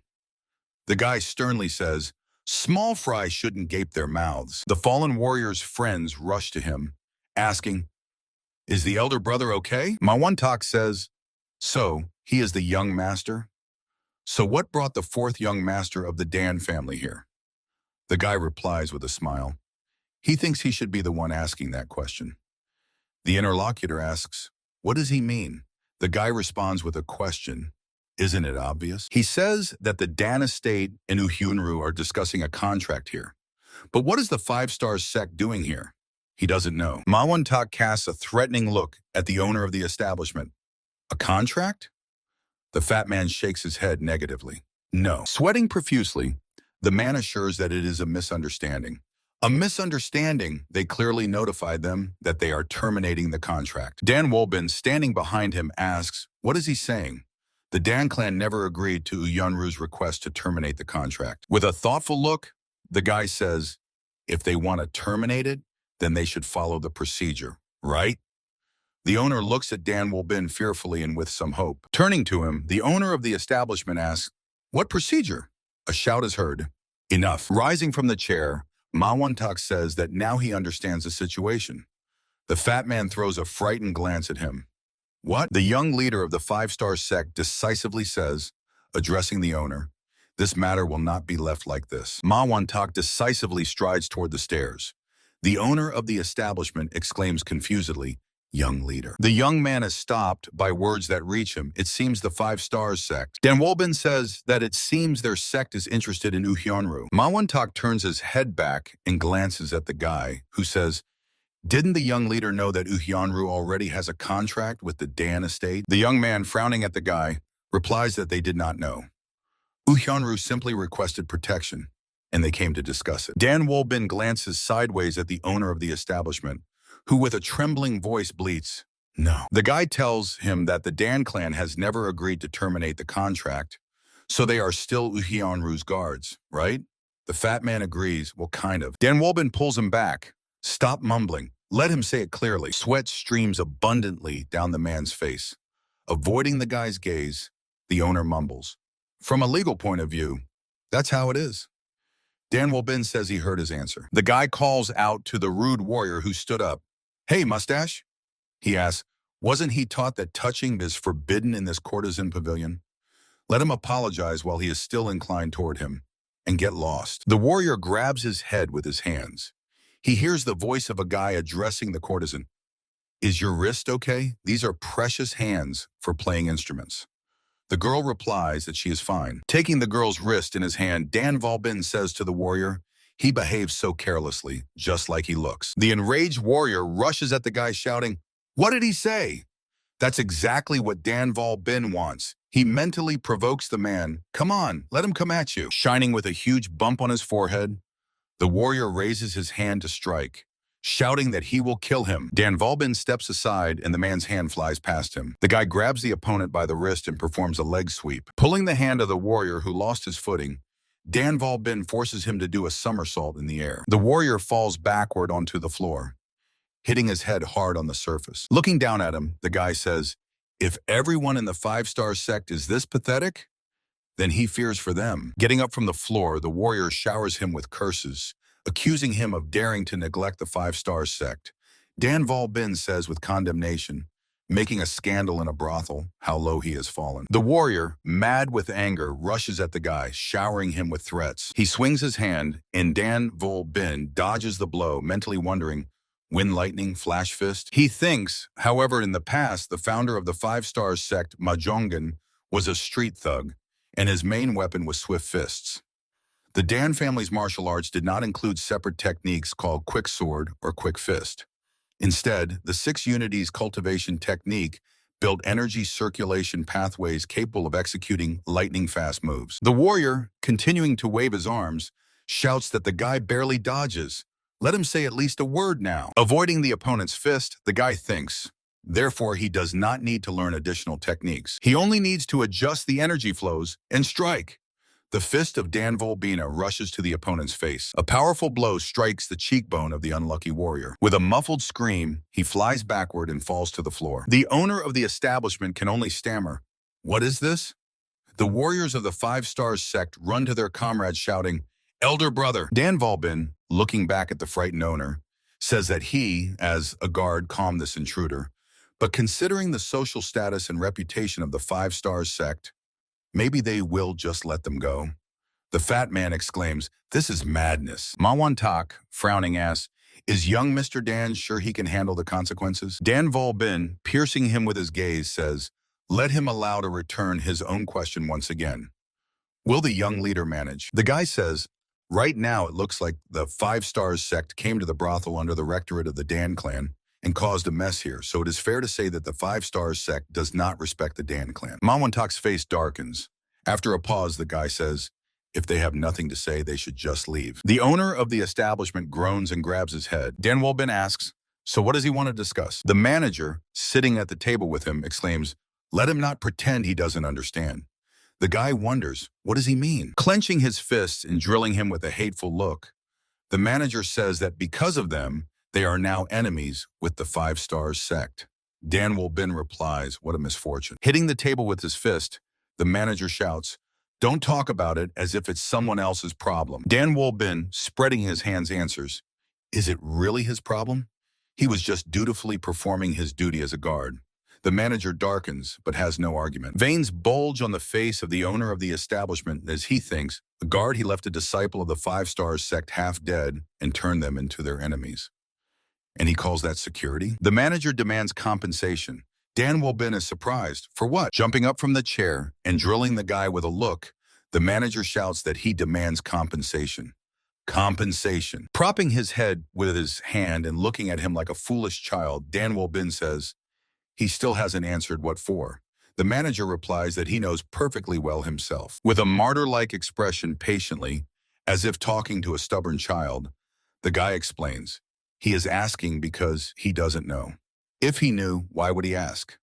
The manager almost growls with anger. He shouts that they have already paid the Five Stars sect 30% of the advance. The manager adds him, and that's not all. Now they will have to conduct business while constantly watching the reaction of the Five Stars sect nearby. It's hard to even imagine what difficulties they will face now. Crossing his arms on his chest, the manager suggests not beating around the bush. He proposes to settle on 500 silver coins and a 30% discount on future security rates. Dan Wolbin says a little confused, huh? The manager states that now they must send senior guards from the Dan family estate to them, since they do not know when and how the Five Stars sect might cause a quarrel. The master snorts in support and also crosses his arms on his chest. The guy thinks, look how they have parted ways. He says he will pass their terms to the head of the Dan family. The manager says importantly, yes, please, let him pass them exactly as is. Dan Wolbin says, but, and both men become alert, sensing something wrong. The guy asks, why would the Dan clan go so far? The men look at him confused. The manager asks, what does that mean? The guy says thoughtfully, compensation, discount on security, and also a request for additional personnel. He says he sees no reason why they should keep the contract with them on such terms. Dan Wolbin adds, when he returns today, he intends to discuss contract termination with the head of the family. Actually, didn't they themselves want to break the contract with them? If so, then he suggests just terminating it now. It's within his authority. The guy says, well, even if it ends like this, he is still a little worried. He adds, the Five Star sect no longer protects them and the contract with the Dan clan is terminated. Now they must be careful. Glancing at the fat man who lowered his head, Dan Wolbin says, "Who knows? Maybe the representatives of the dark path who heard the rumors will start circling around." Dan Wolbin says with a smile, "All right, let them bring the contract quickly. They must carry out the termination. After all, he is also a busy man." The frightened owner of the establishment, raising his hand, asks the young gentleman to wait a moment. Throwing an angry glance at the manager, the man asks, "Is he the owner here?" The manager asks in confusion, "What?" Rising from the chair and poking him with a finger, he asks, "Is he the owner of the establishment?" The disconcerted manager replies, "No, what is this?" The owner shouts angrily, "Who is he to talk about making deals without his permission?" The guy, resting his head on his hand, watches him, thinking, wow, instant transformation. Apparently, managing such a large establishment is not so simple. The owner turns to Dan Volbin, asking the young gentleman Dan to forgive them. It seems a misunderstanding arose because his servant crossed the line. The guy asks again, "A misunderstanding?" The owner assures that they intended to continue the contract. Squinting one eye and crossing his arms on his chest, the guy says, "Is that so?" And he thought he had completely different thoughts. The fat man replies, "How? How can that be?" The shocked manager asks the owner, "What is he saying now?" Without looking at him, he replies, "Let him get lost." The manager is stunned. "What?" The owner turns to him and shouts angrily that he was talking nonsense and confused young gentleman Dan, so he should get out right now. The dejected manager heads to the door, saying he is sorry. The guy thinks with glee, serves that proud one right. Grasping his head with his hand, the owner asks to forgive him that Dan Volbin had to witness this incompetence. He says he kicked out that rude fool, so now they can continue discussing the contract. The owner, sitting down in his seat, says that they will gladly extend the contract with the Dan family for another 5 years. The guy, pretending to think, says, "5 years? Well, that will be difficult." The owner exclaims fearfully, "What?" He nervously asks, "Why is that?" The guy thinks they dared to portray them as a weak organization and now they think it will all end so easily. Dan Volbin says they themselves told him that now they are at odds with the 5-star sect. The master, not understanding what he is getting at, agrees, "Yes, that's right." The guy says, here they are in the same boat, but an extension of the contract for another 5 years? The master, bowing his head, barely restrains himself. Veins bulge on his face. He thinks angrily, it all happened because of that scoundrel. The fat man says, 10%. Dan Volbin pretends to hear poorly and bringing his palm to his ear, says, "Huh?" Leaning forward, the owner of the establishment says he will raise the rate by 10% according to the contract. The guy gasps, 10%? The master, jumping up and leaning over the table toward him, shouts, 10%, 10%. He will raise it for him by another 10%. Theatrically clutching his head with his hand, Dan Volbin says, "It will be a problem if he continues like this." The man asks confusedly, "What?" The guy keeps lamenting. People might think they do it for money. Mentally, he laughs. Of course, for money. The master assures him, "Of course, this cannot be the reason. It is impossible for the Dan clan to make decisions based on such motives." The fat man assures that this is exclusively their polite request. Dan Wolbin replies that he has no choice. He will go to the head of the clan and properly explain the situation. The master, looking at him hopefully, asks, "Will he really do it?" The young man says, thoughtfully, "However." The master becomes wary and repeats after him, "However?"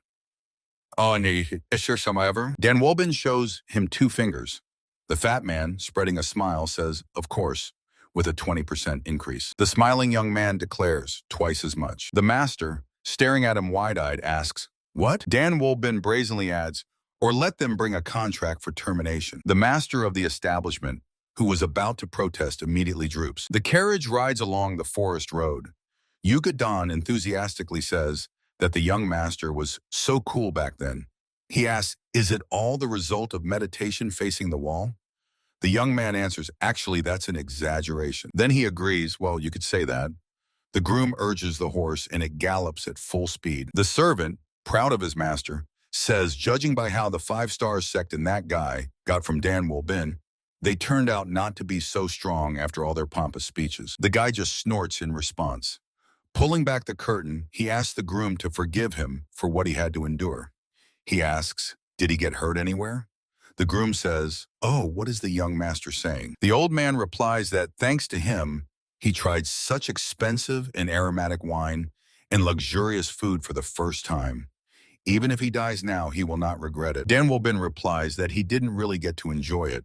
The ending was unpleasant. The groom says, no. He felt like a true legendary hero and will not forget this day until his death. Soon the groom announces that they have arrived. Dan Wolbin hands him a tightly packed pouch. The old man says that today, the young master may not have to pay. Besides, it's too much. How much wine did he drink? The guy asks the old man to take the money. He says that this way he can use his carriage next time without any doubts. The old man thanks him and adds, if needed, let him call him anytime. He will run and provide his services even in the middle of the night. Dan Wolbin asks him to pay attention to what his clients say and tell him next time. The groom is surprised. Clients' conversations? The guy answers, yes. Any information will do. Everything will be useful. Dan Menchol at a meeting with the hall chiefs and his sons asks, did he sign the protection contract with Uhienru again? Is it true? Did he manage to increase both the term and the amount? The supreme chief of the Four-Gate Circle, Kwol Dok Bon, says, he heard that it was the fourth young master who concluded this protection contract. He addresses Dan Wolbin asking permission to ask him one question.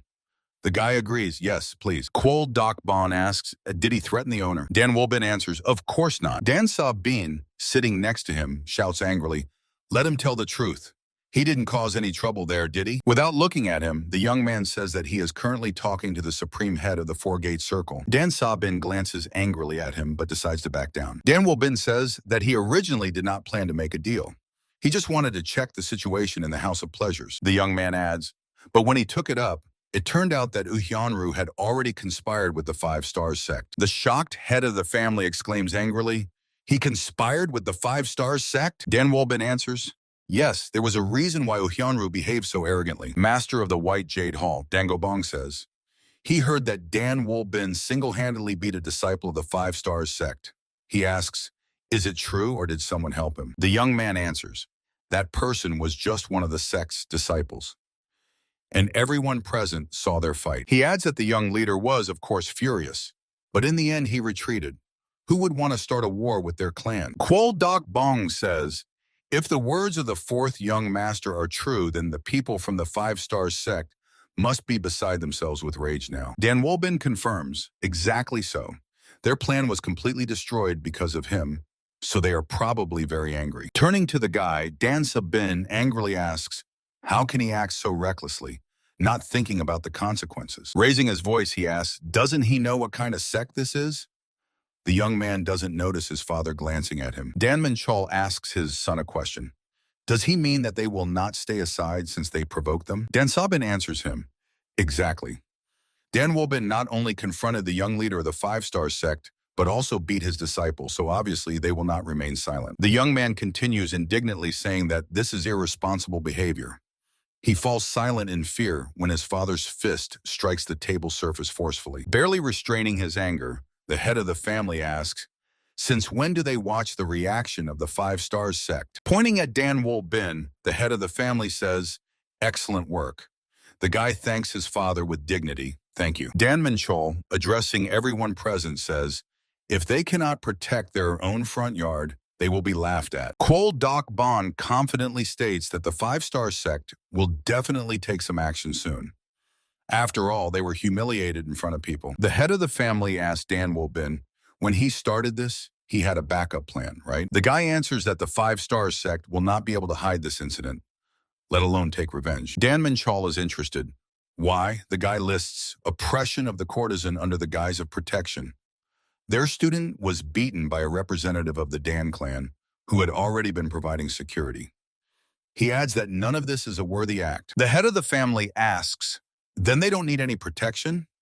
Dan Wolbin replies that this is not the case. The guy says that the Five Stars sect will definitely try to take revenge from the shadows. He adds, if one can say so. Dan Menchol throws a glance at him, expecting continuation. Raising his hand as if attracting the attention of those present to his words, and furrowing his brows at the bridge of his nose, Dan Wolbin says that they have been conducting affairs incorrectly all this time. The father and elder brother exclaim in surprise. What? Kwol Dok Bon asks, what does he mean? The guy answers that they need to put more effort into their security, calmly agree to terminate the contract with Uhienru. No matter how you look at it, This is wrong. Dan Wolbin asks everyone present, how is this different from silence while the Dan clan estate is openly mocked? The head of the family ponders his words. Dan Wolbin continues, first they need to thoroughly investigate everything, and also carefully systematize the demands of the tavern owners. They will also check other places where the five-star sect has managed to infiltrate, and they need to visit the taverns they manage, or with which they have security contracts. Raising his index finger to emphasize the importance of his words, he adds, every single one without exception. Kwol Dak Bon utters an exclamation of surprise. Young Master Dan, this is, Master of the White Jade Hall. Dangobong asks, what does he want to achieve with this? The guy confidently states, surely there are places dissatisfied with the five-star sect. Voldon Bok says he understands his feelings, but if they do it for revenge, how will they differ from those bastards from the five-star sect? Dan Volbin asks, so what? Kvol Don Bok is struck by his answer. What? The guy explains his position, so they can do that, but they can't. The supreme head of the Four-Gate Hall would like to object, but has nothing to say. Dan Volben, not waiting for a reasonable answer from him, continues speaking. Is it right to starve while trying to keep some dignity? Demonstratively clenching his hand into a fist, the guy says, he thinks protecting their treasury is more important than anything. The head of the family clarifies. Does he mean they should fight the five-star sect for territory? Dan Volbin replies that this is not just a war for influence. Leaning his whole body forward and staring intently at the guy's face, Dan Menchal asks, then what is it? Shrugging, the guy answers, survival. Shaken by his answer, the head of the family exclaims, what? Pompously raising his hand in front of him, Dan Volbin says, this is a question of both the future fate of their Dan clan estate and their own honor. He adds that he does not intend to voluntarily give anything to the five-star sect. The guy, emphasizing every word, says, not a single grain. Everyone present is clearly impressed by his statement. Already sitting in his apartments at a low table, Dan Volbin listens as a servant exclaims, what? Did he really say that at the meeting?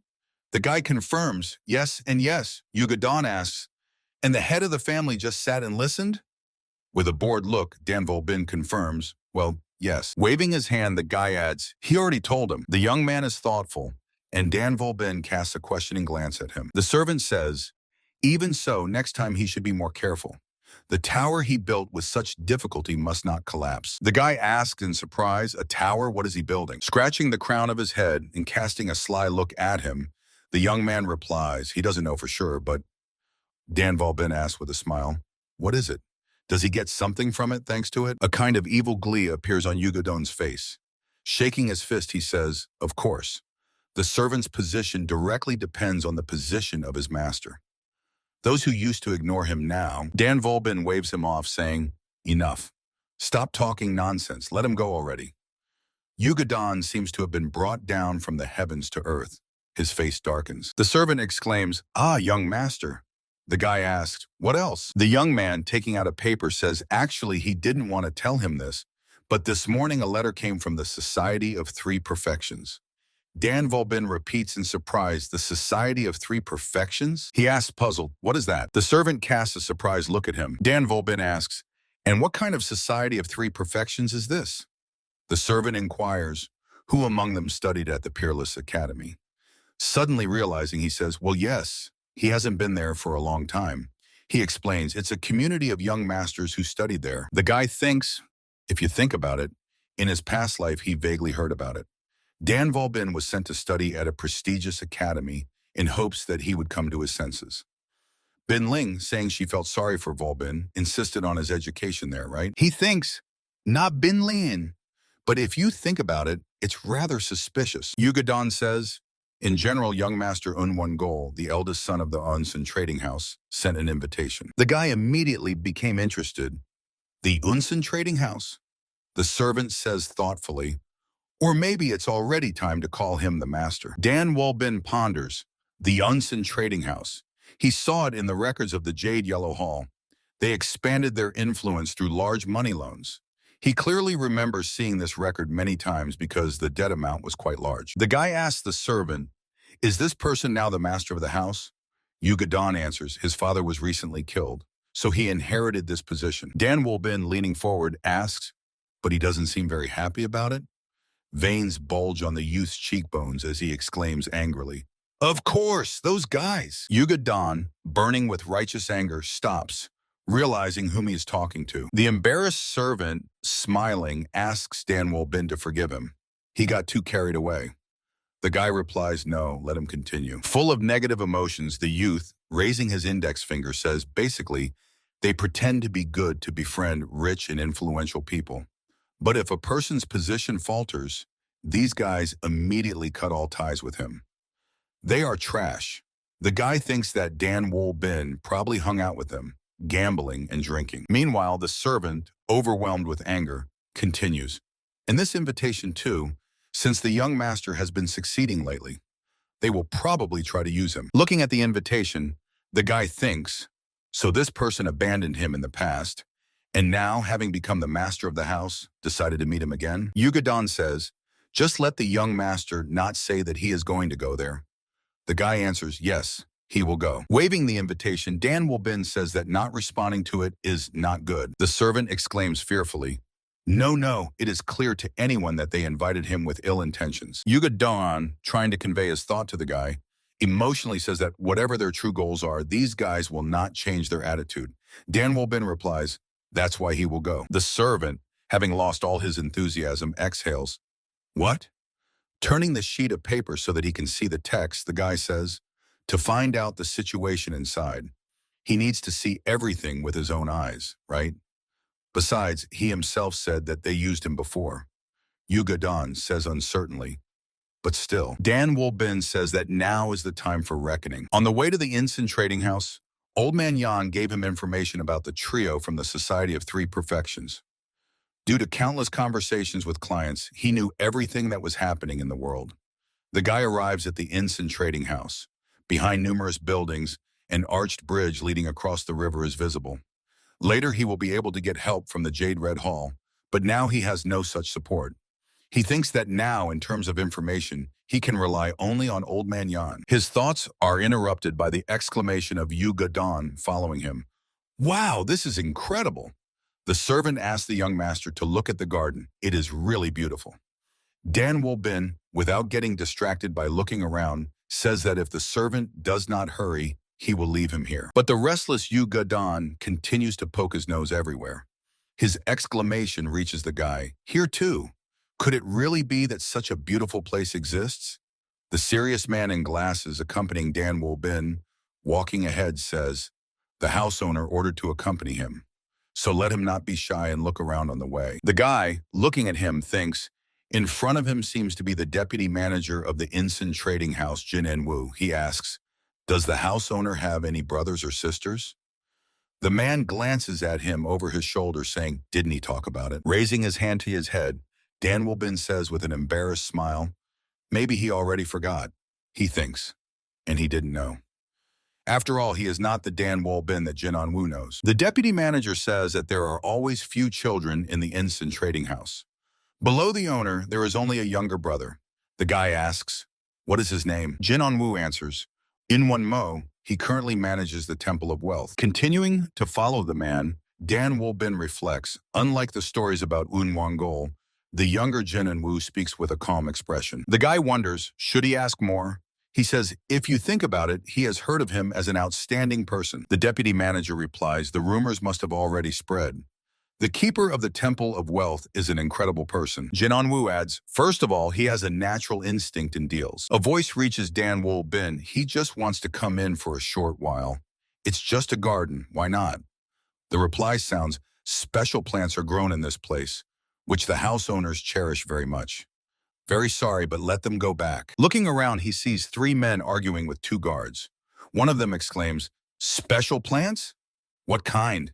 The guard says they don't know either. The man, looking suspiciously at the guard, says he just doesn't want to tell him. His companion, a tall, slender man in green robes, calling the man Brother Pine, suggests just leaving and not spoiling their mood on such a nice day.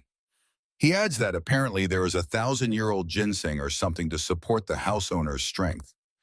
The other, turning to him, says, ah, really? Their third companion, with a dragon tattoo visible on his neck, says, or maybe it's not mountain ginseng, but some kind of aphrodisiac brought from the south. It's used to arouse women. Hugging his friends by the shoulders, he leads them away. The slender man says it sounds quite plausible. The one called Brother Pang agrees, right? They should also borrow this idea. The tattooed man conciliatorily suggests not interfering in the house owner's secret affairs and just going their own way. Yuga Don, watching the unpleasant scene with the guy, says, "How can a guest visiting a trading house be so rude?" Dan Bin, frowning sternly, just snorts in response. Turning his head to the man accompanying them, the guy asks, "Who was that?" He replies reservedly that these people are friends the house owner met in the martial arts world during his travels. The guy is thinking, the son of a trading house, traveling the world of martial arts? No, most likely he was simply expelled from here. Jin Wu, walking ahead of the guests, says, "They are called the Heavenly Wind Group, and they do not have a permanent sect." Dan Bin says, "It seems they are wandering martial arts masters." The young man agrees, probably. However, the guy thinks now he understands why he had that expression on his face. The deputy manager continues the story. He heard that they are currently especially active in Yunnan, united around some group leader. Dan Bin, catching up with him, asks again, "Group leader?" Jin Wu answers, "An elder named Keep Cha Do. Their housemaster studied martial arts with him for some time. He still stays at the trading house." The guy mentally repeats the elder's name, Keep Cha Do. No, it means nothing to him. He hears it for the first time. Climbing the top step, the deputy manager announces that they have arrived. Turning to the guy and his servant, he adds that the housemaster is waiting for them here. Yuga Don cannot hide his delight. Below before them stretches a water surface surrounded by green vegetation, near which a gazebo is visible. And a little further from the shore stands another one, but surrounded by water on all sides. Dan Bin looks no less stunned than his servant. Yuga Don exclaims in surprise, "A river inside the house?" Jin Wu corrects him. "It is not a river but an artificial lake. It was dug by order of the great-grandfather of the housemaster." The guy thinks it is some kind of secret place for receiving guests. Placing his palm on his forehead and looking into the distance, the servant says, "But there is nothing here. Where are they supposed to meet the young master's friends?" Pointing forward with his finger, Jin Wu says, "They are over there." Seeing a sailboat floating on the lake, the guy and his servant are once again shocked. Yuga Don exclaims, he had seen boats before, but he sees one like this for the first time. The impressed guy mentally agrees with him. Indeed, just looking at it is enough. Sounds of music reach them, and the guy frowns, even the sound of the zither. Standing on the pier near the moored sailing ship, the guy thinks that they really put on a worthy performance. Slightly tilting his head, Jin Wu asks them to pass. Jin Bin and his servant climb the gangway onto the deck. The man standing at the helm exclaims, "Huh? Who is this?" The man meeting them shouts, "Who allowed strangers to come here?" Approaching the side, he addresses Jin Wu. "What is that one doing? Who did he bring?" The deputy manager replies that he brought the young master from the Dan clan estate, whom the house owner invited. The man turns his head and, looking in shock at the guy standing before him, exclaims, "What? Dan Bin?" The latter thinks, judging by what old man Yan told him, this person is Naok Wu, the third son of the Lohang Trading Company. This is a fairly well-known trading group in Yunnan. The red-haired big guy continues to be surprised. He says it's absurd. The guy recalls he heard that Naok Wu is very fond of gambling. Probably he got Dan Bin hooked on it. Shifting his gaze to the second man, he thinks that this is O Rongbo, the eldest son of the O family, which runs the Laughing Tiger Martial Arts Hall. Their family martial art is called the Drunken Tiger Fist. O Rangbo calls the house owner. The response is, he is busy listening to good music, so let them go to him. Naoke Wu, staring intently at the guy's face, says that he has really changed a lot. The latter just sighs, thinking that he needs to accept it. Orion Bo goes to the superstructure on the deck. OK Wu makes a hand gesture, inviting the guy to come inside. Entering the room, he sees the owner of the money house Incident One Goal, standing in front of a table set with various dishes and bottles. The man hugging the girl by the shoulders looks at him in surprise and asks, "Who is he anyway?" The guy replies that he is Dan Bin and adds, "Long time no see." In One Goal freezes with the bowl half raised to his lips. Looking at the guy in shock, he cannot utter a word. The sailing ship, driven by the wind, swiftly rushes over the water surface. In One Goal is still surprised. Of course, he had heard about the changes that happened to him. But this, is he really Dan Bin? The guy replies that they haven't seen each other for a long time. He has lost some weight, and that's probably why he didn't recognize him. It's a pity, of course. The owner of the sailing ship and his guests sit at a low table set with dishes. In Gol, leaning back on the sofa behind him, asks, why did he bring a servant to such a place? Yugadon stands a little behind the guy. Danwolbin says, he feels awkward when he says that. In Gol asks in surprise, is he angry at him now because of some servant? The guy asks in return, what did he say? And is that all they meant to each other? Danwolbin adds, by the way, he heard that he inherited the trading house. He probably has a lot of business now. In Gol waves his hand carelessly in response, saying that being the manager of the house is not that difficult. Taking the bowl in his hand, the guy replies, well, maybe. Looking at him intently, In Gol says thoughtfully, it seems that not only his appearance has changed. Danwolbin asks, did he call him to personally check this? Gol waves his hand again. Of course not. He just wanted to see an old friend. Bringing the cup to his lips, the guy says, how sweet. Suddenly he freezes, and a cry bursts from his mouth. Oh! Danwolbin says, that is very good. Gol, smiling, reports, oh, it is called the Spirit of the Golden Lotus. The guy repeats the name as if tasting it. Spirit of the Golden Lotus? Oh Ryangbo, laughing, calls Danwolbin his dear friend and says that one bottle of this wine costs as much as a decent house. The guy echoes after him. House. Gol proudly says, money gives opportunities that were previously unthinkable. Danwolbin says, for example, to blackmail a warrior clan like theirs, demanding to repay a debt. Losing his good-natured and relaxed look, Gol pours the drink into his cup, saying, so he knew. The guy answers, of course, he demanded the money so persistently that even he heard about it. Gol laughs loudly, then becomes serious and furrows his brows toward the bridge of his nose. Bringing the cup to his lips, he asks, does Danwolbin know why he was kicked out of the family? The guy asks, doesn't it sound like his own story? He also brings the cup to his lips and adds, like a bad calf whose horns grow on its backside. His words clearly displease his interlocutor. With a thud, putting the cup on the table, Gol exclaims, no, it was because of him, Danwolbin's father. The guy asks, because of the clan head? Gol literally explodes with anger. He shouts, yes, Father Danwolbina sent someone to his parent to frame him. Dan Menchol's actions are no different from those of a petty little man with a narrow outlook. Looking at the departing manager of the trading house, the young man thinks, probably the head of the clan sent a person here not to frame Gol, but to reveal the truth about the villainies of Danwolbin and his company. Even here, Dan Menchol, who seems indifferent to everything, was worried about his worthless son. Staring intently at the guy, Gol says, it seems he didn't know that. Danwolbin, raising the cup to his lips, replies, that's right. He adds that he is not very interested in it. Besides, what is the point of bringing up this topic now? Gol shouts angrily. Does he even know how much he suffered? Placing the bowl on the table, Danwolbin asks, and what does he want from him? He admits that he used the money for bad purposes. The surprised head of the trading house asks, what? Staring intently at him, the guy says with a smile, well, it doesn't matter. They really did borrow money from them. But he should have discussed it with the head of the clan first. So why did he call him here? He mockingly adds, or does the new owner of the trading house lack courage? Gol looks at him in shock. His friends are also bewildered. Staring at the guy, the head of the trading house says puzzledly, he just cannot understand. He wonders if he is being deceived. Is he really Danwolbin? Leaning slightly forward and answering him with an equally intense gaze, the guy says, if he noticed that his nature has changed, then he should also change his attitude. Will he keep treating him like an idiot for much longer? For a few moments, silence reigns in the room. Then Gol bursts out laughing loudly. He says, all right, and suggests going together to the cricket gambling fights. Someone there just wants to see him.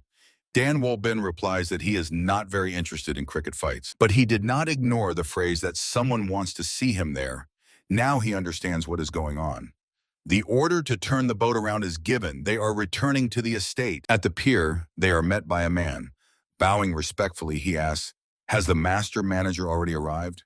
Gol, behind whom stand his friends, and Danwolbin with a servant, reply, the great elder Jun has come out to meet them. The owner of the trading house says that today an old friend, whom he has not seen for a long time, has come to visit, so they will go straight inside. The great elder of the Yunsan trading house says with a smile, "Ah, this is young Master Dan." He adds that he has heard much about him. The elder invites them to follow him and escorts them to the mansion. He opens the door and lets Yunwon-gol and his companions into the dimly lit room. Peering into a large box filled to the brim with grain, Yu Gadon says to the young master, "This place looks like a warehouse, doesn't it?" Putting his hand into the box, the young man takes a handful of grains and pours them back, thinking, "Rice?" Looking around the room, he realizes that this is a grain warehouse. The elder approaches a lit lantern standing on a small pedestal. He turns the lantern's lid, and at his feet a slab slides aside, revealing steps leading down. For a few moments, everyone stands at the opening, looking down. Yunwon-gol casts a glance at Dan Wobin.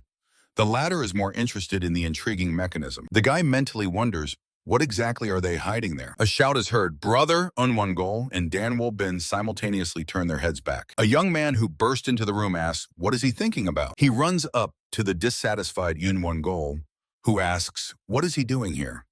The young man replies that this is not the main thing now. But what is he doing here? Dan Wobin looks at him with interest. Brother? Yunwon-gol says that he is engaged in business. The response is, business is not all the same. Yugadon asks the guy, who is this person? He thinks it must be the younger brother, Unwon-mo, whom the deputy manager mentioned. The young man says, no matter how much the brother calls it business, Unwon-gol interrupts him with a dissatisfied voice. Let him call him the master manager. Unwon-mo, master of the wealth temple of the Unsan trading house, not on the first try, but still pronounces master manager. The young man says that they have been working with money for a long time, but have always lived by principles. What he is doing now does not correspond to the beliefs of their family. Yunwon-gol replies that times have changed. The Yunsan trading house can no longer grow only on old money games. Yunwon-mo says that he has heard more than once about famous families that fell, getting involved in dishonorable deals. The owner of the trading house shouts for him to shut up. He adds, if he wants to be treated like a hallmaster, let him watch his words. Throwing a dissatisfied look at his younger brother, Yunwon-gol says, let him mind his own business and not meddle where he shouldn't. The master of the wealth temple of the Yunsan trading house emotionally assures that this is his business. Pointing a finger at the steps leading down, he says that as the hallmaster of the wealth temple, he must personally see what is happening below. Yunwon-gol replies, let him do as he sees fit, but not interfere. He must know his place. Yunwon-mo is just a hallmaster, and he is the house manager. They go down and walk along the corridor. Both the staircase and the walls are illuminated by numerous small round lamps emitting a soft blue glow. Rienbo says that this place never ceases to amaze him. No less impressed, Naokyu says, the title of secret rich man of Yunnan was not given for nothing. The guy, walking after them, examines the lamps, thinking, such high-class glowing night pearls everywhere. Yunwon-gol reports that they have arrived and makes an inviting gesture with his hand, letting his companions go ahead. Inside, the guy sees a tall, spacious wooden cage around which people are crowding. He wonders, what is this anyway? A fist hits a man's jaw and blood spurts from his mouth. A man in green clothes delivers a crushing blow to his opponent, the wearer of blue clothes. The men's hands are carefully wrapped with strips of cloth. The wearer of the blue sleeveless shirt immediately delivers a counterattack. His fist hits the opponent's chin. Staggering back, the man in the green shirt makes a muffled sound. At the same time, blood spurts from his mouth. Yunwon-gol, together with his companions, watches the scene from afar. Dan Wobin and his servant look with wide-open eyes at the blood splattering in all directions.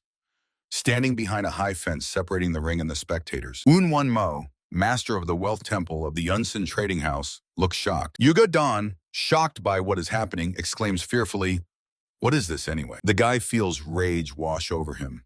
He thinks, so this is the cricket fight that Yunwon-gol was talking about. The spectators standing around the barrier are anxious. Cries come from the crowd. Kill him. My entire fortune is at stake. Pull yourself together. Counterattack faster. The fighters continue exchanging blows. Yunwon-gol, turning his head to the guy, asks, well, how does he like his business? At OKU exclaims, wow, there must be a huge bet at stake here? The owner of the trading house steps forward and asks Dan Wobin to come over for a minute. The guy follows him. Cries reach him. Like that, press harder. The crowd is raging. Someone shouts, if he wins this fight, he will be able to change his life. The guy following Yunwon-gol sees an old man sitting on a stone bench in the corner, with 3 men standing behind him. Dan Volbin thinks, weren't these the people they saw in the garden earlier? Pointing to the old man, the owner of the trading house tells the young man, let him introduce him to this gentleman. He was the one who wanted to meet him. Casting a glance at him, the old man in the green cloak asks, is he the fourth young gentleman from the Dan estate? Folding his hands in the traditional gesture and bowing his head, the young man says, the fourth young lord of the Dan clan, Dan Volbin, greets the elder. The old man says, let him forget about the elder and other ceremonies. He is just an insignificant man named Kip Cha-do. Pointing with his thumb over his shoulder, he adds that he leads a group of wanderers called Heavenly Wind, along with these reckless rascals. Dan Volbin is curious. Why did the group leader look for him? The old man smirks. What an impatient young man. Casting a sly glance at him, Kip Cha-do says there is no special reason. He just wanted to meet a descendant of the Dan clan, which dominates this Yunnan region. Meanwhile, the spectators shout excitedly, finish him off, kill him. Looking at them, Dan Volbin says to the old man, he had heard, of course, that he was a martial arts master, but his hobbies are quite unusual. Shrugging, Kip Cha-do replies that it is not a hobby. The old man explains that beyond the teacher-student relationship, the head of the house and he are preparing a joint business. Today they are testing it. Casting a glance at him, Dan Volbin asks, haven't they chosen too dangerous a method? It seems a lot of blood has been spilled. Kip Cha-do answers, if you listen to him, they kidnap innocent people and force them to fight. The guy says that for cricket fights, they take two innocent specimens and make them bite and kill each other. Isn't that so? Watching the fight, the old man replies, usually it happens exactly like that, but not here. They went into this duel entirely of their own free will. They even filled out all the documents themselves. The guy says he must have made them an offer they couldn't refuse. He even dares to suggest that money was involved. Kip Cha-do laughs, then says, and he likes him. Rumor has it that Mr. Dan is a stupid and fat idler. Looks like the rumors lie. The guy asks him without a trace of a smile, then why did he want to meet with a stupid and fat idler? The old man invites him to join them. He says they are looking for talented people. In return, he will receive money he could never have dreamed of. Dan Volbin replies that he is not as greedy as Kip Cha-do might have thought. The guy asks, is there any benefit besides that? He means the real reason why he was called. The old man looks stunningly at Dan Volbin standing before him. The conversation seems to have gone off plan. He bursts out laughing loudly again, saying, that's where he caught him. Thoughtfully stroking his small beard, Kip Cha-do says, the real reason, huh? The main thing always reveals itself at the end of the conversation. Their Heavenly Wind group can fully support him so that he can properly play his role in the family. The guy asks, what does he mean? Rising, the old man says, if he joins him, he will make sure that no one in the Dan clan can look down on him. Dan Volbin clarifies, including the position of the head of the family. Kip Cha-do throws a sharp glance at him. Staring intently at the guy, the old man says, Dan Volbin and Yu Ge-dan literally bore into him with their gazes. With a chuckle, Kip Cha-do says, a man must be brave. Well, he can't say it's impossible. Let him just join them. Glancing at the owner of the trading house Inson, the guy says thoughtfully, so In Won-gol did not take the position of head by chance. The old man says, correct. Dan Volbin asks, are they planning to poison the head of his family? His bluntness annoys Kip Cha-do and In Won-gol. The guy continues, or maybe they'll send an assassin. Their Dan clan still controls martial arts, so it won't be easy to do. Now, without a smile, the old man says angrily, if he keeps joking like that, he will bring trouble. Dan Volbin replies, if it's not true, there's no need to get angry. Kip Cha-do asks, so he refuses the toast and chooses a penalty drink, right? With a smile, Dan Volbin answers, only by trying can you know if it's medicine or poison, right? The old man says coaxingly, he heard that the Dan estate owes a large sum to the Inson trading house. He turns to In Won-gol with a question. How big is the debt? He answers, about 12,000 silver yen. It slowly grew over 20 years. Kip Cha-do says, even for the Dan estate, that's too risky, isn't it? Staring intently at the guy, In Won-gol says, that's why he ordered them to repay everything by next month. Actually, the deadlines on the debt notes expired long ago. The father kept them valid at his discretion. Kip Cha-do says, understood. If the Dan family estate can't pay on time, what will happen? The owner of the trading house answers, in that case, they will have to go to court. They will probably confiscate all remaining property of the Dan clan. Looking worried, the old man says, Then the position of the Dan family estate in Yunnan will collapse to the very bottom. The guy sighs, thinking that their intentions are obvious. Dan Wolbin says, if it's about debts, let them talk to the financial managers of his family. He knows nothing about it. Kip Cha-do, pointing at him with his hand, says with a smile, to ignore the ups and downs of the family like that. He is sure that Dan Wolbin played a big role in creating this debt. Isn't that so? The guy has nothing to answer. He thinks a lot of money went to cover Dan Wolbin's mischief. However, he could not have created this debt alone. This person is just trying to pressure him. Kip Cha-do asks Won-gol, won't he entrust this matter to him? The head of the trading house replies with a smile, if the Lord wishes. The old man also politely expresses words of gratitude in response. Addressing the guy, Kip Cha-do says he has another proposal. Doesn't he want to participate in a duel? Dan Wolbin replies that it's ridiculous. Besides, he doesn't want to fight those who don't even know martial arts. The old man asks, who said he would fight them? Pointing to a lean man, a member of their group, Kip Cha-do introduces him, Weilin Xiao, the heir of the Green Hawk School, where everything is passed to a single successor, and adds that he has always been interested in the Dan family's martial arts. The old man asks, how about demonstrating their famous techniques to him? The man looks a bit confused by this turn of events. Weilin Xiao immediately shouts indignantly that he needs an expert from the Dan family estate, not a loafer. The old man scolds him, saying that one should not speak rudely about a person in his presence. Bowing his head, the man apologizes, justifying himself. It just slipped out. Kip Cha-do exclaims, quiet. The guy angrily says that his proposal is nonsense, and adds that it's time for him to go. With these words, he turns around, intending to put his plans into action. The old man says, a 3-year deferment. Raising his index finger, Kip Cha-do adds, if the guy defeats Weilin Xiao, he will persuade the head of the house to extend the repayment period, and they will also write off all the interest accumulated by that time. He adds, sounds like a very good deal, doesn't it? Dan Wolbin asks, what if he loses? The old man replies, then he will work with them for 3 months without conditions. Of course, he does not intend to use him. All this is their struggle to attract talent. The guy thinks it will be hard to refuse such an offer. He decides to pretend to agree. Dan Wolbin says he will do it. Kip Cha-do replies, oh, really? He suggests drawing up the contract immediately. A shout is heard. Young Master Dan must not agree. The old man is clearly surprised. Won-mo, master of the Temple of Wealth of the trading house, Insen, exclaims that he will not be able to win. Even if he manages, a 3-year postponement will not be enough. Dan Wolbin casts a glance at him, saying, 3 years? Won-mo does not understand what he means. Thoughtfully rubbing his chin, the young man shifts his gaze to the old man, saying, if he wins, then let them postpone for 10 years. The head of the trading house exclaims that Dan Wolbin is crazy. The old man does not hurry to answer, and the young man says, if he doesn't like it, then he suggests just forgetting all about it. He is sure that Kip Cha-do would not make him this offer if he did not need him. Won-mo exclaims, what is young Master Dan saying? The young man throws a mocking glance over his shoulder and smiling says, you have to row when the water comes. Shouts are heard. New round.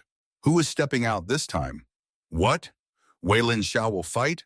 A call to place bets quickly sounds. Everyone decides that only Weilin Xiao remains to bet on, and they wonder, but who is his opponent? On the ring stand facing each other are Dan Wolbin and Weilin Xiao. A man asks, did he even study the martial arts of the Dan family estate? The young man answers, if he studied so, then it will be easier for him, right? Weilin Xiao asks, what does he mean? Dan Wolbin says, if he properly studied the martial arts of the Dan family, then the man has no chance of winning. Frowning, Weilin Xiao says, he hopes that his confidence has real grounds. Shrugging his shoulders, the guy suggests starting the fight. Mentally, he tells his opponent that it will not be as easy as he thinks. Weilin Xiao, taking a fighting stance, says that the Green Hawk School is mysterious, with internal and external techniques harmonizing with each other. Streams of blue energy emanate from his body, shining in his eyes as well. He declares, the power of the art of smoky light of the heavens is boundless like the ocean. In the divine fist of the 9 palaces, Hawk combines lightness and authority. The guy is a bit puzzled. He thinks, divine hawk. Is it related to hawks? Staring intently at Dan Wolbin, Weilin Xiao says, let him watch carefully. This will help him train in martial arts. With a slight tone of contempt, he adds, a little brat from the Dan family estate. The guy stands in a relaxed pose.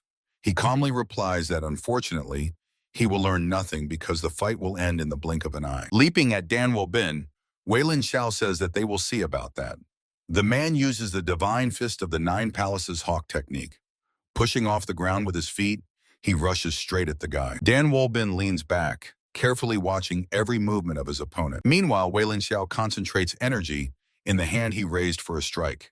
The man's hand, with fingers bent like the claws of a predatory bird, lunges toward Dan Bin. Weilin Xiao's curled fingers reach for the guy's throat. At the last moment, Dan Bin slightly leans to the side, and the opponent's hand passes by him. The man, by inertia, takes a few more steps forward and ends up behind the guy. Dan Bin looks back, smiling, he thinks. Quite interesting.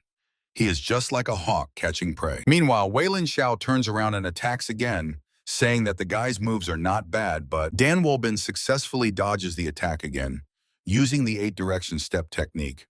But the opponent lunges at him again, asking, does he think he can dodge forever? Dan Bin, retreating, hits his back against a lattice wooden fence. Crossing his hands with twisted fingers in front of him, Weilin Xiao, whose eyes sparkle with inner energy, exclaims, he is cornered! He has nowhere else to run! The man attacks Dan Bin in a jump, using the divine fist of the Nine Palaces hawk. The guy's face is tense, and a short no flashes through his mind. The excited Yu Ge-dan shouts, young master! Dan Bin literally soars upward, and his opponent, unable to break in time, crashes his head into the wooden fence, partially breaking it. The guy lands behind Weilin Xiao, who crashed into the fence. The man becomes furious. He exclaims, this rat! Noticing the splashes of blood, Weilin Xiao grabs his ear with his hand, where there used to be 2 hoop earrings, but now only 1 remains. Showing him the bloodied earring, Dan Bin asks, is he looking for this? The man asks, when did he manage? The guy says that, judging by his surprised facial expression, this thing is very dear to him. Let him not worry, he will just look and return it. In Von Gol exclaims, no, why is this? The old man standing next to him thinks that the guy not only jumped over the divine fist of the Nine Palaces, hawk Weilin Xiao, but also managed to steal an earring. Everyone called him a loafer, but in reality that is not the case. Enraged, Weilin Xiao insults the guy. He says he held back out of respect for the Dan clan, and that guy dared to humiliate him? Dan Bin answers, judging by his reaction, this thing is really dear to him. Well then, let him catch it. He sends the earring towards the opponent. The earring, cutting through Weilin Xiao's cheek, forcefully crashes into the wooden fence, half embedding itself in the plank. The man lunges at the guy, showering him with insults. He threatens to kill him, but Dan Bin slips through his hands. While the man stares in surprise at the spot where his opponent just stood, the guy appears from the side and attacks himself. The palm of Dan Bin strikes the solar plexus of Weilin Xiao. With terrifying force, into which he invests inner energy, the guy slams the opponent into the fence. Dan Bin's palm is enveloped in a light haze of bluish aura. Weilin Xiao forcefully crashes into the wooden fence. The man immediately falls at Dan Bin's feet, face first into the ring's surface. A barely restrained triumph appears on the young man's face. The spectators shout, he knocked Weilin Xiao down. Who is this guy? And he's strong. Nah, okay. Wu's jaw drops, and Yun Won-gol's face darkens as he realizes what just happened. Yu Ge-dan joyfully shouts that the young master has won, and it's amazing. Dan Bin stands over the defeated opponent. The spectators exchange surprised whispers. How did he manage that? The servant beams a radiant smile and exclaims, brilliant victory. Kip Cha-do looks gloomy and sullen. Casting a glance at him, the young man says, everyone says he won. The old man, smirking, replies that he understands. Dan Bin says, it seems he's not very happy. He is interrupted by a shout, ah, what are they doing? He sees one of the old man's henchmen, who has a dragon tattoo on his neck, twisting Yu Ge-dan's arms behind his back, ordering him to shut up and behave quietly. The youth continues to protest and demand to be released. He asks, does he really think the young master will let this go? The thug asks, who is he talking about? That guy is locked up there now like a monkey in a cage. Dan Bin says, he warns in advance, if even one hair falls from his head, they will pay dearly for it. The thug mockingly says, oh, their monkey king is angry. Frowning, the guy says that he will remember him, and he can look forward to it. Yun Won-mo asks the old man confusedly, what is this? Why all of a sudden? Dan Bin says to Kip Cha-do, seriously? He just begged him for cooperation and suddenly this, harshly knitting his gray eyebrows at the bridge of his nose. The old man replies that the plans have changed, because the guy turned out to be not what he expected. Dan Wolbin emphatically says, even a dried-up dead camel is more than a horse. Right now, it's better for him not to get involved with the Dan estate. Kip Cha Do replies with a smirk.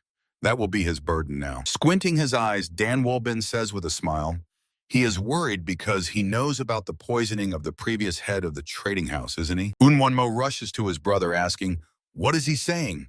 Unwongol shouts angrily, does he believe the words of this nobody? Turning to his younger brother, he shouts almost in his face, the doctor has already confirmed everything. The guy standing in the ring says, however, bribing him is not that difficult.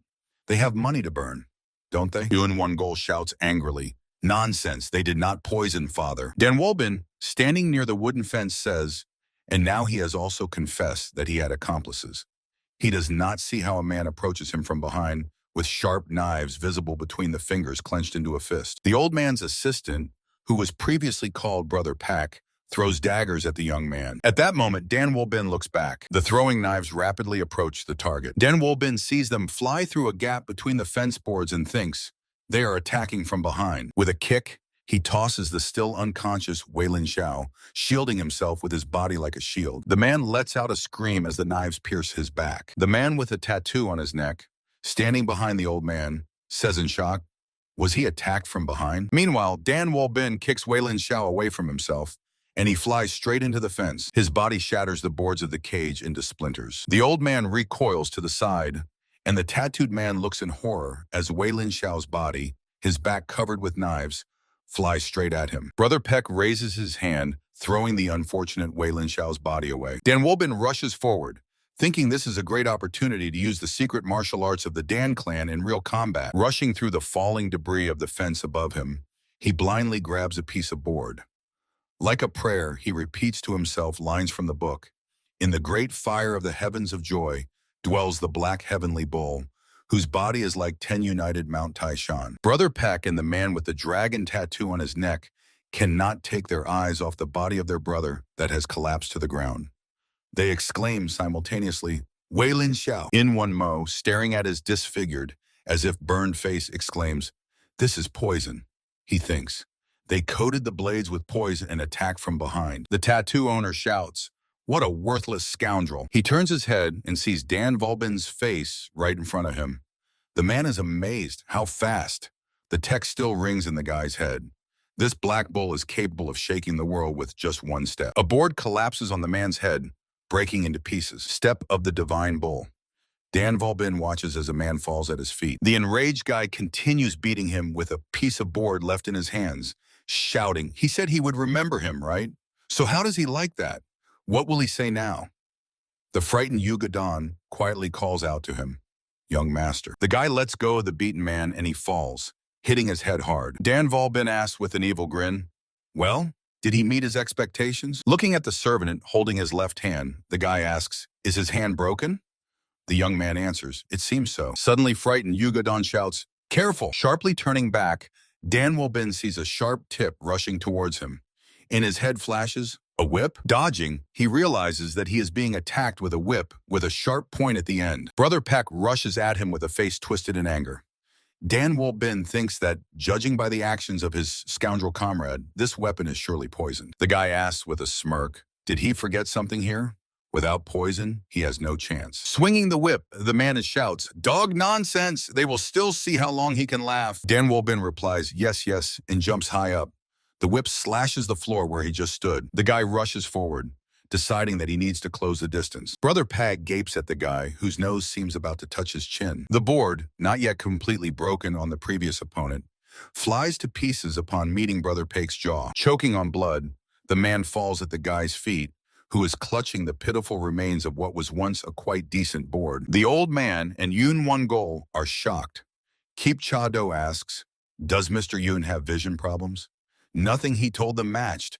The head of the trading house says in surprise, Aj, how did he manage to change so much? Yun Won-gol, sweating, turns to the old man. He apologizes and says that Dan Wolbin really was not like this before. Kip Cha-do angrily exclaims, could he really have completely changed in such a short time?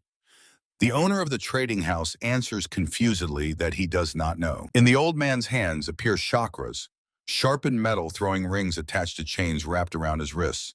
He asks, has the boy not changed his mind yet? If he accepts his offer, his life will change fundamentally. Examining his weapon, Dan Volbin thinks, a disc with saw teeth? Proudly straightening up, the guy replies that he appreciates his offer but has to refuse. He likes the Dan family estate. He adds, by the way, not bad weapons. Kip Cha-do says that he can look forward to meeting him eagerly and rushes towards the guy. Dan Volbin, without taking his eyes off his weapon, swiftly jumps back and slightly to the side. The old man, rushing past him, asks, has he been hiding his skills all this time?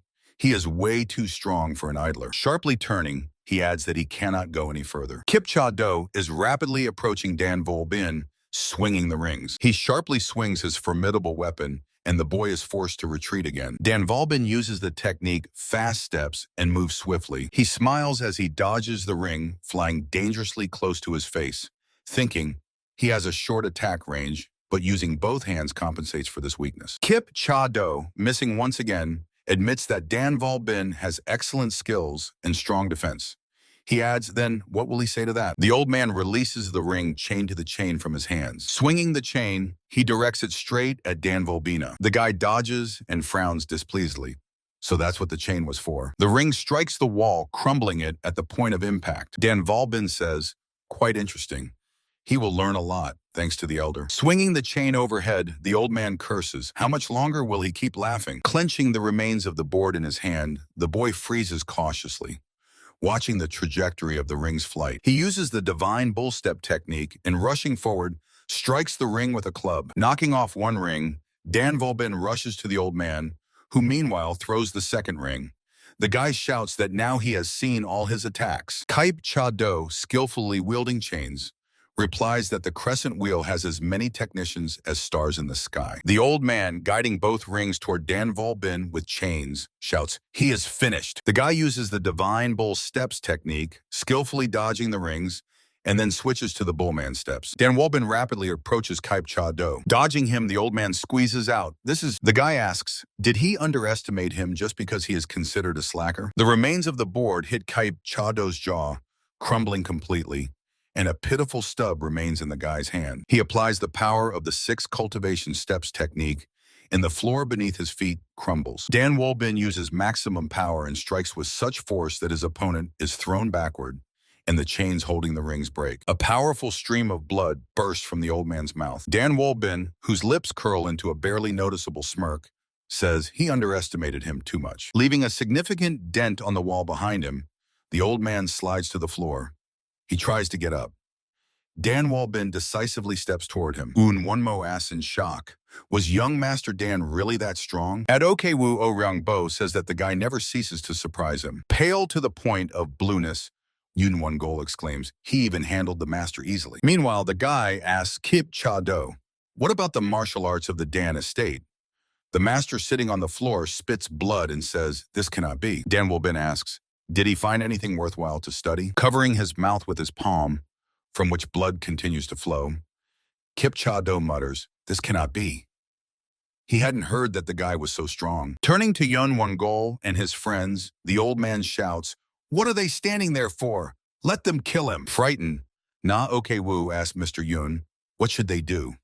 But the dejected head of the trading house barely manages to say, Throwing a stern glance at them over his shoulder, Dan Volbin warns, anyone who interferes will die. Turning to them, the guy whose face now looks so terrifying that even his loyal servant closes his eyes, shouts, not only them, but all their families will be in danger. Frowning severely at the bridge of his nose, he adds, if you're okay with that, then let them attack. Won and his friends freeze in fear. Turning to the old man, the guy says that he is interested in many things. His booted foot pushes Kip Cha-do in the shoulder. Dan Volbin asks, so why don't they talk in a calm setting? Suddenly, the old man loses his balance and falls to the floor. The young man looks at him in surprise, not understanding what happened. He asks, what is wrong with him?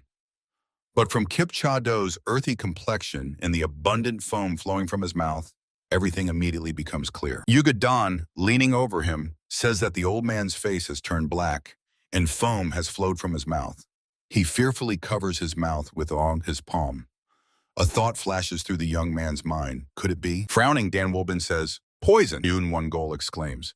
"Damn it, this madman, faster!" Turning his head back, he shouts with all his might, "Elder, where is he?" Eun Won-mo, addressing his brother as Sir, says that Elder Ye Bi-jung is nowhere to be found. The head of the trading house asks confusedly, "What?" The young man wonders, did Keep Cha-do decide to end his life this way? And where did Ye Bi-jung disappear to? Dan Wol-bin, standing in a hall whose walls are decorated with frescoes, reflects, so he was not just a simple leader of wanderers. If you think about it, in his past life he heard something similar about the cult of the Black Flame. The faith of its followers was absolute. Could these people also be connected to the cult of the Black Flame? He thinks, when their mission failed, they ended their lives by suicide. But among Keep Cha-do's captured subordinates, there was nothing like that. And it also seems suspicious to him that the elder disappeared in the heat of the battle. The young man asks himself, what kind of relationship did he have with Keep Cha-do? He is called Young Master Dan. Dan Wol-bin, behind whom stands a servant, bows respectfully before Eun Won-mo, Jin Un-woo, and a charming woman. He says that the fourth young master of the Dan estate, Dan Wol-bin, greets them. Eun Won-gol's mother, Kang Hyun-rim, says that Master Dan must be pleased with his son. Continuing to hold his hands in the traditional gesture of greeting and respect, the young man asks her not to flatter him. He says that until recently he only caused trouble. The woman expresses hope that this matter does not concern Won-gol. Raising her hand to her forehead, she adds, but as he said, it is better to verify everything personally first. Dan Wol-bin says that the authorities might also be involved in this, so they need to be careful. If they recklessly stir up this matter, they themselves could suffer. Kang Hyun-rim says that her father should arrive in about half a month. He will help settle the situation. Dan Wol-bin replies, what a relief. He recalls that the woman was the second daughter of the master of the Flying Swallow sect, a middle sect in Hunan.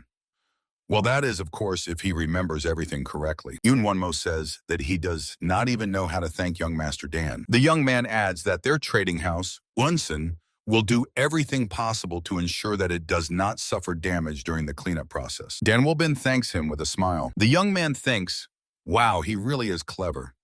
Eun Won-mo objects. He should be the one thanking him for the help. Dan Wol-bin correctly understands his message. Thanks, of course, for the help. But from now on, please do not interfere in Wonsun's affairs. He says, still, considering the circumstances, he will have to postpone his visit to the training hall in the capital. Folding his hands in a traditional gesture and respectfully bowing his head, the young man adds, he hopes they will understand him. Eun Won-mo sighs. The youth asks, what is he talking about? He asks him not to worry about such things. He says that he actually thinks their house should consider additional investments in the Dan estate. The young man's face stretches in surprise. Additional investments? Eun Won-mo addresses Jin Un-woo. Does the elder agree with him? He answers, of course. Dan Wol-bin asks, but why have they suddenly started trusting them? Eun Won-mo replies with a smile, all thanks to him. Jin Un-woo confirms exactly. Eun Won-mo says that now does not seem to be the right time to discuss such matters in detail. The youth adds, honestly, he has a few ideas. He says that as soon as they settle this incident, they will let them know. Eun Won-mo, smiling, says, let him pretend he knows nothing. Dan Wol-bin smiles understandingly in response and says, of course, then asks for permission to take his leave. The reply is, see you soon. The next morning, Jade Yellow Hall, the head of the hall, Dan Un-chol, sitting at a table with a scroll in his hands, asks Dan Wol-bin standing before him, what is this? After his visit, the trading house Yunsun canceled their debt and even wrote off all the interest accumulated over the last 20 years? The young man answers, that's right. Dan Un-chol, raising his head and looking into Dan Wol-bin's eyes, asks, what exactly happened there? The latter answers, nothing special. A slight smile slides across his lips as he remembers how Eun Won-mo and his mother said that any matter must be brought to an end, so they tore up all those papers and drew up a new IOU. He thinks that they turned out to be very generous people. Rising from the chair, Dan Un-chol says that for now it is better to keep this a secret. The guy says, ever since that scoundrel became head of the house, they have only been trying to devour them. Something must be going on there. Maybe the head of the family will be removed soon. The hall leader asks in surprise, what? Dan Wol-bin says, that is not certain, just a usual premonition. Turning away from him, the man thinks, What is wrong with him? The guy says that this time it is better not to rush with the report. Dan Unchol agrees, of course. Last time they rushed for nothing. He sighs. Leaning his hand on the table, he says that this time, they will first thoroughly understand the situation. Dan Volbin, folding his hands in a traditional gesture and respectfully bowing his head, says, then he takes his leave. Dan Unchol, sitting at the table and taking the scroll in his hand, says, good. And he will carefully read this receipt once more for now. Walking through the yard accompanied by a servant, the young man reflects. The financial crisis that shook the Dan estate. It cannot be said that the situation was resolved perfectly, but at least they dealt with the urgent problem. However, he still has matters to attend to. First, he needs to find out the current actions of the cult of the Black Flame. He decides that later he needs to expand his influence within the estate. At least, his words must carry real weight. The guy wonders, who is the biggest obstacle to expanding his sphere of activity in the clan? Most likely Dan Sabin. Continuing to walk along the gallery, he thinks, but if you dig deeper, in fact, he is just a puppet of his mother, Na Bin Lin. He believes that measures must be taken so that she can no longer act recklessly. The servant asks what the young master plans to do now. Without looking back at him, the boy orders him to bring the old man Yan. Dan Wolbin stops and, casting a glance at the youth, adds that before going to the village, he wants to ask him something. Yugadon's face stretches in surprise. They are going to the village? Turning away from him and decisively taking a step forward, the boy answers, yes, something needs to be checked, so let him prepare. He thinks that the existence of Na Bin Lin brings no benefit to either the estate or himself. Dan Wolbin walks down a crowded street. Yugadon, hurrying after him, asks the young master, where are they headed? The answer is that they are going to a place called the Kannen Hall. The servant is surprised. Where? The boy says, he heard that the most skilled healer in the district is there. Yugadon rushes to ask the next question. What? The youth asks, is he feeling unwell? Dan Wolbin, looking a little upset, answers, no, it's not that. He just needs to find something out from him. Yugadon cannot calm down and asks, what exactly? Why not ask Healer Tay? Dan Wolbin, without looking back, waves his hand, saying that he does not need to know that. The response is, what? The boy mentally returns to the conversation with Old Man Yan. When he asked him who the most skilled healer in the district was, he pondered. The groom, sitting opposite the fourth young master, who was settled as usual at the low table, slowly says, there is one well-known person, but Dan Wolbin asks, any problems? Old Man Yan says he heard that he has a very unusual character. The young man asks, in what sense?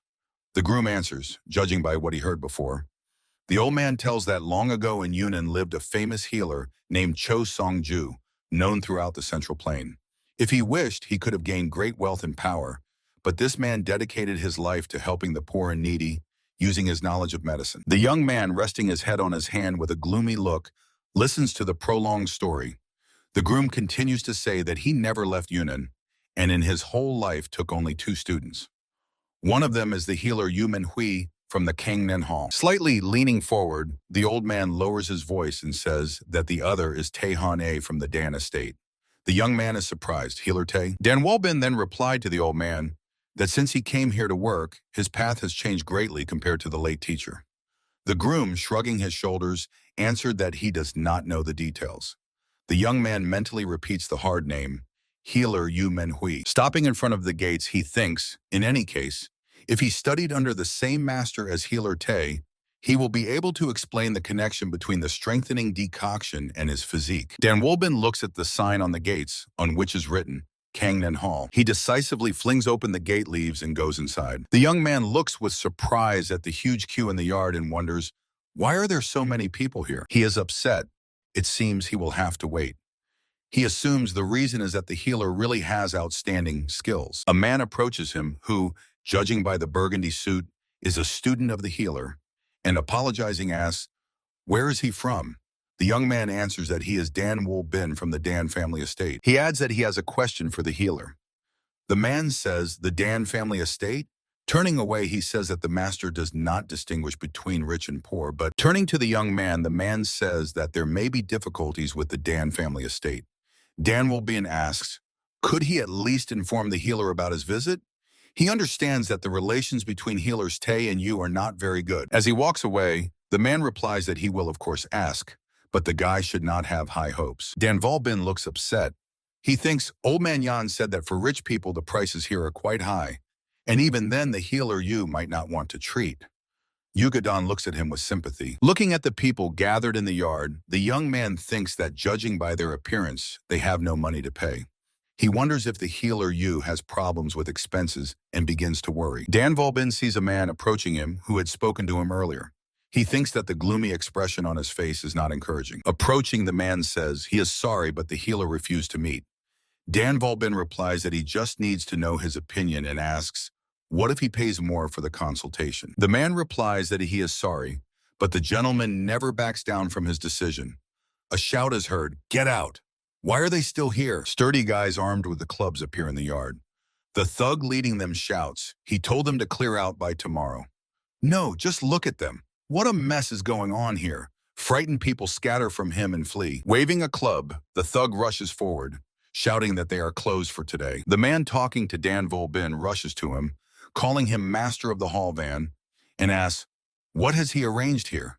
They already said they would not leave the hall Kannen. Looking back at him, the hall master van asks, then why did they reject Master Sun's request? Why did they treat this poor child like that? The gray-haired man in burgundy robes who appeared behind him exclaims, what does Van Jo Yan think he is doing? Turning to him, the hall master Van, pointing at him with his finger, says, how dare Healer Yu treat the hall master of the phantom face so disrespectfully? Has his liver grown outside his body? Healer Yu Manhui from the Kannen Hall shouts angrily, ah, he is a scoundrel. Didn't he tell him that they are currently caring for a patient in critical condition? They have no opportunity to treat Master Sun's grandson. Throwing a club over his shoulder, Wang Zhou Yang snorts, so some peasant woman is more important than Master Sun's eldest grandson?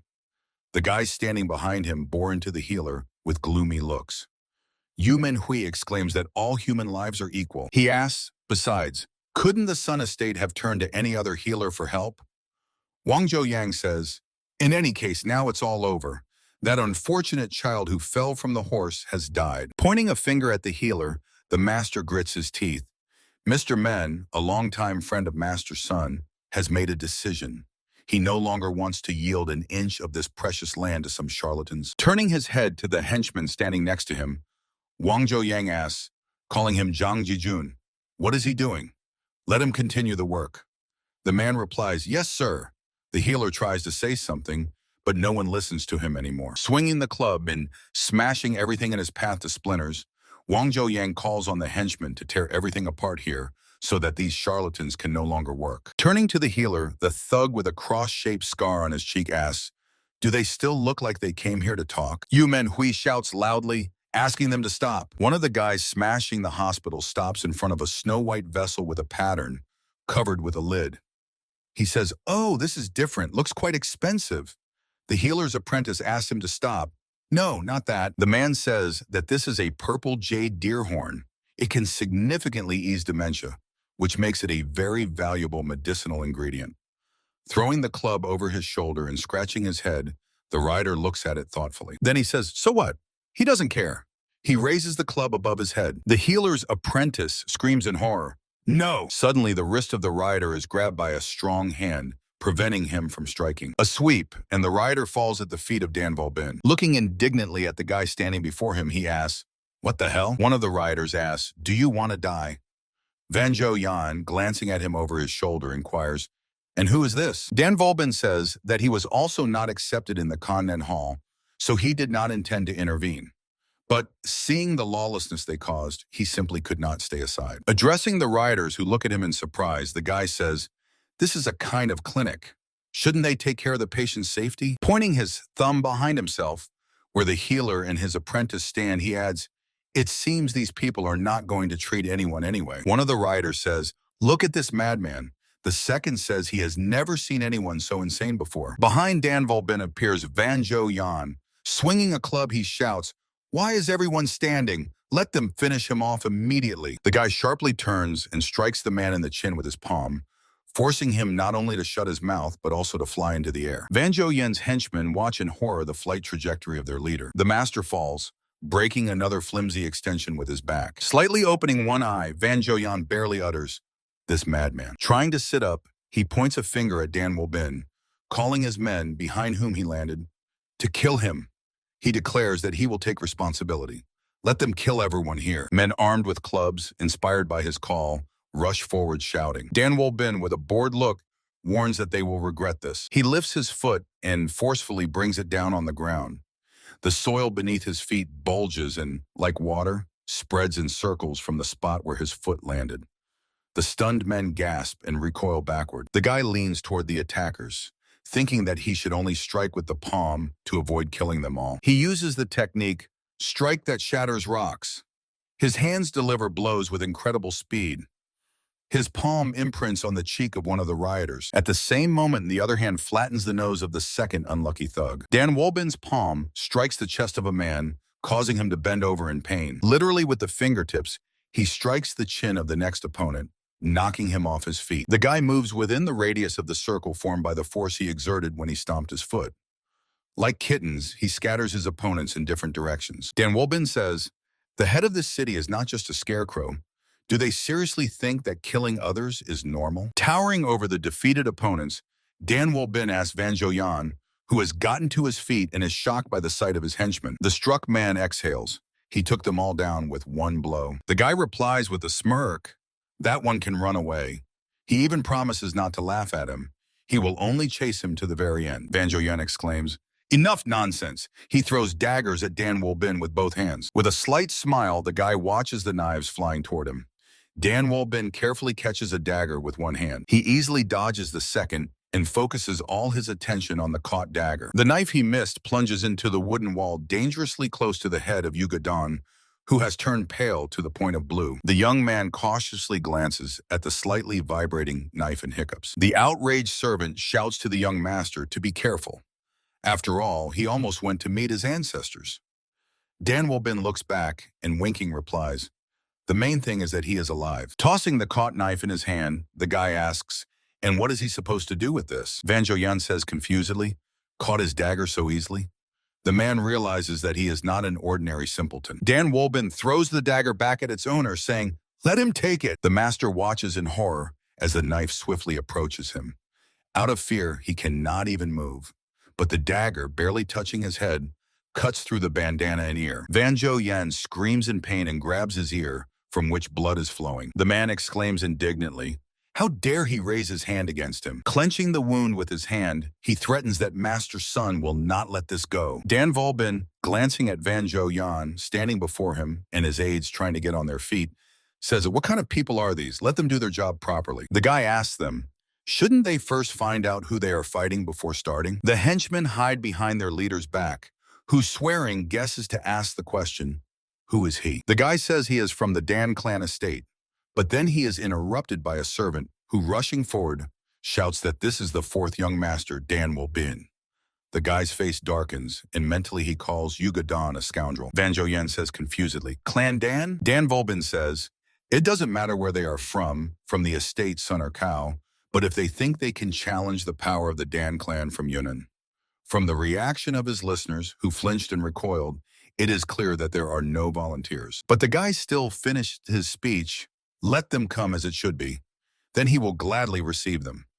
But his words are already chasing after the hastily fleeing unlucky rioters, whom their leader had given the command, "We are leaving," an immediately inspired action by personal example. One of the fleeing ones still looks back and shouts that they will regret this. The emboldened Yugadon shouts after them, "Yes, yes, let them run while they can. They will regret having tangled with the Dan clan." He shouts, threatening them with his fist, that this is the power of the man he serves, the young master, Dan Wolbin. The guy standing behind him is angry. He thinks Yugadon always starts bragging. And he wonders, has he always been like this? A shout reaches the guy, "Master Dan." The doctor's apprentice, approaching him, thanks him for the help. Dan Wolbin replies, "It's nothing. He did it because he wanted to. If the Sun estate tries to cause trouble here again, his family will not stand aside." Turning to the doctor, the guy folds his hands in a traditional gesture and respectfully bows his head, asking permission to bow out. Waiting a moment for a response, but not receiving one, Dan Wolbin turns around and heads to the gates, saying, "If they bother them again, let them report it to their estate." He promises to handle the matter personally. Yugadon follows him. The doctor's apprentice calls out to the guy, young Master Dan. Catching up to Dan Wolbin, he says, earlier he said he had a question for the doctor, right? He answers, right. Turning to the man, he says that, as they see, his body is quite unusual, and he came to ask for their medical opinion. The doctor's apprentice asks, so what's the matter? He adds that compared to the doctor, he is nothing. However, he knows something about pulse examination. The doctor's apprentice says to Dan Wolbin, if he doesn't mind, can he take a look? The guy replies, of course, he would be grateful for that. Their conversation is interrupted by a shout, insolent puppy, and a piece of bamboo club flies into the apprentice's head. Several more such clubs fly towards him, and the man, crying out in pain, crouches down, covering his head with his hands. Speaking lowly of the apprentice's mental abilities, the doctor shouts, how many times has he told him not to take on matters beyond his qualifications? The apprentice exclaims, enough, and asks the master to forgive him. Covering his head with his hands from the clubs flying at him, the man shouts that young Master Dan really helped their haul. He just wanted to thank him for his kindness. The healer angrily shouts back, quiet, let him not take on what is beyond his abilities. The confused guy hears the healer's angry voice. Let the puppy from the Dan clan come to him. The healer calmly repeats, does he hear him? Let him come to him before he changes his mind. Dan Wolbin steps forward, telling the servant to wait for him outside. Yuga Dan, who likes to be aware of all events, cannot believe his ears. What? The guy thinks he shouldn't know this. Measuring the guy's pulse, the healer asks, how long has it been? He answers, since birth. The next question sounds, has he been treated before? Dan Wolbin, sitting at the table opposite the healer, adjusts his sleeve and answers, yes. He regularly took the decoction Gunshitun. It was prescribed to him by the healer Tai Hon A. Manhwa, looking intently at him, asks, is he sure he didn't make a mistake in the name? Dan Wolbin answers, absolutely. He heard it directly from the healer Tai. He said the decoction is called Gunshitun. The healer says the guy was born with channels permeated by excessive yang energy. Dan Wolbin replies, understood. He vaguely felt it during his practice. Manhwa says this differs from the usual types of pure yang or heavenly sun rift. It is a very rare type where the moon yin embraces the sun yang. An average healer might misdiagnose yin dominance but prescribe the yang-rich Gunshitun. Dan Wolbin's face becomes stern. The guy thinks it's like throwing a hot coal into boiling water. The healer continues sharing his thoughts. However, as far as he knows, the healer is quite an unusual person. He had heard before about this body type. It is called the fish leaping over the dragon gate. Dan Wolbin says, fish jumping over the dragon's gate. What a strange name. The healer says he himself is seeing such a pulse for the first time.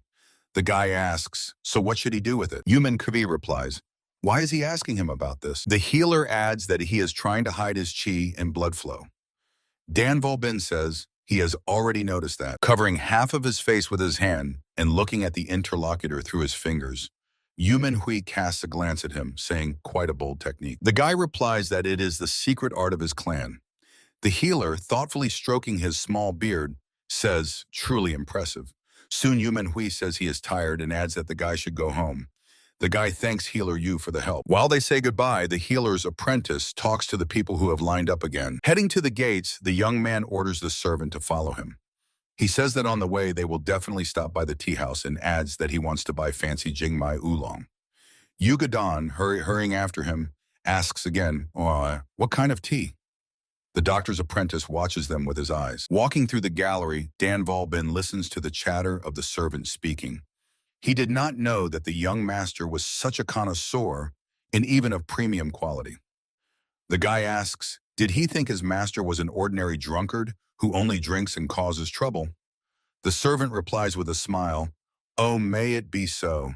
He would never have thought that. In response, it is said, honestly, he did not know that Yuga Dan loved tea so much. He orders the youth to call the Dr. Tay and Okhan as well, for there is no better tea than tea shared with friends. Pressing the vessel to his chest, Yuga Dan, with tears in his eyes, says, even Okhan? The master is too kind to them, the lowly servants, and he is sincerely grateful to him. Dan Clan Estate, tea room in the guest pavilion. Tea from the tea apple pours into the cup. A question arises, what will the healer Tay say? After all, he is a tea connoisseur. The response sounds magnificent. delightful taste. Fengshi Jingmai Oolong is rarely encountered, as its production requires delicate fermentation. The healer Tay, sitting with a cup in his hands at the table in the company of Dan Vol Bin, Yuga Dan, and Ok Han, says that finding such tea is like touching a star in the sky.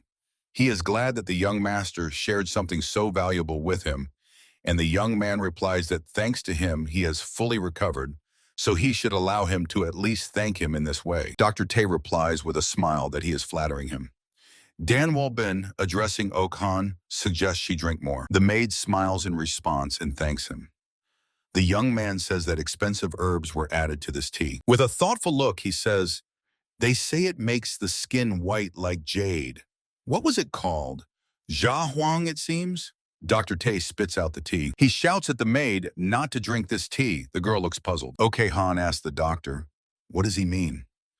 But he only grimly remains silent. Finally, Dr. Tay decides to break the silence and addresses Dan Wolbin, the fourth young master.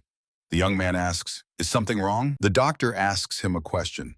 Did he try to kill them all? Yuga Dan indignantly jumps up from his chair and exclaims, "Dr. Tay," he asks, "how can he say such a thing to the young master?" Dan Wolbin says thoughtfully, "Lately he felt constrained, so he decided to look for a tonic. He was advised to add just a pinch of Jia Huang to the tea and then boil it." The young man asks the doctor, "Did he do something wrong?" The doctor sighs, "What madman? Even a pinch is enough to kill several people." Dan Wolbin asks, "Is Jia Huang that dangerous?" He knows well that it is arsenic sulfide mineral, used externally as a disinfectant or ointment for ulcers. Extremely toxic if ingested. Dr. Tay asks, "Where did he get it?" Making a thoughtful expression, Dan Wolbin answers, "In the Hall Kan Nen. It seems he is quite famous in Yunnan." The guy asks, "Can medicine really kill a person?" He adds that he doesn't understand this. The doctor says that medicine and poison are the same thing. Just one helps save life, and the other takes it away. It all depends on what the person wants. Dan Wolbin asks with a smile, "So he prescribed him Gungjitan?" Tae Hong Ai throws a wary glance at him. He cautiously answers that Gungjitan is a rare but powerful tonic. The guy, again taking a thoughtful look, says he is sure that is the case. Throwing a skeptical look at the doctor, he adds, "But didn't he just say that what is medicine for one can be deadly poison for another?" Tae Hong Ai, shrugging, answers, he doesn't know who said that to the young master. Waving his hand, Dan Wolbin answers, "A famous doctor." Tae Hong Ai freezes. The guy says with a smile, he thinks that Dr. Tae knows him. He said he studied under the same master as him. Tae Hong Ai tightly closes his eyes and drops of sweat flow abundantly down his face. Rising from the chair, Dan Wolbin says that in this situation there are only two options. Slightly stammering, the doctor asks, "What does he mean?" Taking a few steps, the guy stands behind the clearly uncomfortable Tae Hong Ai and says, "Either he is an incompetent doctor and therefore could not recognize his pulse, fish leaping over the dragon gate." Leaning over, Dan Wolbin stretches his hand over the man's shoulder and takes his cup, saying, "Or," the guy says, or, even knowing this, Dr. Tae still prescribed him Gungjitan. Yugo Dan jumps up from his seat again, asking, "Is the young master accusing Dr. Tae now?" The guy answers that in any case, this will be enough to expel him from the Dan clan estate. He raises the cup to his lips, and Tae Hong Ai exclaims fearfully, "Don't let him drink." Continuing to hold the cup in his hand, Dan Wolbin asks, "Did Lady Na Bin Lin order the doctor to do this, right?" Leaning his hands on the table, Yuga Dan leans forward, staring intently at Tae Hong Ai sitting opposite him. He asks, "How is this? Lady ordered. What is going on here?" The young man, completely confused about everything, shouts with despair in his voice, "Isn't it good that Dr. Tae prescribed him a tonic?" He asks to be explained everything. Dan Wolbin brings the cup to his lips. The doctor covers his face with his hand in despair, asking, "So he lied about Jia Huang?" The guy answers, "Yes. Unlike some, he has a conscience." Throwing a non-contemptuous glance, Dan Wolbin says that by this act he has stained his name, using his medical knowledge not to help, but to poison the direct heir of the Dan clan. Dr. Tae jumps up from the chair and shouts that the young master misunderstood everything. He admits that Lady Na Bin Lin is behind this. She ordered him to do it. The guy squeezes the cup in his hand so hard that it shatters into pieces. He, sternly furrowing his brows at the bridge of his nose, says, "Enough." He unclenches his fist, allowing the remaining shards of the cup in his hand to fall. Dr. Tay looks at his hand as if enchanted. Sitting down on the chair, he exclaims that he had no choice and asks to be believed. He hears the voice of Dan Bin demanding that he immediately leave the Dan clan estate. The guy says that he should not make a scene and tell anyone anything. Let him just disappear from the Yunnan lands. If he breaks these conditions and returns, Dan Bin, watching as the doctor's hand is enveloped by a bluish glow of internal energy, coldly says that he will find him and finish him personally. He swears by the blood of the Dan clan flowing in his veins. The guy offers the healer a choice, to leave peacefully or to die. In response, a quiet "as you command" is heard. Dan Bin and his servants watch as the healer leaves the room. Yugadon glances at the trembling girl, frozen over her cup, and thinks that Han is probably very scared. The young man, turning to Dan Bin, says that he does not know the whole story, but why not let the maid go? The guy says her name, Hun. The girl trembles so much that the cup falls from her hands. It falls onto the table and the tea spreads over its surface. Leaning over the cup, the girl asks the young master to forgive her. She says she will clean everything up right away. Dan Bin says, no need. His hand lowers onto the girl's shoulder, making her sit back down on the chair. He asks, can Han remind where she is from? The frightened girl answers in a trembling voice, from Chongqing. The guy says, Chongqing? The family of Lady Na Bin Lin lives there, and the Gogan Trading Guild is also located there. The girl, trembling all over, answers, that's right. Her parents work in that guild. Dan Bin continues the interrogation. So, Lady Na Bin Lin recommended her for work in the Dan estate.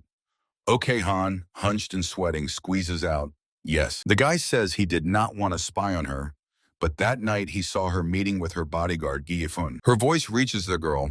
At first he thought it was a coincidence. However, after several nights they met again. Unwilling to believe the obvious, Yugadon anxiously asked the girl, why did she meet with him? The guy thinks, so Na Bin Lin sent her to him from the guild to watch his every step. The girl grabs a shard of the broken cup lying on the table. She brings the sharp edge to her throat and asks the young master to spare her family in memory of their good relations before this. Yugadon desperately shouts her name. Han! Dan Bin's hand rests on the girl's hands, holding the shard of the cup. Holding her hands, the guy says, if she has the courage to die, then she should have enough to fix everything. Tears stream down Han's cheeks. Looking intently at her, the guy asks, isn't that so? Han tightly closes her eyes, trying to hold back tears, but she fails. Giving up, the girl lowers her head onto her hands lying on the table and cries. Both Dan Bin and Yugadon sigh with relief. The next morning, Yugadon's face is reflected on the water surface. Dan Bin, climbing the bridge, asks the servant standing by the railing, why is he so sullen? The healer Tay confessed everything and ran away, didn't he? The young man says, young master. He turns away and, looking again at the water surface, says, they say you should never judge people by their appearance. Honestly, he is shocked after that situation. The guy answers, they say you can measure the depth of water, but the depth of the human heart, no. Yugadon, turning to him, says, indeed, the world is full of such people. Dan Bin, leaning on the railing and crossing his arms on his chest, replies, he probably wants to ask how he will deal with Han. The young man asks, will he really keep her with him despite what happened? Dan Bin says that Yugadon is quite straightforward. He says confusedly, excuse me? Turning to him, the guy says that Han will live here as before, so let her not tell anyone about what happened. The servant breathes a sigh of relief, saying he understood and will follow his order. The guy thinks, they say the head of the Gogan Trade Guild is a good person. He recalls when Han's father fell ill, he found a doctor and hired him, as well as Han and her brothers and sisters. The guy thinks her family must have lived in constant fear. Dan Bin recalls a conversation with the girl. He ordered her to report everything he does as before. Then he added, however, now she will also report to him. The guy promised he will make sure nothing happens to her family. Standing on the bridge, he reflects, a sick father and lack of money. Na Bin Lin took advantage of this weakness to lure Han into her intrigues. At that moment, Han runs up to him, exclaiming, young master, young master. Dan Bin asks, what's the matter? It's still early. The maid reports that the master has called an urgent meeting. The guy looks worried. As if not believing his ears, he asks, what? The doctor's residence, main building. A voice is heard. Did Dr. Tay really disappear overnight? Dan Minchol, sitting at a low table in the meeting hall, asks the heads of the halls and two sons, the second and the fourth, who have taken their places. Do they want to say that he was kidnapped? Kwol Dak Bon, the supreme head of the Four-Gate Circle, replies, they have no evidence, however. He takes out a folded sheet of paper and places it on the table, saying that he left a letter where he wrote that his close relatives suddenly died, and also asked him not to search. Dan Gabin, shrugging his shoulders, says, however, the healer Tay had no one. His parents died long ago, and he never had a wife. The clan head says that is why he summoned them today. Dan Wolbin, sitting with an impassive face, thinks, so the healer Tay kept his promise. Dan Minchol asks, Dan Sabin will not come?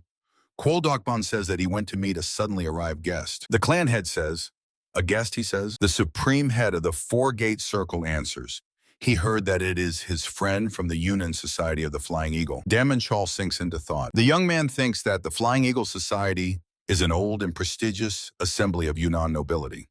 Whose idea it was, but Dan Sabin is busy now. The clan head orders the masters of the red and green jade halls to find out why the healer Tay left. If something seems strange to them, they may act openly. They will report the results later. Master of the Jade Green Hall, Dan San Chol, responds, understood. Master of the Jade Red Hall, Dan Chongban says, yes, clan leader. Dan Minchol says, and as for the fact that the Yunsan Trading House withdrew its demand for debt repayment and forgave them interest for 20 years. He asks, who negotiated with them? Dan Sun Kol is surprised. Yunsan Trading House? Dan Chongban glances at him, thinking, who the hell could it be? Dan Wolbin says he acted on the orders of the head of the Jade Yellow Hall. The current owner of the house, Yun Won-gol, turned out to be his old friend, so the negotiations went smoothly. The second elder brother asks skeptically, was it him who went there? Dan San Kol thinks, that good-for-nothing pup, master of the Jade Red Hall. Dan Chongban casts a displeased look at the guy, thinking, him again? The clan leader, stepping forward, says that nothing in this world is given for free. So he claims that he forgave the entire debt and interest as a sign of friendship. Dan Wolbin replies, no one knows about this. However, the Yunsan Trading House is going through hard times. He just helped them stabilize the situation. The clan leader says, good job. Dan Wolbin smiles modestly. The guy thinks, did he accept it too easily? The leader must know more than he thinks.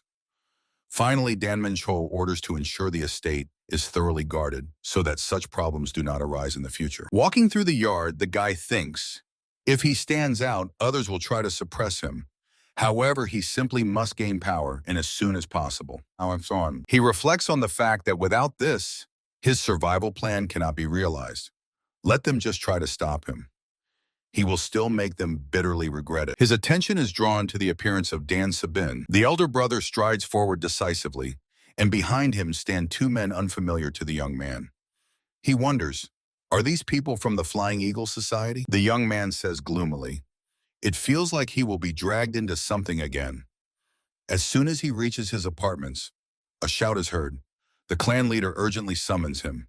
He thinks, I knew it. The healer's residence, the main building. The young man, having received permission to enter, steps into a room where the clan leader, Dan Sabin, and two unfamiliar men whom he had previously seen with the elder brother sit at a table with cups of tea.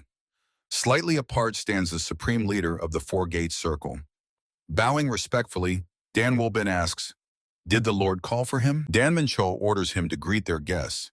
Pointing to the man sitting next to him, he says that this is Elder Yong Isa from the Tian Mountain sect. The young man, stating his name and position in the clan, bows respectfully and greets the guest. The elder asks, so he is Dan Wolbin?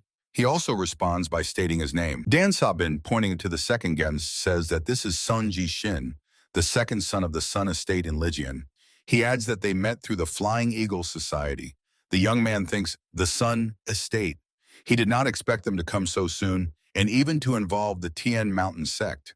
It still firmly holds one of the 9 great posts in the martial arts world. Bowing respectfully, the young man repeats his name, thinking that meanwhile the position of their Dan clan estate in the alliance of noble clans of the world has sharply declined. The young man, looking at him, replies, very pleased.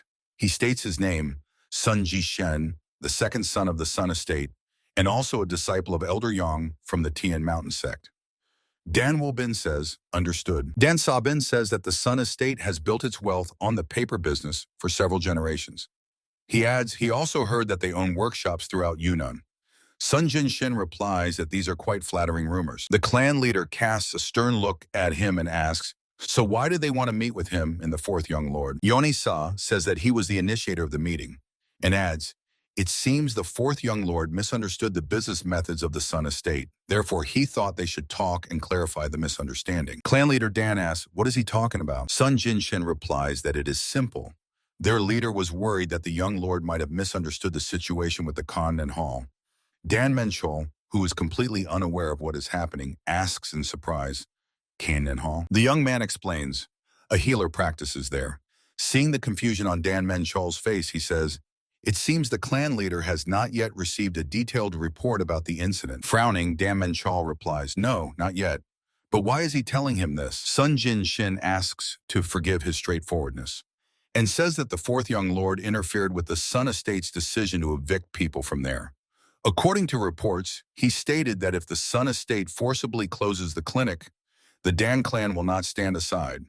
Dan Sabin already anticipates trouble awaiting Dan Wolbin. As Sun Jin Shin explained, the Kannan Hall has long not paid rent to the Sun Estate, which owns the land. However, out of politeness, this issue was ignored. As the number of patients grew, business in the market began to suffer, and all the merchants demanded the clinic be closed. The young man adds, the Sun Estate wanted to clarify whether this protest is the official position of the clan or just the initiative of the young lord. Damenchol's face darkens. He fixes a heavy gaze on Dan Wolbin. The guy thinks, are they accusing them of trying to start a quarrel with the Sun Estate? Is that so? The supreme leader of the Four-Gate Circle, standing behind Dan Menchol, says, understood. Then what exactly does the Sun Estate want? Sun Jin Shin replies that his father would like to hear a clear statement about the position of the Dan clan. The young man adds, he also wants the fourth young gentleman to offer sincere apologies after the facts are established. Dan Menchol's face darkens even more. Sun Jin Shin continues to speak. In that case, they will not investigate this matter. After all, the fourth young master has a rather well-known reputation. The guy feels anger boiling inside him. He thinks that, in other words, Sun Jin Shin says they will forget about it if that troublemaker apologizes. In short, there is no need to make a mountain out of a molehill over silly antics. That's how it sounds. Do they think he remained a reckless puppy? Dan Wolbin asks, and what exactly apologies do they expect from him? Should he apologize for teaching a lesson to some thugs who broke into the clinic and caused havoc among the patients? The guy says, honestly, he did not know that they were connected to the Sun Estate, but he knows that they caused a riot there because the healer refused to treat one of their relatives. He asks, the deceased must have been Master Sun's nephew, right? Sun Jin Shin jumps up from the chair and, leaning on the table with his hands, shouts, what is the fourth young gentleman hinting at? That tragedy was their family matter and their shared grief. It had nothing to do with the closure of the clinic. The guy answers, however, the thugs who came to destroy her said otherwise. Sun Jin Shin sharply replies, let him not talk nonsense. The market is controlled by others. Whoever it is, these guys deceived him. Dan Wolbin says he made this conclusion based on their screams during the attack. Isn't that too strange a coincidence? Sun Jin Shin addresses Dan Sabin. Do they really not respect the presence of the elders? Such reckless accusations will ruin them. He lowers his head guiltily. Then jumping up from the chair, the young man, pointing at the second guest, shouts, Dan Volbinu. Doesn't he see that the elder Yan Isa is sitting here? The guy shouts back, no less angrily. Could it be that Dan Sabin's guests are more important than the clan's honor? They demand an apology from the heir of their clan for a crime he did not commit, and he just so easily takes the side of outsiders? Dan Sabin shouts, how dare he, little puppy? The clan leader, looking sternly at the eldest son, commands, enough! Let them stop bickering in front of the guests. Dan Sabin lowers his eyes, and the young man, folding his hands in a traditional gesture and bowing his head respectfully, offers his apologies to the clan leader, acknowledging that his behavior was inappropriate. Dan Wolbin addresses Sun Jin Shin, then let them tell him what decision will satisfy them all. Maybe they should pass this question to higher authorities? The young man replies, if they want that, so be it. The young man, with a crooked smile, stretches out his hands to Sun Jin Shin, as if inviting everyone to look at him, and exclaims, indeed, families owning martial arts give the right of choice to the judge. Even dogs from poor sex will die laughing. Sun Jin Shin, as if not trusting his hearing, asks, what did he say? Dan Wolbin says, since he claims to be a disciple of the Tian Mountain sect, he proposes to resolve this issue according to the laws of martial arts. Everyone present is clearly impressed by his statement. Sun Jin-shin asks Dan Woo-bin, "What did you just say?" Thoughtfully looking at him, the young man asks, "Which part did you not catch?" "About resolving this issue according to the laws of martial arts." He continues with a smile, "Or about how the dogs of the lower sex will laugh." The young man indignantly says, "What? Did he say everything?" Elder Yan Yasa from the Tian Mountain sect exclaims, "Enough!" In a calm voice he says, "Indeed, the Dan family estate justifies its reputation." The eloquence of the young master instantly silenced his disciple. Dan Menchol looks at him slightly disdainfully. The clan leader, Dan, says, "Well, Elder Yi, you may be a well-known figure in the martial arts world, but speaking so rudely about someone else's child is quite improper." Yon Yesa even recoiled from him. He clearly did not expect to hear such words. The elder, whose aura turns red, asks, "What did the clan leader just say?" Dan Menchol, thoughtfully rubbing his chin, says, "Well," the clan leader averts his eyes while the elder lowers his head. Dan Sabin is in turmoil. The eldest son of the Dan clan decides to follow the well-trodden path. Jumping up from his chair and pointing a finger at his brother, he exclaims, "Let Dan Woo-bin not disgrace the clan with his vile behavior. Let him immediately apologize to the elders." Dan Menchol, casting a warning glance at him, says, "He told him to keep his mouth shut." The young man tries to object, but Sun Jin-shin, folding his hands in the traditional gesture and respectfully bowing his head, addresses the teacher. Since the Dan family speaks of the laws of the martial arts world, his disciple wishes today to see with his own eyes the skill of the fourth young master. He asks the teacher's permission. The elder ponders. Dan Sabin, with malice in his voice, addresses Dan Woo-bin, "Well then, fine. Getting acquainted with the exceptional technique of the wanderer moving among the clouds will be very useful." The guy thinks, yeah, he probably wants to see how his pathetic little brother gets turned into a pancake. Dan Woo-bin thinks, but he who plays among the clouds. If he earned a martial title, his skills must be impressive. The guy decides that in any case, this is good news, and wonders, maybe he should raise the stakes. Dan Woo-bin asks, "What will happen if he wins?" Sun Jin-shin replies, "In that case, they will officially apologize to the Dan family estate and will never mention the Khan Nen Hall again." The young man adds, "But if he wins, then Dan Woo-bin will manfully admit defeat and apologize, and also stop interfering in the affairs of the Sun estate. Quite a profitable deal, don't you think?" The guy, smirking, thinks he greatly underestimates him. After all, his opponent is the infamous. Folding his hands in the traditional gesture, Dan Woo-bin addresses the clan leader, asking him to allow him to see the famous martial art of Mount Tian. Dan Menchol ponders, stroking his small beard. Then he says, "I permit it." Dan Woo-bin and Sun Jin-shin stand on the platform facing each other, holding swords in their hands. The role of referee is taken by So Hyum-gok. On the balcony and chairs sit Dan Menchol and Yan Isa. Dan Sabin and the supreme head of the four-gate circle stand a little apart by the wall. Dan Sabin, crossing his arms on his chest, says, "Finally, he will see the technique of the falling sun sword from Mount Tian." Kwol Don Bok says that this technique is not passed on to outsiders. This will probably be the sword of flowing clouds, or the three absolutes. The young man is clearly disappointed and replies, "Ah, I see." So Hyum-gok says to Dan Woo-bin, "Master Sun has prepared his personal weapon." He asks, "Will the fourth young master also bring a sword?" Sun Jin-shin adds that he can wait until the guy brings the blade. Dan Woo-bin answers, "No need. An ordinary sword will be enough for training. Skills do not depend on the weapon used, right?" His opponent's eyebrows knit at the bridge of his nose. He says, "Let him not regret it later." So Hyum-gok, raising his hands, says that the duel will end when one side admits defeat or blood is shed.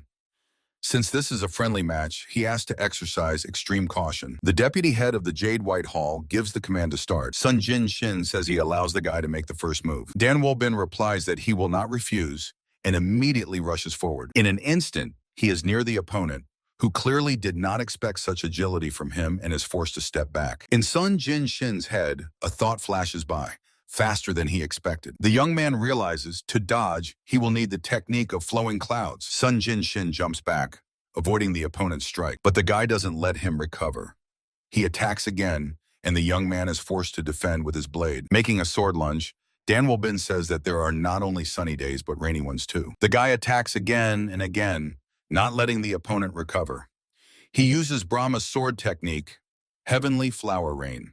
The strikes pour down one after another on Sun Jin Shin, not allowing him to counterattack. The young man retreats backward, increasing the distance between them. The guy says, the sword technique, heavenly flower rain. He asks the opponent, how is it? Learned anything? Raising his sword in front of him, Sun Jin Shin exclaims, what a cheeky fellow. The young man rushes into attack. He swiftly approaches Dan Wolbin, holding his sword in front. Sun Jin Shin strikes with his sword. A puzzled expression appears on the young man's face. Dan Wolbin, lowering his sword tip down, blocks the strike. The tip of Sun Jin Shin's weapon presses against the flat surface of the guy's blade. Dan Wolbin, pushing away his sword, immediately counterattacks. Sun Jin Shin barely manages to block a side sword strike. The young man's face is tense and covered in sweat. He mentally wonders, is this really the same worthless son from the Dan family? The guy, lunging forward, says he is not finished yet. He swings his left hand, tucking in the pinky and ring finger, and bending the other fingers like bird claws. Dan Wolbin's palm strikes the opponent's chest.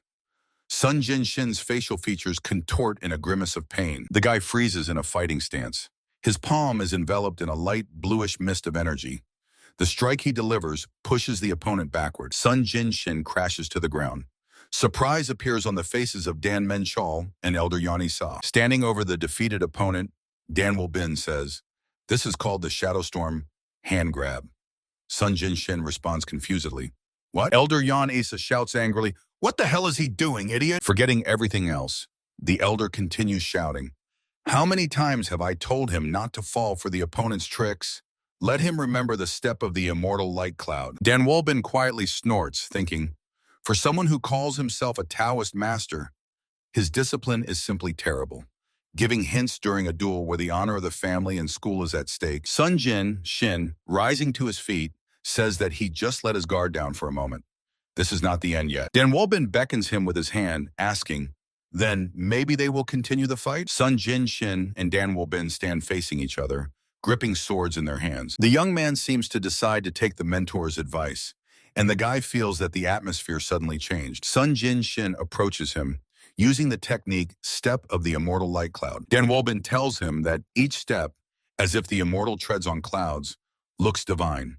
This technique lives up to its name. Sun Jin Shin, rushing toward the guy, exclaims, they will now see how much his confidence holds. The young man makes a series of sword lunges, but Dan Wolbin easily dodges. Sun Jin Shin continues to advance, and the guy, dodging the strike once again, says, the movements have become much lighter and more precise than before. He politely inquires, though, the result of training? The young man, making another lunge, exclaims, nonsense. Dan Wolbin, avoiding the opponent's strike, jumps high up. Sun Jin Shin looks puzzled and angry. The guy performs several spins in a jump, and the opponent becomes wary, not knowing what to expect from him. Pointing the sword at Sun Jin Shin, Dan Wolbin rushes downward, shouting the name of the technique he is using. Thousand lotuses shadow the sword. Streams of energy strike the surface of the platform around Sun Jin Shin with force. The young man tries to protect his face, covering it with his bent elbow arm in which he grips the sword. Squinting tightly, the young man thinks, it can't be. Is he being pressed by this insignificant person? The last energy strike hits the crown of Sun Jin Shin, who manages to deflect it with his sword. At that moment, Dan Wolbin lands in front of him. The guy's sword rushes into the opponent's chest. He tries to block with the blade and sharply lowers his hand, but it's too late. Taking advantage of the fact that his sword ended up under the opponent's blade, the guy sharply raises his hand upward, knocking the weapon out of Sun Jin Shin's hand. The sword flies out of the young man's hand and goes somewhere behind his back. A strong hand prevents him from falling and confidently grabs his hilt. Dan Wolbin freezes in front of the opponent who has turned to face him, gripping his sword in the lowered hand and raising the other hand in which he holds Sun Jin Shin's weapon above his head. The young man's face is covered with sweat. Lowering his hand and examining the sword, Dan Wolbin says, such an elegant form. A true treasure worthy of the heir of the Sun estate. He asks, what is the name of this sword? Dan Wolbin raises his hand and, touching his forehead with the hilt, makes a thoughtful expression. Then he says, none of them has surrendered yet, and no blood has been shed. Walking towards the opponent with two swords in his hands, he says, so the duel is not over yet. Then he asks Master Sun, isn't that right? A shout reaches the guy. Enough! From the balcony, Elder Yan Isa jumps down to them. Smoothly descending onto the platform, he says to Dan Volbin, "Enough." The elder says that he admits the defeat of his foolish student. Sun Jin-shin tries to object, saying that he can still fight. Yeon-isa, turning to him, shouts angrily, "Be silent." Turning away, he exclaims, "Useless fool." Then the elder addresses the guy, telling him to return that sword to him. The guy, showing his trophy, asks, "Is it about this one?" Yeon-isa, standing with an outstretched hand, darkens and tries to pressure Dan Volbin with his power. He shouts, "Enough! Let him not make me repeat." The elder says in a commanding tone, "Let him return it immediately." The guy feels his monstrous pressure.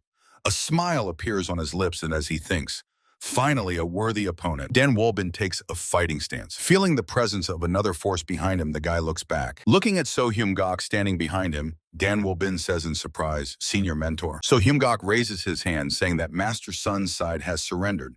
Therefore, he declares today's duel over. The guy, holding the sword with both hands, extends it to the elder. Yeon-isa drills him with a gloomy look. The elder literally snatches the sword from Dan Volbin's hands. Raising his head and looking at Dan Min-chol, Yeon-isa says he thanks the clan head for their hospitality, despite their antics. Then he asks for permission to take his leave. The clan head Dan replies that they will not see them off. The elder turns around and heads to the exit, telling the negligent student to follow him. Sun Jin-shin asks the master to forgive him. The guy, watching them leave, thinks that he almost made a mistake. He shouldn't have fallen for his provocation. It's still too early to take this path. Dan Min-chol tells him that he did well. Dan Volbin, bowing respectfully, thanks him. So Hyum-gok says, "Excellent work." He asks the guy to understand what just happened was inevitable. Dan Volbin thanks the senior mentor for his earlier help. Their conversation is interrupted by a shout. What did Dan Volbin do to their guests? The guy answers, "A duel." Didn't his brother advise him to do that? The angry Dan San-bin, rapidly approaching him, exclaims, "That's not what he meant," the elder brother says indignantly. Lately, he's been wandering around somewhere unclear, doing something. Just don't tell me he learned some sinister, demonic art. Dan Volbin asks, what is he talking about? Dan Sabin says that otherwise he wouldn't have been able to defeat Sun Ji-shin. The guy answers that it was the art of the Dan clan. The elder brother shouts, "Don't say nonsense." Turning to So Hyum-gok, Dan Sabin asks him to be honest and say, did Dan Volbin really use their art? Or was it demonic sorcery after all? So Hyum-gok answers that it was the art of the Dan estate. The eldest son of the Dan clan shouts indignantly, "What? Does he have vision problems? Is there some secret technique that he, the direct heir of the Dan family, doesn't know about?" So Hyum-gok explains, although there were some changes to fit the situation, the very concept of the techniques was correct. Therefore, this is undoubtedly the art of the Dan clan. The man continues, the fourth young master used heavenly flower, rain of swords from the sword of the heavens Brahma, and also appropriately adapted the phantom moon of the empty ring from the capture technique Shadow of the Storm. Dan Sabin angrily objects, "That's impossible. These techniques are not used like that." He thinks and says, especially heavenly flower, rain of swords, it is impossible to perform it from such a low stance. The same goes for Thousand Lotuses, Shadow of the Sword. Although the manual says that the size of the lotus does not matter. Confused, Dan Sabin glances at So Hyum-gok, who is looking at him sternly, and sweat covers his face. The young man shamefully lowers his head. Suddenly turning around, Dan Sabin leaves. So Hyum-gok tells the guy that his creative adaptation of basic techniques can be called masterful. Dan Volbin modestly replies that receiving praise from Master So himself is a great honor. The man says he should not go too far so as not to harm the fundamentals. Dan Volbin thanks him, saying he will keep that in mind. The guy addresses So Hyum-gok, who asks, what is the matter? Dan Volbin asks, is this considered a confirmation of qualification? So Hyum-gok, looking at him with slight surprise, replies, really? Shonengok Temple. A tall building rises against the backdrop of a gloomy steel-colored sky. At the table sit Elder Goom, Jang Seon-san, and Dan Volbin. The guy is bent over a sheet of paper. The elder asks, what is this? The answer is a certificate. The old man inquires, about what? Dan Volbin says that he has finally obtained the qualification. Elder Jim says, oh, what does that mean? The guy says that he received approval from Chief Instructor So. Chan Son-san thinks, what approval is he talking about? Dan Volbin recalls how he was surprised when So Hyum-gok asked for a training fight for his evaluation. He thinks it was a funny duel. In total, after 127 exchanges of blows, he barely managed to pin the instructor's hand and subdue him. Of course, he didn't go all out. With a smile, he remembers how Soham Gok was surprised that his level turned out to be even higher than expected. He thinks the man's look was like a frightened rabbit. He wonders if he will ever see that again. His thoughts are interrupted by the voice of the elder, uttering words of congratulations. The guy replies that it's nothing. Haven't the other brothers already received their qualifications? Chuckling, the old man says that life is like a very long journey, so there's no need to worry about falling a little behind. The guy agrees with him. He thinks he knows about that. It will take some time before they face the dark schemes of the Black Flame cult. The guy thinks there is no point in waiting any longer. Elder Jim tells guard Chan to give Dan Wolbin the key to the secret storage.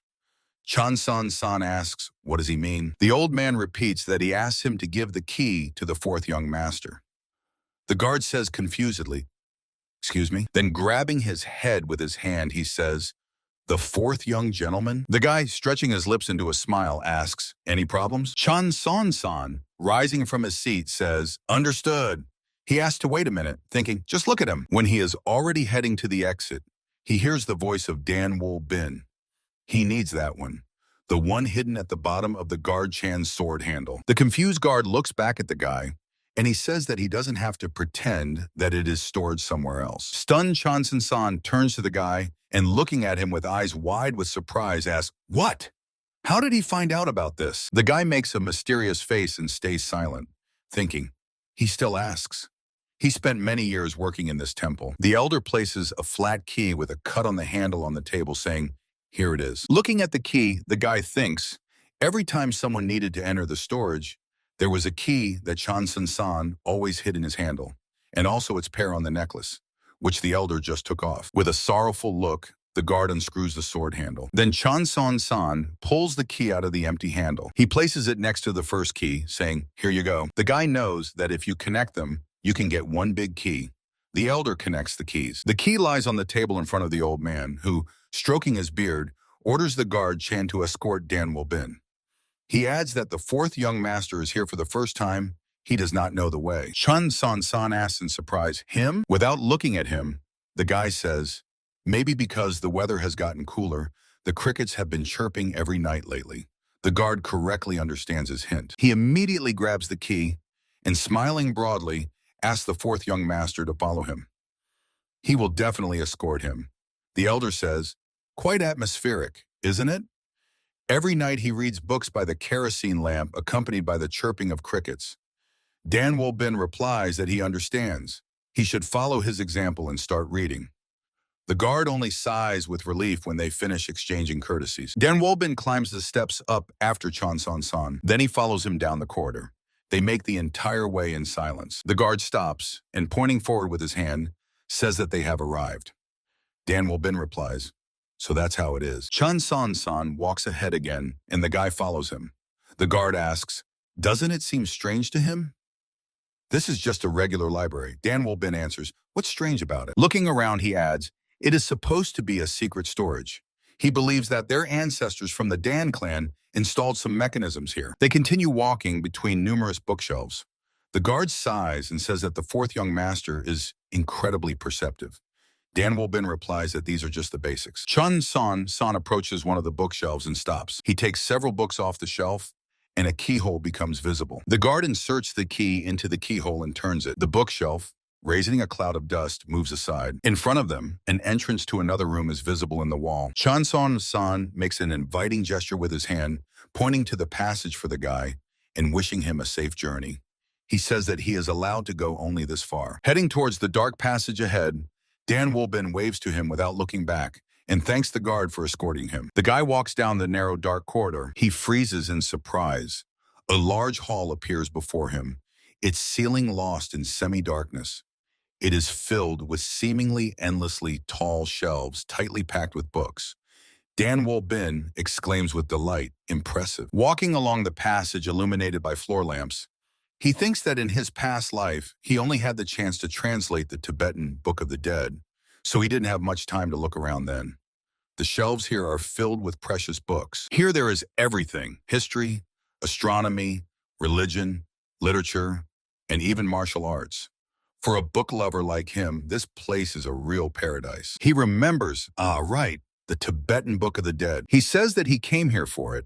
The guy rushes around the hall looking for the section with Buddhist scriptures. A joyful smile appears on his face when he finds what he is looking for. The guy takes the book in his hands and reads the title, Tibetan Book of the Dead. He is happy. Finally, it is in his hands again. His attention is drawn to a book standing on the shelf. The guy reads the title, Tibetan Secret Mantra. He says there can be no doubt it is the same handwriting. Holding a book in each hand, the guy says, Sanskrit and hieroglyphs are different, but the strokes are exactly the same. He always wanted to see the calligraphy of this hidden master personally in his past life. He decides that now it is probably time for him to go. Then he realizes, right, formerly he came here today to get a guide on martial arts. Descending the stairs leading to the top of the shelves, he says that if he leaves with 2 sutras, the elder will find it strange. Elder Jim, examining the books brought by the guy, reads their titles. Blade of the Thunder Dragon Wind, Sword that Cuts the Shadow of the Lone Swan, and Secret Phantom Shift of the Immortal. The old man asks the guy sitting opposite him, does he want to take all of this? There are quite a few traditional martial arts of the Dan clan, so why these in particular? Dan Wolbin answers that he can study the rest from instructors, right? The guy says he wanted to challenge himself anew. The old man, continuing to examine the books, replies that his readiness to fearlessly study new things is commendable. But the elder says, martial arts originally have a base and a system. The guy asks, can he at least take a look at them? The old man says, well, these books are of low quality, so they can be taken. But taking 2 more books in his hands, the old man reads, Tibetan Book of the Dead and Secret Mantra. Aren't these Buddhist scriptures? Dan Wolbin responds reservedly, yes, that is so. He thinks he definitely must take these 2 books. Sitting at a low table, the young man leans over the papers spread out before him. He returned safely with the books and ordered Okan and Yugodan not to let anyone in without his permission. Then he locked himself in his room and began carefully translating and rewriting the Tibetan Book of the Dead into Chinese. Except for time spent eating and visiting the bathroom, he spent 3 full days rewriting. Setting the brush aside, the guy wearily leans back, supporting himself with his hands on the floor. Sighing, he thinks that he managed to rewrite only about 1/3 of the entire book. Looking at his trembling fingers, he says that they will soon go numb. Leaning back again and looking at the ceiling, he says, it's good that his Sanskrit skills haven't rusted yet. The guy thinks that since that day, Han has been trying his best to meet his expectations. Mentally, he returns to the conversation with the elder Jim. The old man asked, didn't he come for martial arts manuals? Then why? Dan Wolbin answers that he took those too. He asks, didn't their Dan clan in the past consider Buddhism the foundation of life? As the elder knows, initially, he had no slightest interest in things like Buddhist scriptures. Standing behind him, Chanson-san says that he hated everything that even remotely resembled a book, not just scriptures. The guy even grimaces at his unsolicited interference in the conversation. Addressing the elder, Dan Wolbin says that they have a private conversation. Could he ask the guard to leave? The old man laughs. What secrets could there be from the guard of the Chanangok temple? He swore an oath of loyalty in the past, so... The elder says that even having eyes and ears, one sees and hears nothing. The satisfied Chanson-san says, with a smile, did the young 4th master hear that? Frowning as if he ate something very sour, the boy mentally orders himself to just ignore him. He says that, being on the brink of death, he realized that he had never paid special attention to life. This helped him become interested in various things. The elder says that liberation from the fear of life and death is the fundamental goal of an ascetic. Dan Wolbin inspiredly lies that being in despair, he read the Tibetan Book of the Dead, from which he learned a lot about the nature of death. Stroking his beard, the old man asks, and what exactly did he highlight for himself? The boy, reaching out his hands to the interlocutor, says that the Tibetan Book of the Dead describes in detail the experiences between death and the afterlife. Following this realization, he developed a deep interest in Buddhist scriptures. The elder exclaims, "Oh, Juan Bill." The old man says that his eyes did not deceive him. He was always a very smart boy. The boy is a little ashamed to deceive the elder. He is slightly worried about it. Lovingly stroking the pages of the book lying on the table, he says, "But the main thing is that now he has it." The boy adds, "Pressure. The problem remains with the second enough where the translation becomes ambiguous. In this section, there is a cipher transliterated from Sanskrit to Chinese. He thinks that he definitely remembers this part by heart. But maybe in a past life, something slipped past his eyes. Staring at the hieroglyphs, the boy thinks, by the way, this was it. It is densely filled with Chinese poems, resembling scribbles or a draft. Dan Volbin reads, "When the morning sun rises, 9 dragons frolic in the water. Rivers and mountains are majestic, and 100 flowers bloom in harmony. The world of thoughts, one person walks alone. Between heaven and earth, 7 stars shine brightly." He says that the form seems correct, but it is hard to call this a well-written poem. And all the following poems are the same. Running his hand over the lines, the guy says, "It seems this part was written by someone else." Resting his head on his hand, he reflects, to spoil such a precious writing in this way. The person who came up with this poem is truly strange. He closes the book saying, in any case, he finally got the authentic original manual of the 6 harmonies art. Moreover, this time he does not need to worry about being caught and killed for studying it. Unrolling the scroll, the guy thinks, and now when the Gunshjitan has fully merged with his internal energy, he can freely use his complex Dantian. Since he has reached the application stage, he needs to break through to the level of the 5th star. He reads, "The Dantian has no physical form, but its action is true. Therefore, the division into upper, middle, and lower Dantians is no more than a concept." The guy continues reading. "However, over time it generates another. Therefore, those who wish to reach a higher level must have the flexibility to connect the paths." Closing his eyes, he thinks, wait, the path translated here implies a physical route, not a spiritual one. This was the intention of the author of the 6 harmonies. The guy lowers his head onto his palm, lamenting, "Just think, and how did he not understand this before?" The path mentioned here was not a supreme concept, but a real physical passage. He continues reflecting, cultivating different types of internal energy separately in each Dantian, and then combining them to achieve an artificial breakthrough. This is the fundamental goal of the Dantian art of the 6 harmonies. Especially this part. He who comprehends this meaning will taste the fruit of ascension, but if his enlightenment is insufficient, he will not see danger even when standing before a 1,000-pound cliff. The guy thinks, it says that although this is a necessary path, it carries the risk of chi deviation. This is an incredibly dangerous martial art, especially for those who are not prepared for it. Lowering his hand onto his knee, he contemplates that he could not try this earlier, due to the influence of the pulse, fish leaping over the dragon gate. But the overwhelming majority of people would fall into chi deviation, or worse, go mad. The guy thinks that this martial art is incredibly bold, and the risk is extremely high. His eyebrows knit at the bridge of his nose as he thinks. But the reward is commensurate. Remembering the leader of the Black Flame cult who took his life, he realizes that ordinary methods would have no chance against him anyway. Striking the table surface with force using his palm, he says, "All right, let's begin." The guy immersed in meditation is enveloped in a light bright haze. He thinks, to compete with such demonic art. The guy understands that for this, he must try something equally reckless. He decides to cautiously open the complex Dantian. The guy encourages himself. Be bolder all at once. The energy flows around him grows stronger, lifting scrolls and books lying on the table into the air. Alarmed, Yugadon shouts at the top of his lungs, demanding that the young master open. The guy thinks, that voice, hearing it makes you want to smack your forehead. The servant, sitting on the floor near Dan Wolbin, lying on his back, shakes him, begging him to open his eyes. He laments that there is not even a doctor in the manor right now, and reminds that Dan Wolbin himself drove him away. The guy, opening his eyes, says, "Yugadon." He props himself up on his elbow, and covering his face with the other hand asks, "What is happening? Is Yugadon reproaching him now?" The servant is glad that the master has awakened and asks if he is all right. The guy tries to understand what happened. Continuing to cover half of his face with his palm, he glances at the youth and asks again, "Is he all right?" The guy thinks, by the way about this, to break through the limits of the 6 harmonies Dantian art, he simultaneously opened all the tightly closed paths of the complex Dantian.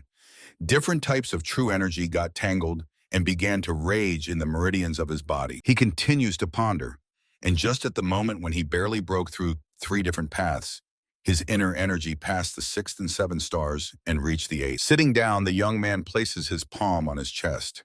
He makes sure that his chi and blood circulate normally. The internal energies which briefly merged, separated and returned to their places. The worried servant, not taking his eyes off him, asks, "Is the 4th young master really all right?" He adds that he was very worried. Dan Wolbin smiles and asks, "Why?" afraid that his support would disappear. The youth stands up and shouts angrily in his master's face. What is he talking about? Does he really think he is some miserable servant hiding in his shadow to fill his pockets?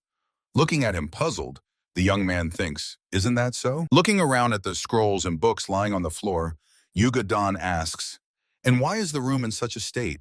What happened here? Looking into one of the books, the servant says with surprise, what kind of writing is this? The letters look like crawling snakes. The young man, already on his feet and reading something in a scroll, replies that this is Sanskrit from Tinju. Yuga Dan repeats in surprise, Sanskrit? The youth says, the handwriting is so fine, as if someone ran a knife over the paper. Dan Wolbin freezes, afraid to scare away the insight that came to him. Looking absent-mindedly into the distance, he mumbles, a sharp knife? Yuga Dan looks at him in surprise. Frightened by the young master's condition, the servant grabs him by the shoulders and starts shaking him, anxiously asking, what's wrong with him? Is he in pain? But Dan Wolbin, with a vacant look, continues to mumble, sharp knife. Suddenly, a mad, happy smile appears on the young man's face. Grabbing the servant by the shoulder, he exclaims that Yuga Dan is a genius. The stunned youth replies, puzzled, excuse me? Dan Wolbin shouts joyfully that he is a genius, truly his servant. The youth, pale to the point of blue, asks fearfully, huh? Is he still unwell?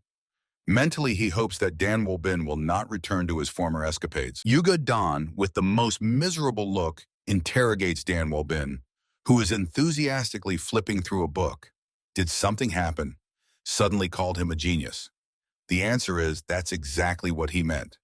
Yuga Dan is a genius. Already angry, the youth asks, is the young master sure he is all right? Without looking away from the book, the young man replies he said yes. Dan Wolbin asked the servant to bring him a cup of warm tea. He felt like drinking something. Yuga Dan asks again, excuse me? But the guy no longer pays attention to him. Getting up and looking at him sympathetically, the servant says, got it. He adds that training is of course good, but he asks the young master not to overexert himself. The response is, let him not worry about it. Running his finger along the lines, the guy mentally repeats, the handwriting is so thin, as if someone had run a knife over the paper. The guy is intently looking at the book, thinking that the comparison of Yuga Dan hit the mark. He wonders, just think, how could he have missed it?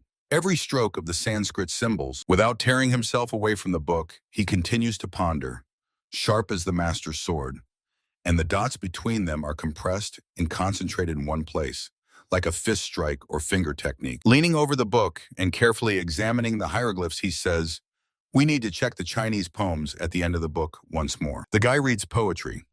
The mountains are high, the river's long, the landscape unfolds in all directions. The wind carries the four seasons, and the sound is heard 1,000 miles away.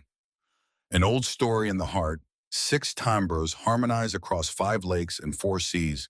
2 people compose a song. He understands that he needs to solve this part. With a tired look, the boy props his cheek with his hand and sinks into thought, muttering, it's like the previous poem. It sounds very smooth, but he has no idea what it really means. Suddenly, he is struck by a guess. Carefully peering into the lines, he mentally asks himself, is there a number in every line? Now he clearly sees it. 8, 4, 6, 5, 4, 2, 1,000. He even covers his mouth with his palm, afraid to scare away luck, and mutters, there is not a single exception. The guy is studying the text again, thinking, to write a poem, inserting numbers, the task is not an easy one, but its author disguised them as scribbled handwriting. Leaning over the book, he says, it can't be. Maybe they had a reason why they had to do it exactly this way. In his head flashes, really? And he brings his hand to his mouth again. Tracing the lines with his finger, the guy thinks, what if he compares the numbers in this Chinese poem with the original text of the Tibetan Book of the Dead? Without looking away from the book, he exclaims, incredible. At that moment, a servant enters the room. Placing a cup with a saucer in front of Dan Wolbin, Yuga Dan says he brought tea for the young master. The guy, looking up from the book, thanks him. The servant asks, he won't say that to him again, will he? Smiling, the guy says that he did a good job and it helped him a lot. Proudly straightening up and holding a small round tray to his chest, Yuga Dan raises his index finger and asks, is he talking about the tea? He adds that Okan had a hard time getting it. Dan Wolbin replies, "Thank you." The servant is confused to thank for such a trifle. Dan Wolbin, leaning over the book, says, "Let you, Gadon, forgive him, but could he step out now? He needs to think a little more."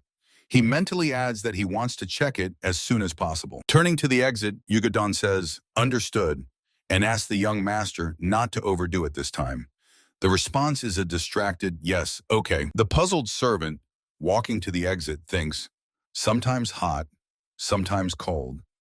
He thinks Dan Wolbin is acting strangely today, but the guy no longer pays attention to him. He immerses himself in thoughts. The verses of this long Chinese poem are cleverly connected with every part of the Tibetan Book of the Dead. The numbers found in each stanza point to specific hieroglyphs in the verses. They indicate the order. The guy keeps thinking, Yuga Dan said that the Sanskrit symbols look like knife cuts.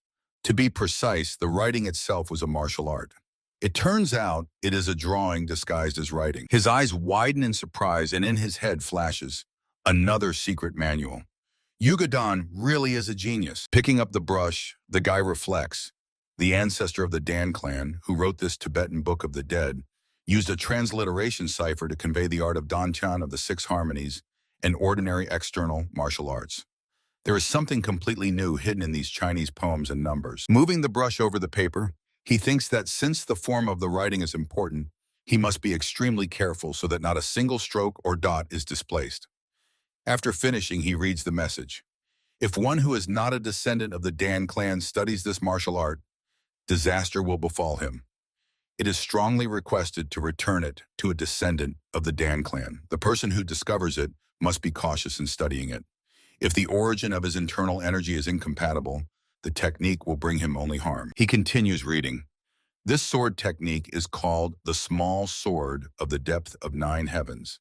In the finger technique, the one sun finger left by the ascetic monk Serenity. The guy thinks, at the very end, these mysterious sword and finger arts are indicated, as well as the identity of the author. It seems the Dan clan really had many talents in the past. He also mentally allows himself a bit of philosophizing. They say all things are transient before the face of time. After the fall of the Dara kingdom, the Dan clan gradually declined. Closing the book and rolling up the scroll, he thinks the process was so slow that they didn't even realize it. He has no ambition to raise the Dan clan to the top of the martial arts world again. The guy believes it is enough for him to learn the techniques to resist that terrible person, the leader of the Black Flame cult. That will be enough.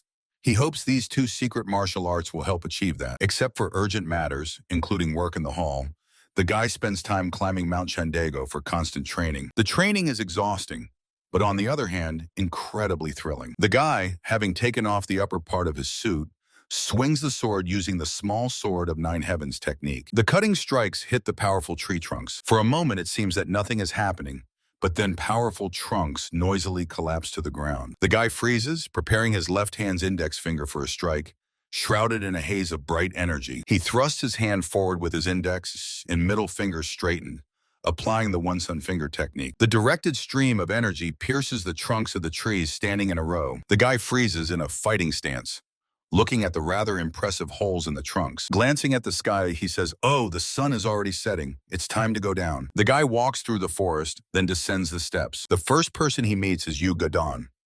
Looking at him, Dan Wolbin asks, "Did something happen?" and adds that the servant has a strange expression on his face. The young man, pointing to the approaching people in uniform, says with a distressed look that they have guests. The guy is surprised. "John Gogol, who are all these people?" He asks, "Did something happen?" The deputy head of the Jade Scarlet Chamber, pointing to his companion, says, "They came from the government office." One of the 2 men accompanying him folds his hands in a traditional gesture and says, "Nice to meet you." He gives his name, So Seong-hon. The guy, responding to him with the same gesture, introduces himself, Dan Wolbin, the 4th young master of the Dan clan, and greets the guest. Changogol says, "Treasurer," so says that today he came to their Dan clan on urgent business. Dan Wolbin exclaims, "Ah, Treasurer." He politely asks for forgiveness and inquires, what brought him here? So Sunho says that he came here to escort the young master Dan. The guy asks again, him, he says he doesn't quite understand. The treasurer says that Dan Wolbin recently visited the Yunsan trading house. He asks, "Isn't that right?" The guy confirms, correct. So Sun Ho says, then he must be well informed about a man named Keep Cha Do? Dan Wol-bin cautiously replies, yes, he was quite a terrible person. The treasurer says that the provincial administration commissioner summoned Dan Wol-bin as a state witness in the case of poisoning the former owner of the Yunsan trading house and ordered him to appear at the administration to give testimony. The guy thinks in surprise they summoned him not to investigate the illegal gambling case at the Yunsan trading house, but the poisoning incident. He is impressed. The gentlemen from this house really are something. Just think, the Yunsan trading house even managed to become a victim. Dan Wol-bin replies, what state witness? If it's about poisoning, he knows nothing about it. So Sun Ho asks him a question. He is acquainted with the eldest son of the Yunsan trading house, right? The guy reluctantly answers that he is an old friend. He mentally wonders, for what purpose is the treasurer interested? So Sun Ho says that he was taken into custody some time ago, along with wanderers calling themselves the Heavenly Wind Group. Dan Wol-bin responds, understood. The treasurer continues to speak. However, early this morning, an unknown group broke into the administration. Dozens of guards protecting the prison were killed. To the guy stunned by this news, the words of the treasurer reach him, and Odin Won-gol and the entire Heavenly Wind Group have escaped from prison.